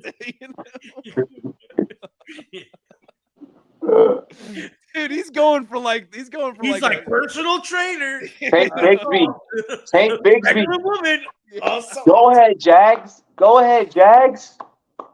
I like that move. Well, are you gonna say the move so that we can see what you're liking? I've said it multiple times. Tank Bigsby. Tank Bigsby to where? Where's he going? The Jags. Ooh, that is interesting. What pick are you That on? is interesting. 88. I am on 88. Okay, yeah, that's just coming up for me now. I love this move. Homie, super elusive, but also he will fucking put his shoulder through you. Oh my God, there's a new Beavis and Butthead show movie. Really? Yeah, they're bringing it back, aren't they? Right? Yeah, I just got an ad from Paramount Plus in my. How do you not like the Bigsby move? What do you not like about the Bigsby move? That's a good pickup. Yeah, he's physical for his size. Dude, he's filthy at Auburn. He was filthy. This is a great depth pick. I like it as a depth pick. Gives time. Hey, once that grown man strength, that NFL diet really fucking hits. Yeah. He'll probably turn out to be a completely different monster. Yeah, I mean, it's funny. Like I said, when you look at these guys coming out of college versus what they look like 3 years into the league, it's like a total physical transformation. Bro, fucking AJ Dillon, his calves just blew up crazy. Quad. I was like, what the fuck, bro? Did you just fucking just wake up and just start putting creatine in your cornflakes, my guy? Yeah, you know, just My guy. snorting that creatine on the daily. You know, it's Good, wild. Oh, Yo, if you guys have all never that seen, up with a little bit of green. Mhm. Like, oh yeah. if you guys have never seen, What's that? if you guys have never seen, this movie called Division 3, it's Division with three. with Oh. Andy Dick, Who? bro. Andy Andy Dick, Dick. Yeah. I know what you're talking about. Yeah. he plays a Division 3 football coach. Bro, this shit is hilarious. Taco, as drunk as you're getting, perfect movie for you. You know what's crazy? I've already sobered up. Speaking of Antonio Brown, I don't know if you guys know much about the guy Andy Dick. That guy is like the Antonio Brown of like actors. Like he's fucking batshit insane. Oh, I remember. Yeah, that dude is He fucking was on insane. news radio. Yeah, he's on. Yeah, he was on News Radio. Who's he's been in a bunch. Can I of just weird say, stuff. not many people know news radio. That's Joe Rogan. That's Joe became Rogan, famous. bro. You know, Thanks. Phil Hartman, like Robbie, That you was don't his know origin news radio. story, you know, That shit is whack. Yeah, he's like, all right, you white men. That's some white people shit. Look at Robbie. He's like, I don't want to look over to justify that comment, Taco. And Taco's not even white too. You know? I know. Oh my god. Just like to have fun. He's like, if it ain't black people shit, it's white people shit. Dude, shit, right? It's like it's one of the fucking two. You know what I mean? Yeah, It ain't you Hispanic, know. I'll tell you that, because Yeah. Oh my god. What the Bodega fuck, Band. Taco? we got bodega bands out here, bro. Like, yeah, for white people, like Seinfeld is like the go-to like white. Yo, people that shit. shit's weird. bro, Seinfeld's a weird, dry show. bro, Seinfeld is What's the elite. deal? It's elite. You know, it's the So go-to. you want dude, to it's be the my goat. latex salesman? Oh my like- god, yeah. Art Oh my Vandelay, dude. God. Come on now. Shrinkage? Dog terrible. Shrinkage? Yeah. I love the cigar store Indian where he's trying to prove that he's not racist. Bro, And then I love- Kramer's Yes, like, that episode was I good. like I know that episode is good. it's I, so I love funny. I love when he got the Dominicans to roll the crepes because he couldn't get Cubans. Dude, that show is so fucking ahead of Bro, its that show time. is so funny. Oh, it's so good, you know. Yeah. What about you, Robbie? What were your go-to shows growing up? You know, what were you rocking out to? Oh, bro. Like world. what? Different world. Different world. That's such a general statement. Yeah. What's wrong with Wayne, bro? Definitely You- Fresh Prince. I was right. Yeah, Yeah, you can drop Fresh Martin. You know, Fresh Martin. Prince. Was you watching the yo, LL Cool J show back? in the day? the Wayne's Bros. Yeah, the LL Cool J show is dope. Bro, tell me why. Moesha. What I the used to fuck? roll- LL Cool J had a show. I didn't know. Yeah, that. Yeah. I used to roll up my leg, my pant leg, shit. just like how we used to do back in the show. Like, Yo, yeah, for real, bro, the Jamie Foxx show, the Jamie Yeah. Foxx show was Fox so show was good. Show. That was Yeah, it dope. was. Yeah. That was so good. The Oh, Wayne Kobe brothers, Turner. The Wayne Kobe brothers. Turner. And for those that ask, yes, he was named after Kobe Bryant. Yes, they purposely spelled it differently. Yes. Mm-hmm. The homie is sick. He's ill with it. Yeah, Yes. he's dope. He's But pretty just dope. remember, we're brothers. We're happy and we're singing and we're color. Give me a high five. Yeah, that shit was fucking fire. Bro, Yeah. that was That's the song, wild. bro. What? Bump, bump, bump, bump. Like that was Martin. Rest in peace, John Witherspoon. For real. Yeah. Rest in peace, John Witherspoon. Oh, he's a legend. Martin used to be Friday? the show back in the day Yeah. too, bro. Martin was fire. Martin Yeah. did the stepping. Yeah, Martin was way. Gina, I come was on. about to say I could see Robbie being a Martin guy. I see like, In Oh, I living watched every color. single episode of Yeah. Martin. I still use Get to Stepping like when my girls best friends around. Bro, I'm like, you know, Daddy, get to stepping. you know what love I wish I it. could bring back from Jamie Foxx show? Uh-huh. Yep. I'm Yeah. about to bring- Down to the hand. I'm about to bring that shit back on stream. Just like, hold on, wait, what's your point? All right, wait, we got Dallas's pick here. Oh, Dallas about to fuck up, aren't they? I know, I'm waiting to see. Cowboys gonna cowboy. Pick 90 is pivotal. Drew Pearson, that man was a fucking legend. Caught the first ever Hail Mary Yeah. pass from Roger Staubach. Yep. Just inducted in the Hall of Fame recently too. Yep, 6 times fucking denied. Five times. Yeah. The original 88. For Yeah, the I was gonna say, Cowboys. fuck the original 88. Yeah, you beat me to it. Mhm. It's crazy. God, I hope we fucking. I mean, it's gonna take like Don't make a Drew, mother. don't make Drew announce a fucked up pick. They're gonna make him in this fucked up. It's gonna take a Mother Teresa miracle tomorrow to like save our asses in day 3 because like we've already DeMarvin got the over Sean. I he's like filthy. this pick. He's filthy. He DeMarvin is over Sean. nasty. He's gonna be he could be a day 1 starter and it wouldn't surprise me. Like that's how athletic of a freak he is. Him and Parsons together, that's sick. With That's Mozzie, really good. You know what just popped on my timeline? Giants are one of the least explosive passing offenses last year.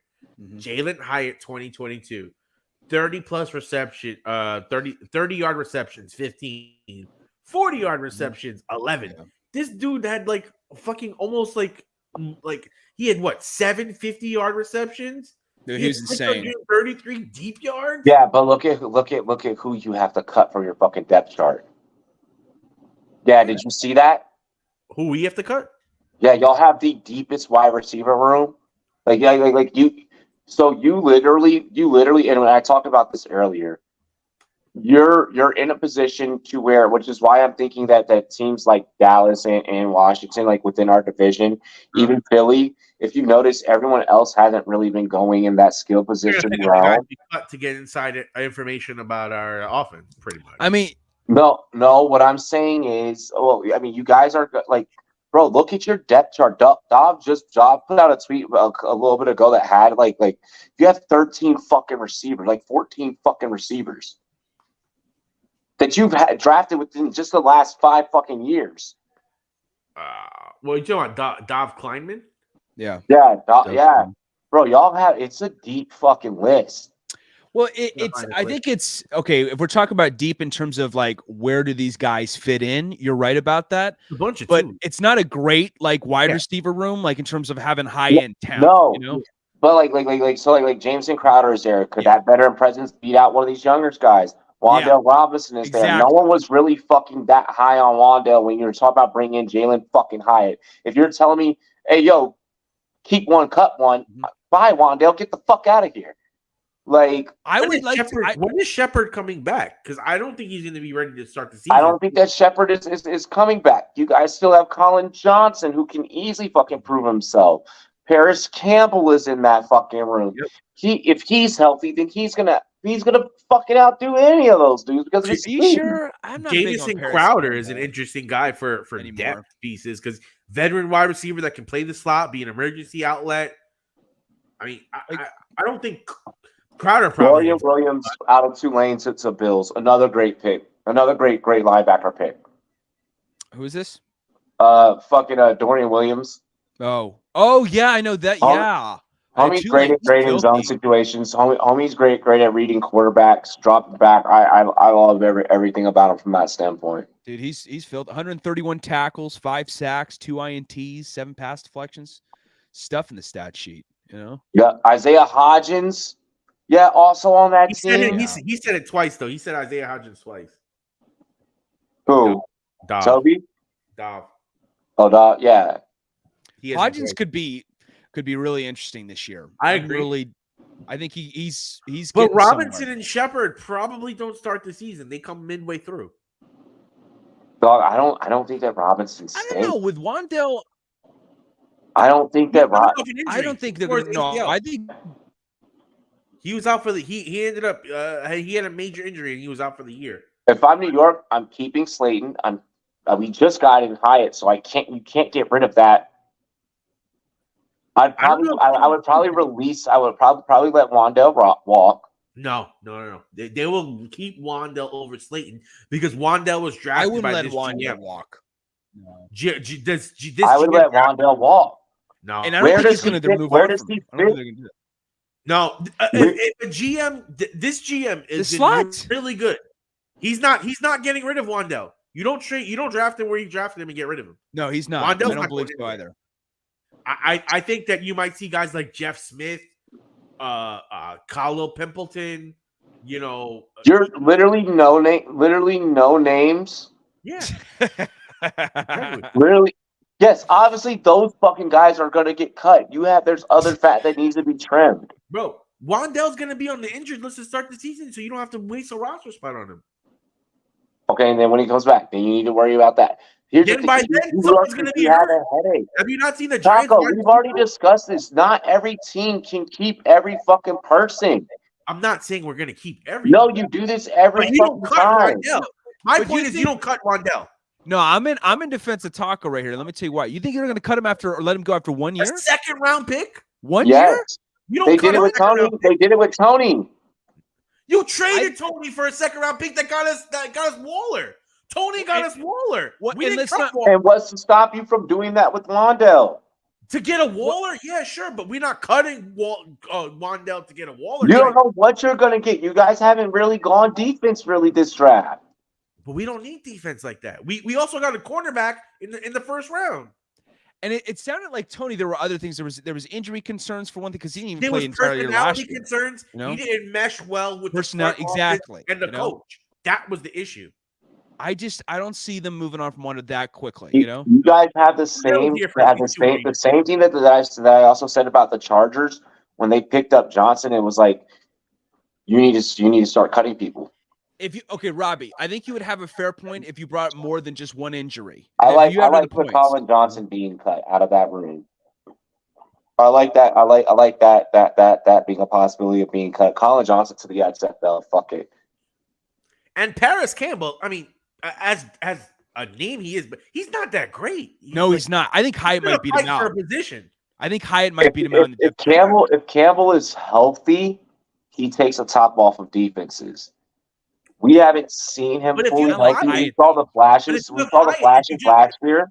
But Robbie, you traded up for Hyatt here. Hyatt was also falling. You're right, but they traded up for him. And you also didn't have to. You also didn't have to. Paris Campbell was nothing. Like we got him for cheap. And he never took the top off of defense like Hyatt did in college. You know, Hyatt when he was at Tennessee. Campbell showed flashes last year. Has had shit fucking hamstrings the last 2-3 years. He was also in a shithole system, so I do excuse him. And a dog shit fucking system. Wanya Morris out of Oklahoma, a tackle going to Kansas City.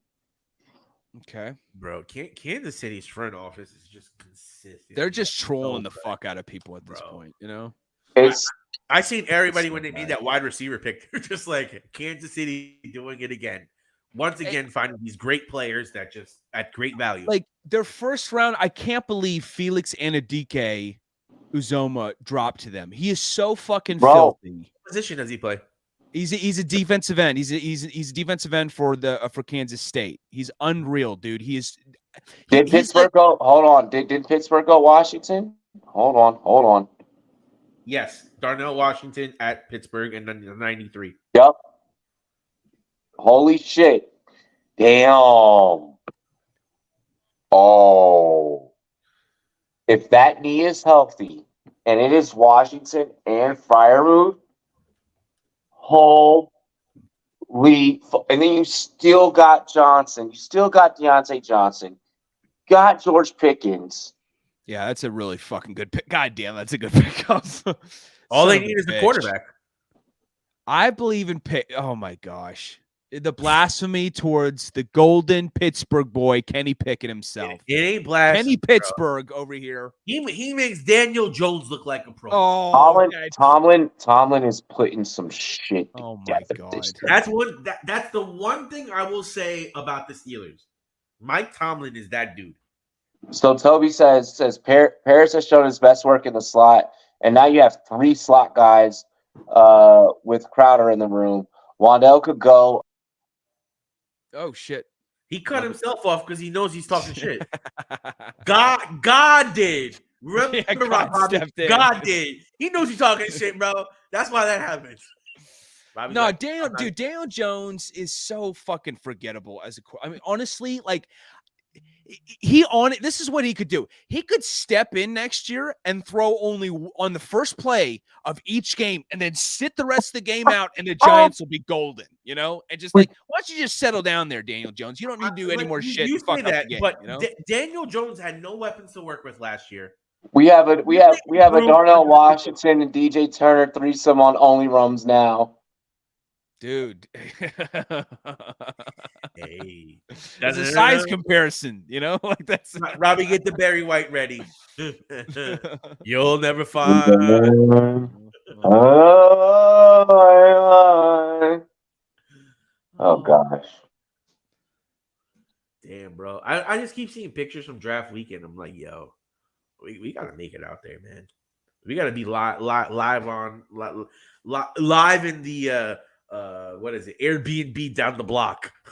Right? Just like watching like fucking just fucking Just in one around. house with a big camera, like fucking like the draftees. It's like just sitting there arguing with each other. Look, bro, look.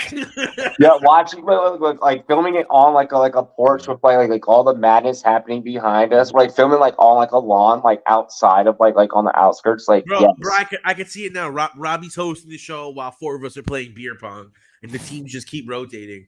So we have beer pong for entertainment while Robbie's hosting the show, and we're all just giving our everyone has to be. Everyone's gotta be there talking football, smashing beers, bro. Bro, Ain't nobody fucking gonna be playing no goddamn beer pong. Only hell people yeah, that don't you watch got one film squad would be on. doing that. What, Only people that don't watch film would be at the draft playing beer pong.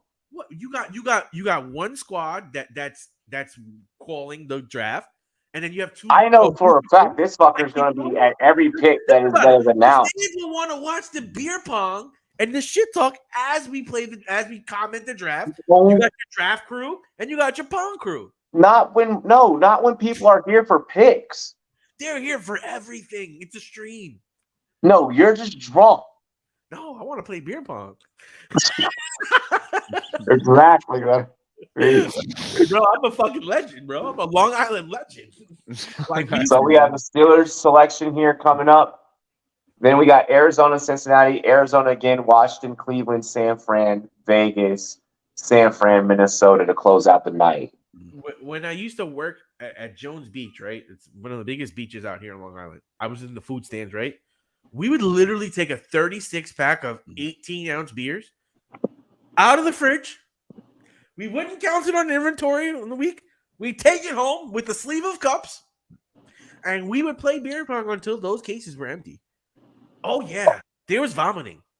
There was shit talk. And it was the best goddamn days of my life. The best goddamn. Arizona going Michael Wilson here. Oh, man. Okay. Don't y'all wish that we could be playing beer pong until we throw up? Like, look, Tony's like, yo, I'll be there. He's like, I'll come over. Throw up? I don't know about can we throw up. We just gonna get lit. And we gotta leave a couple people sober to announce the game. You know, we rotate. One person gets day one, one person gets day two, one person gets day three. Everybody get lit. I'll be lit every day though. If I go to the draft, I'm lit and I'm announcing picks. I'm live the whole time. Like, yeah. Hell yeah. We'll have Robbie on location and everybody else get lit and drunk. and smoke. We smoking and drinking and Robbie on location. Hello, Robbie. Can you give us the next pick? And then Robbie's like, "Hey guys, here's what we got." And we come back. Hey! Yeah, it'll be fun, bro. Taco talks about like puking. Like that's gonna be the first thing he fucking does at this. I miss it. As soon as he steps in the door, I miss those. Don't you miss those college days when you drink too much and your body just said, "Oh no." No, no one misses that. No one misses that. Dude, you talk about vodka right now. I still have PTSD from like my late high school days from two crazy ass incidents. The bottle, brother. Like I lost $500 worth of shit one night from downing a bottle of Grey Goose. Or no, it was Absolute. And then prom night. Absolute? Yeah, it was bad. Oh, that was the. You know, I was struggling in the streets. I can imagine, bro. Next thing you're gonna tell me you're going with Stoli. Well, for prom night, it wasn't that bad. But prom night though, we upgraded to Grey Goose, and dude, let's just say that night was infamous. Okay? Yeah, David, you still fucking remember back that far? Yeah, it was wild, dude. It was fucking wild, man. See, like this just honestly, bro. This makes me want to have a dope like live draft where we do the we got to do like the reality TV movie of fantasy football. So something I've already mentioned. But you didn't have time. But you didn't have me in it. I wasn't in it. That's what I'm saying. And we need to do it where I'm in it, so I can be lit. And when are you making this trip out to be around? We should do it for fantasy football draft season in a neutral location where we can get fucking And what is a neutral location for you? somewhere that's not a 6-hour flight. That's it. This is how it's going to go down. We enter the reality TV mansion. Taco immediately projectile vomits, and then I it can cuts do to us that. saying, "Yeah, and we voted Taco off the show the next day." Whoa. Yo. You'd want me there for projectile So vomiting. Taco, just go to the Fantasy Football Expo. Are you going? I will try to make that happen if you have. I'm trying to make it happen too. I'm trying to make that happen. Like I love how his voice got high. He talked all this shit, and then his voice got high. He got high register a little bit. I did notice that. If you could give me like a live draft and some shit that I can float as work to the fiance, I can maybe make that work. I have to go to Peru in September, so Look, he fucking made up a bunch of excuses. So wait, the Bengals pick is in.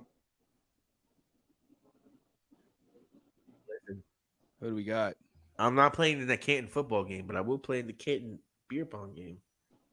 Oh, I see. Okay. Beer pong's your game. Okay. Fuck yeah, baby. Let's drink.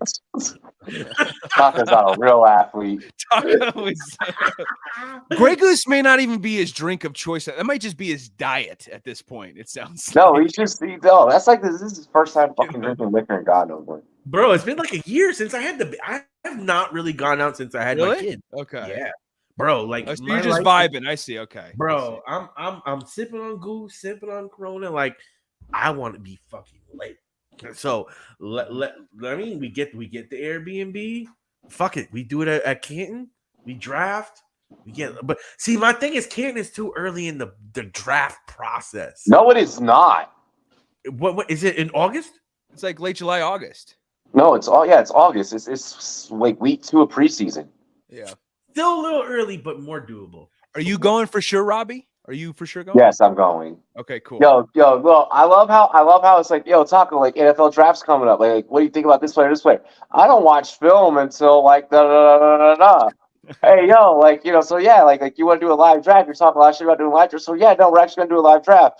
Do you want to come?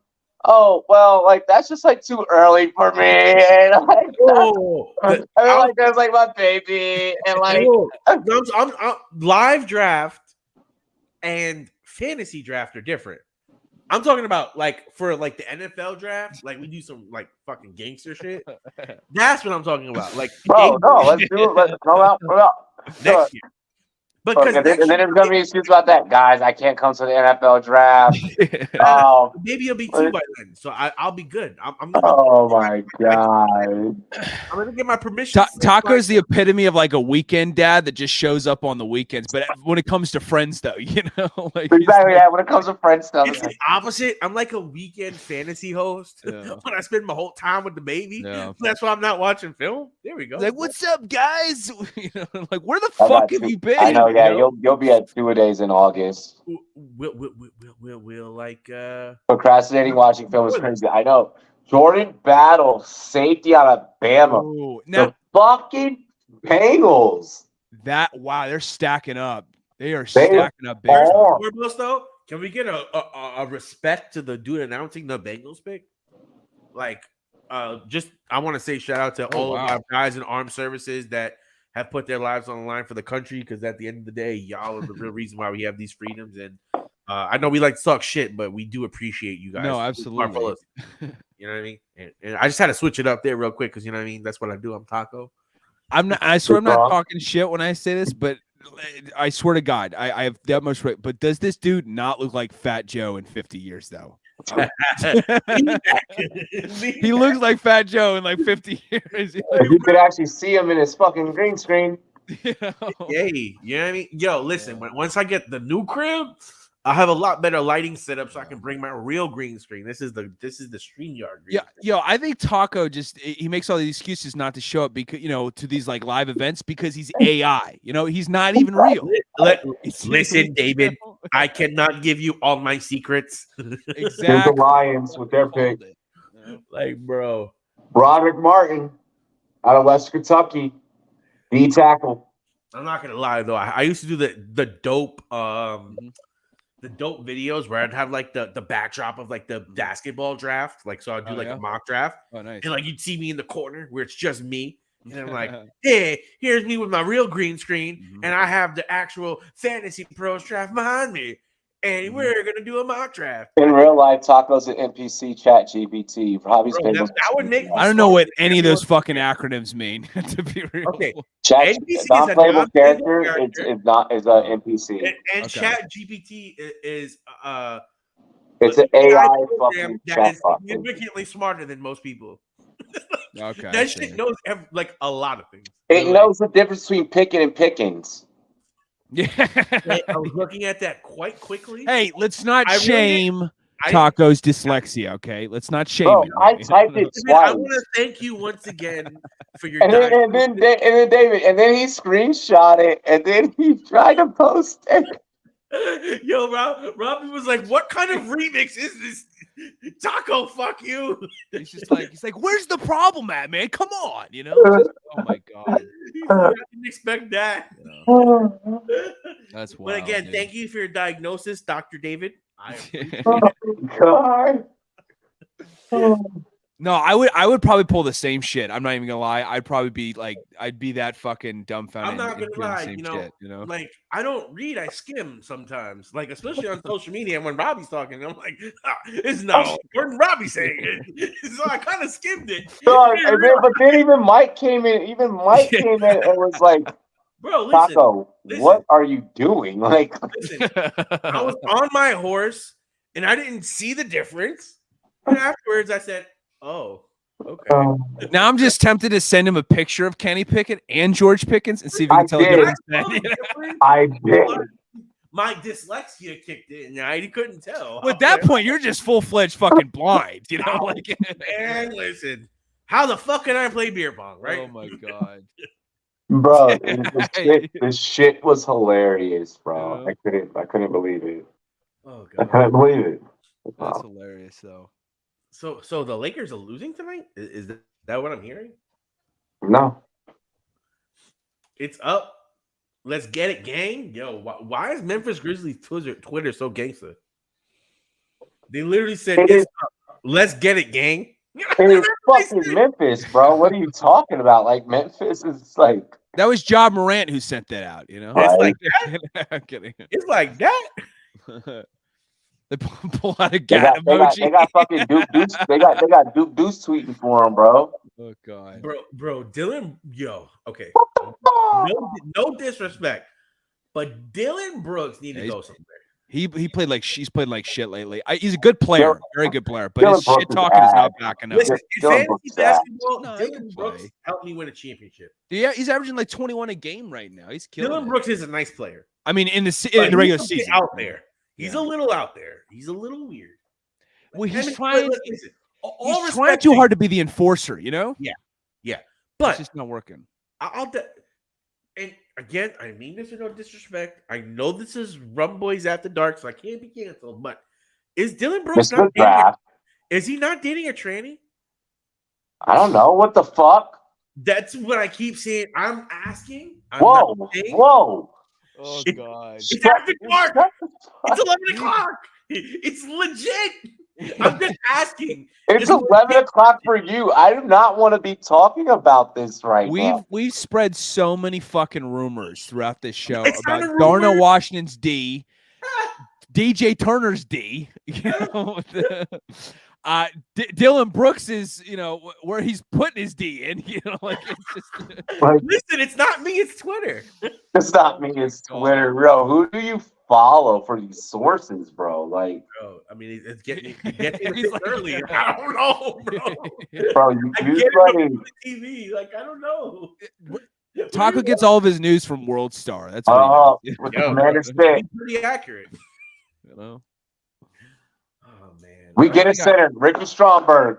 Let's go. Let's go. Are y'all watching Guardians of the Galaxy this week? I need to get caught up on 2. I've seen 1. I have not seen 2 yet.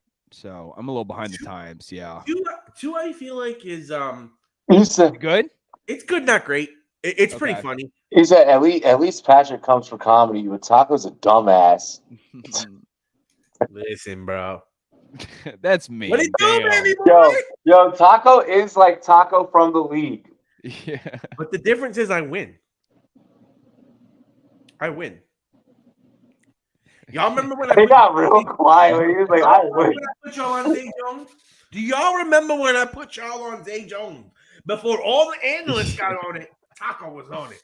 Taco knew. Like God knew, Taco knew. Just saying. But Robbie's about to put a hit out on Taco. Robbie, how about this? Oh, the Browns pick is in. Rumboyz League, and I want us to draft live. Okay, so they can watch us all, like 12 people, and we're all drafting live, right? And we can do whatever you want during the week. We can all face up and record or whatever. But I know I'll be all the content creators. Now you put in the league, baby. Get the Rumboy League set up. Let's do it live. You said the same thing about it, Scott. Let them beat game. It's redraft though, not this dynasty bullshit. Because every year it'll be like, well, I'm trading my picks so I can win this. Fuck that shit. Everybody go to win the same year. You only get one shot. Browns pick Sakai Ika out of Baylor. Like, you know what I mean? I'll be like Kai. You know what I mean? I'll be that dude, bro. Yeah. Oh my God. He's drunk. He's drunk. Well, he's absolutely faded right now. He's feeling that buzz. I'll be honest with you guys. This is like not even tipsy. This is like a little buzz. Oh, yeah. Can I tell you, when I get fucking drunk, it gets ratchet, bro. There's a reason why I'm called Taco and not Steven. Like, yeah. Oh, is Steven your real? I'm gonna be real. I didn't even know your real name. Yeah, nobody knows my real name. My real name is Steven. All right, The fuck?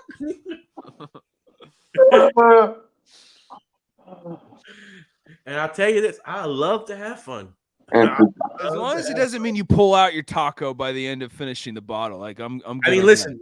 My pull-out game is strong. If he has a taco, then we have a. I know, right? Look, my pull-out game is so strong.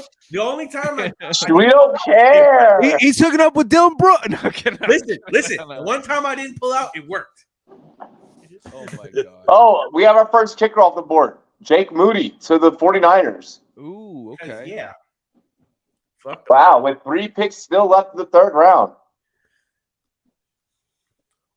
I'm curious. The 49ers made a couple of moves to free up some cap space, including moving Christian McCaffrey money. I don't see them making any big moves today. Is there a big move you see from the 49ers coming up? They just got the first kicker off the board. That's pretty fucking exciting. Oh, hold on. Wow. And what big moves do they need to make? They have everything in line. They restructured McCaffrey's contract before day 2 started to save $8 million in cap. Like, do you think they made that move to get a player, or is that just one of those cap saving moves? And it's just a cap. It's just the same cap. Because sometimes when people do that, they're gonna make a move, or they might be eyeing. Sometimes people breathe, but I mean, I don't fucking know. Like, you don't restructure shit just to breathe. Teams do it all the time. It happens on a pretty much fucking daily basis. There's plenty of moves that we don't even hear about. You're right, but when they do it before, like you didn't do it before day 1, but you're doing it before day 2, it makes me think that the NFL is a 24/7 business. This bitch does not stop moving, bro. Yeah, it never stops. But that's why they got a network dedicated to this shit 24/7. You know? Yeah, but that's why when you look at something like that, you say, "Is there more to this? Is this just a move to make a move, or is there something the 49ers are working on?" Are you? Never mind. Moves are constantly fucking getting made, Taco. You're like, they're just moving cap to move cap. They don't really. You're restructuring. You're restructuring because either A, maybe you take that money and you sparse stuff between some of the other players that are there. B, it's in case shit purposes. Someone gets injured and I need to hurry up and bring a fucking guy in like really quick. There's a lot of reasons why that could be. I also saw that on Monday, like after 4. Is when teams can sign free agents, and they don't count for compensatory picks for the draft. Yeah. Like I know that in the NBA they made some changes to after the draft, once people sign them, I think it affects things a little bit more because we know after the draft, there's always the team. Is the Raiders pick already announced? Let me see. Yep, it's Trey Tucker. Raiders are going to go Trey Tucker. Okay. Trey Tucker. What position does he play? A wide receiver. Wide receiver. He looks small. Damn, Taco. Yeah, he's small. 5'9", 172. He's That's surprising. He went over Tank Dell. Why are they taking him over Tank Dell? You know, I want A.T. Perry. A.T. Perry hasn't gone either. Like, how the fuck is this happening? You know, because we have to have some. We have to have some excitement for tomorrow. Yeah. Oh, tomorrow's gonna be fun. There are a lot of guys still left on the board to get hyped up for. Oh, yeah. It's gonna be nice. Is the Jake Moody pick too high? I mean, it's a 49er. They didn't have it. They didn't have a kicker out there. He's pretty good. I mean, he had 83% from the field last year, converting 92% the previous year. So he's got a boot on him. You know. How far does he like? What was his longest? That's a good question. Wasn't I know he can hit from like out from like 60, obviously. Yo, bro, what like that could be interesting though as the game evolves and kickers keep getting better and better. Like, yeah, he did. He made a 59-yard field goal. That's wild. It's a 59. Okay, yeah. The regular like. To get like I don't know, like what do you do? Like if guys can start hitting 70-yard fucking kicks, like what do you do? It's only getting better. It's crazy. Like people are starting to break the records more often now. Yeah, that's what I'm saying. Like because remember, like Tom Dempsey from the Saints, who had no. By the way, he had no toes when he set that record. Nope. 63-yard field goal or whatever, and that was in 1970. And then Matt Prater broke it in 2013 with the Broncos. Took 43 years, but then Justin Tucker circumvents him. A lot of guys are hitting 60-plus yards now. It's crazy. Right. You know? And when you think about it, because they're doing it in game time. And when you think about the way technology has evolved and now people seeing things and sports medicine and science has evolved, like these people now know, okay, if I kick it here, I'm going to get better velocity. If I do these kind of exercises, I can get stronger. So as the human continues to evolve and know what they're doing, I mean, how realistic is it to get to 70 and 80-yard kicks? And if they can start kicking 70 yards, does the NFL start? It'll be a while, but I mean, do you see like how some of those goalkeepers, how far they can boot? You know, it's insane. It's soccer, it's insane. Yeah. So what you got to do is like, I think the strength is there. It's just the accuracy, honing the technique. Yeah, because I mean, think about it. Some of these kickers could do the kickoff directly. You have a pick. That's good. Cam Latu. That's really Cam Latu to the 49ers. I really like Cam Latu out of Alabama. He's really, really good. Is he more of a blocking tight end or no? He can catch passes. He can move for a big dude too. You know, how big is he? He's 6'5", 250. Oh, yeah. A lot of this tight end class, because of the way that the position has developed, a lot of them can do both. Yeah. Well, and Alabama's been great at that lately. You know, churning out those tight ends that can catch and block too. You know, with O.J. Howard. And now we have Minnesota as the last pick to close out of the night. So okay, I see something here. Who did the Jags draft another running back? Mm-hmm. They did? Yeah.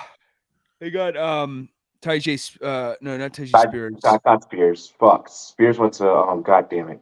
Oh, so God. Spears went to Miami. No, he went to the Titans. He went to the Titans. Fuck.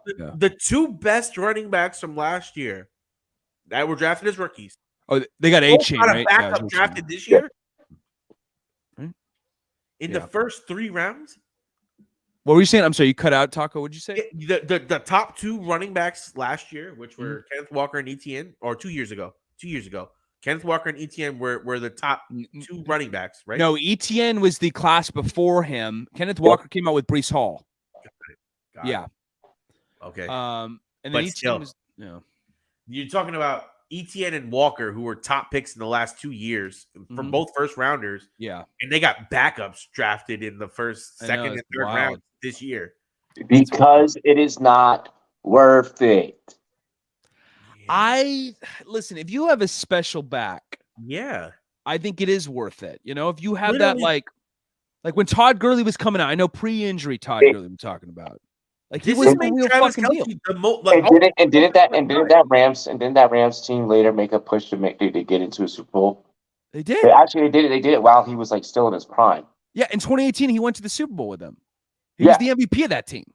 But like that's what I'm saying. It is offensively, at least. this is not the teams are doing this. Mhm. They're not teams that are in position. When the Jags got ETN, they weren't in position. And now who knows if ETN's going to be able to last for you.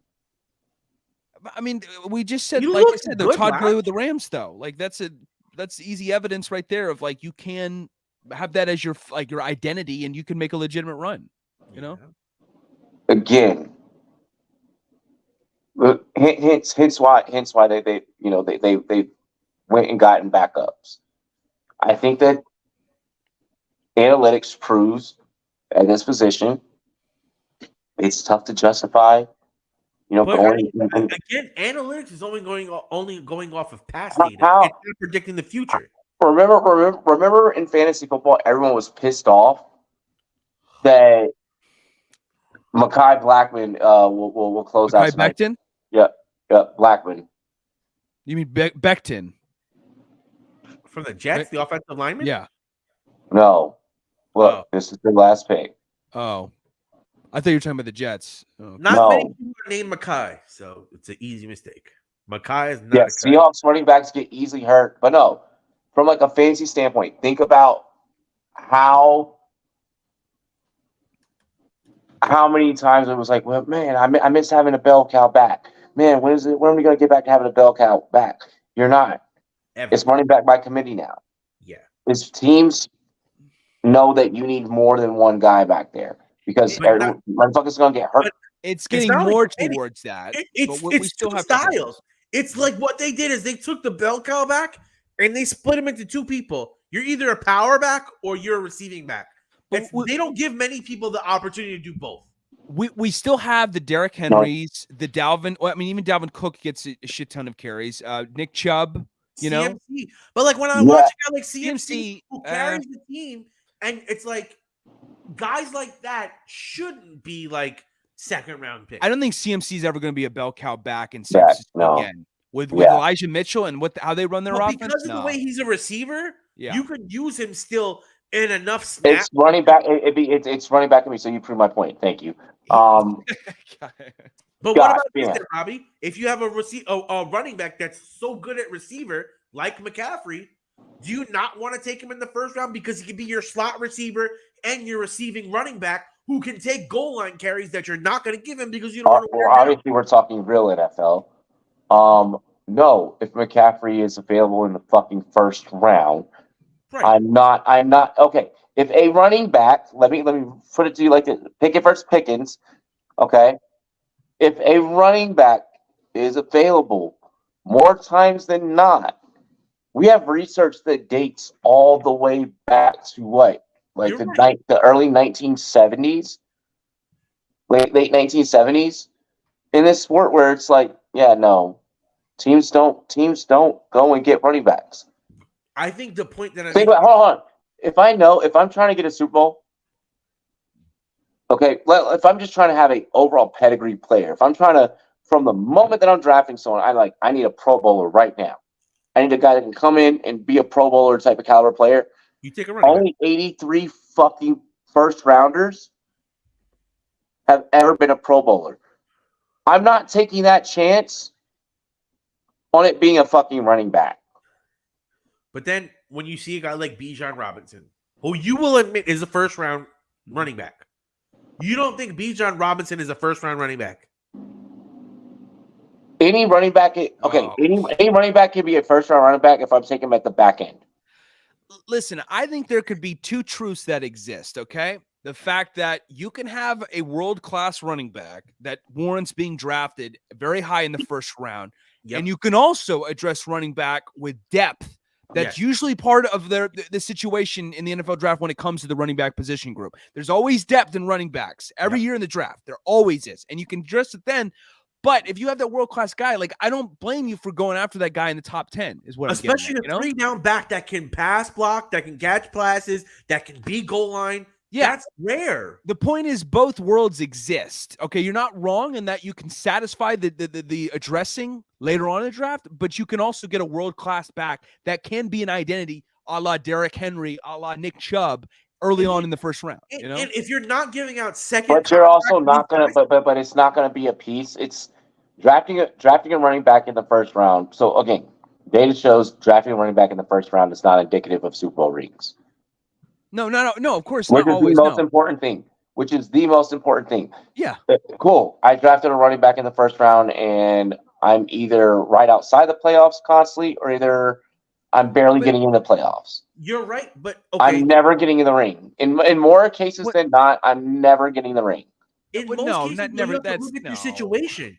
Because what if you have no offense and you're drafting a running back? Then yeah, it's nothing. But like in a case where the Eagles had the extra picks, and you look at that team, that's the time where I can justify that top 10 pick going to a running back because the Eagles are on the verge of The Eagles are also smarter than that. You're right, but I think if they had a That's chance why- at Bijan there, they didn't have a chance at Bijan. We can't say Okay. they're smarter than that because we didn't see if they had a chance at Bijan. This is also why the Chiefs, the Eagles, the Bengals, the Bills. Running back. They took CEH. But Hey, if CEH was good, CEH was the very last pick of the round. Robbie, think about this, for instance, okay? When we're talking about addressing, not addressing wide receiver or not addressing running back, that early. Think about what the Seattle Seahawks did, finding diamonds in the rough later on in their draft when they went on their run in 2013, 2014 with Bobby Wagner, Cam Chancellor, Richard Sherman. Even Earl Thomas was the second first rounder. You know, those other guys weren't first rounders, but Earl Thomas was. But he was the second first rounder taken in that draft class of 2010 behind Russell Okung. So hear this out real quick. In 2010, Russell Okung was their first pick they took in the first round. 2011, James Carpenter, and 2012, Bruce Irvin. None of those guys were the MVPs or even remotely close on the level of those latter picks. But they were all pieces that all worked out significantly 10 times more. Well, that's what I'm getting. So basically, it is like it's like in fantasy football, right? I'll put it to you like this: fantasy football, getting outside of drafting Travis Kelce, there's no point in you getting a tight end in the first round. So it's the same argument. So like in regular football, use that same philosophy except for running backs. It's a burn. It's basically a burn of a pick. It's basically a burn. Okay, but you're comparing fantasy to real life now, you know. But I'm using the exact same philosophy either way. So in the real NFL, that's the way that they look at the way that in fantasy, the way we look at tight ends for the most part. That's the way that in the real NFL they look at running backs, where it's like you're not wrong that they do look at them like that. You're not wrong that's how they look at them. They could be wrong, but is that right though? Yeah, I don't think that's right. The point. I think that it is. If I would have much rather preferred for the sake of an organization and Bijan for him to go back into the first or beginning of the second. I like it. Bijan is the most talented player in the draft, and he goes in the second round. I like it better. I like it better that way because I don't want you to end up like a Josh Jacobs. Josh Jacobs is going to get a big second contract, probably. Josh Jacobs is great. Is Josh Jacobs going to get a ring? It's not his fault though. If he doesn't, that's not his fault. Is right. It's not his fault because the team is drafting stupidly. A Saquon. Saquon needs to stay us healthy. To where we are. He's got to get healthy. Saquon has to remain healthy. He's healthy now. Saquon has to remain healthy. The rest of the team has to end up getting once again. 12 fucking first round picks ever have gotten a fucking Super Bowl ring. 12. But that's just like you said. It's addressing a piece. One of them, only one is a running back. I think that's just a coincidence. But here's the thing also. It's not like we're talking about any running back. Not any running back should be drafted. 3 down running backs that can pass block, that can catch. You know who the sole running back is with that ring? Who? Clyde Edwards-Helaire. But Well, okay, but okay, when you make that argument, 12 first-round running back, you're saying 12 first-round running backs ever? Is that correct? Yeah. Ever? No. So we're talking about 12 first-round fucking picks, bro. Yeah, I know. Ever. You said ever, though, Running right? back first round picks, you mean? Yeah. Yeah. That's 12 what I'm saying. first-round running back picks that have No, ever won. dog. First-round pedigree, straight up dogs. Right. I know. He's saying That's what first I'm round running backs. I'm Yeah, just trying to clarify. I'll read you the exact. I'll read you the This is exact Pickens and stat. This is Pickens and Pickens all over again, but I'm glad that it's on Nope. live right now.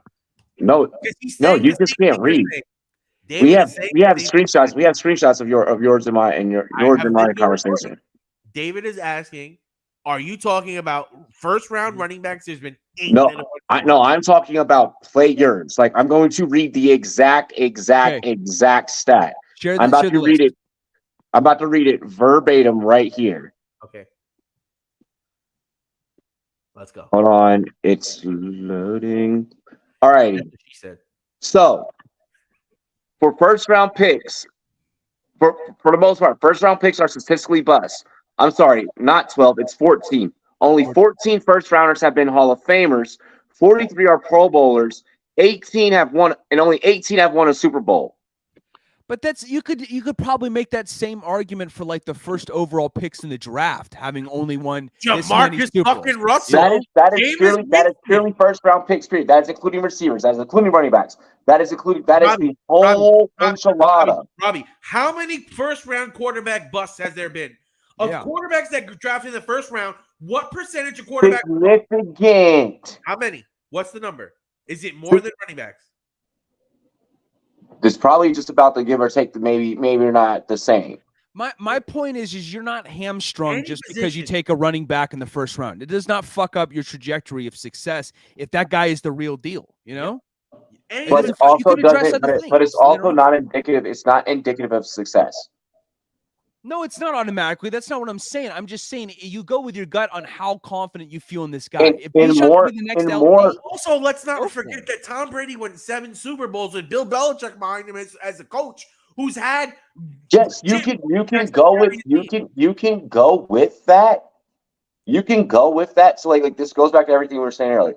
Atlanta pushed themselves further away versus going and getting what could have helped got them closer. What would have helped them got them closer? An actual passing threat to help them stretch the field. No, you're right. handicap. I wouldn't say defense, but yeah, you're right. You're right about that. I'm not saying it was not. Definitely fucking defense. It wasn't a good Definitely pick. defense. It was not a good pick to Doesn't go make for sense Bijan with when you got Tyler Algier. Shearer, Like, you know? if Algier wasn't like showing out at the end of the last year, I would have been like, oh yeah, Bijan Robinson to the Falcons, yeah.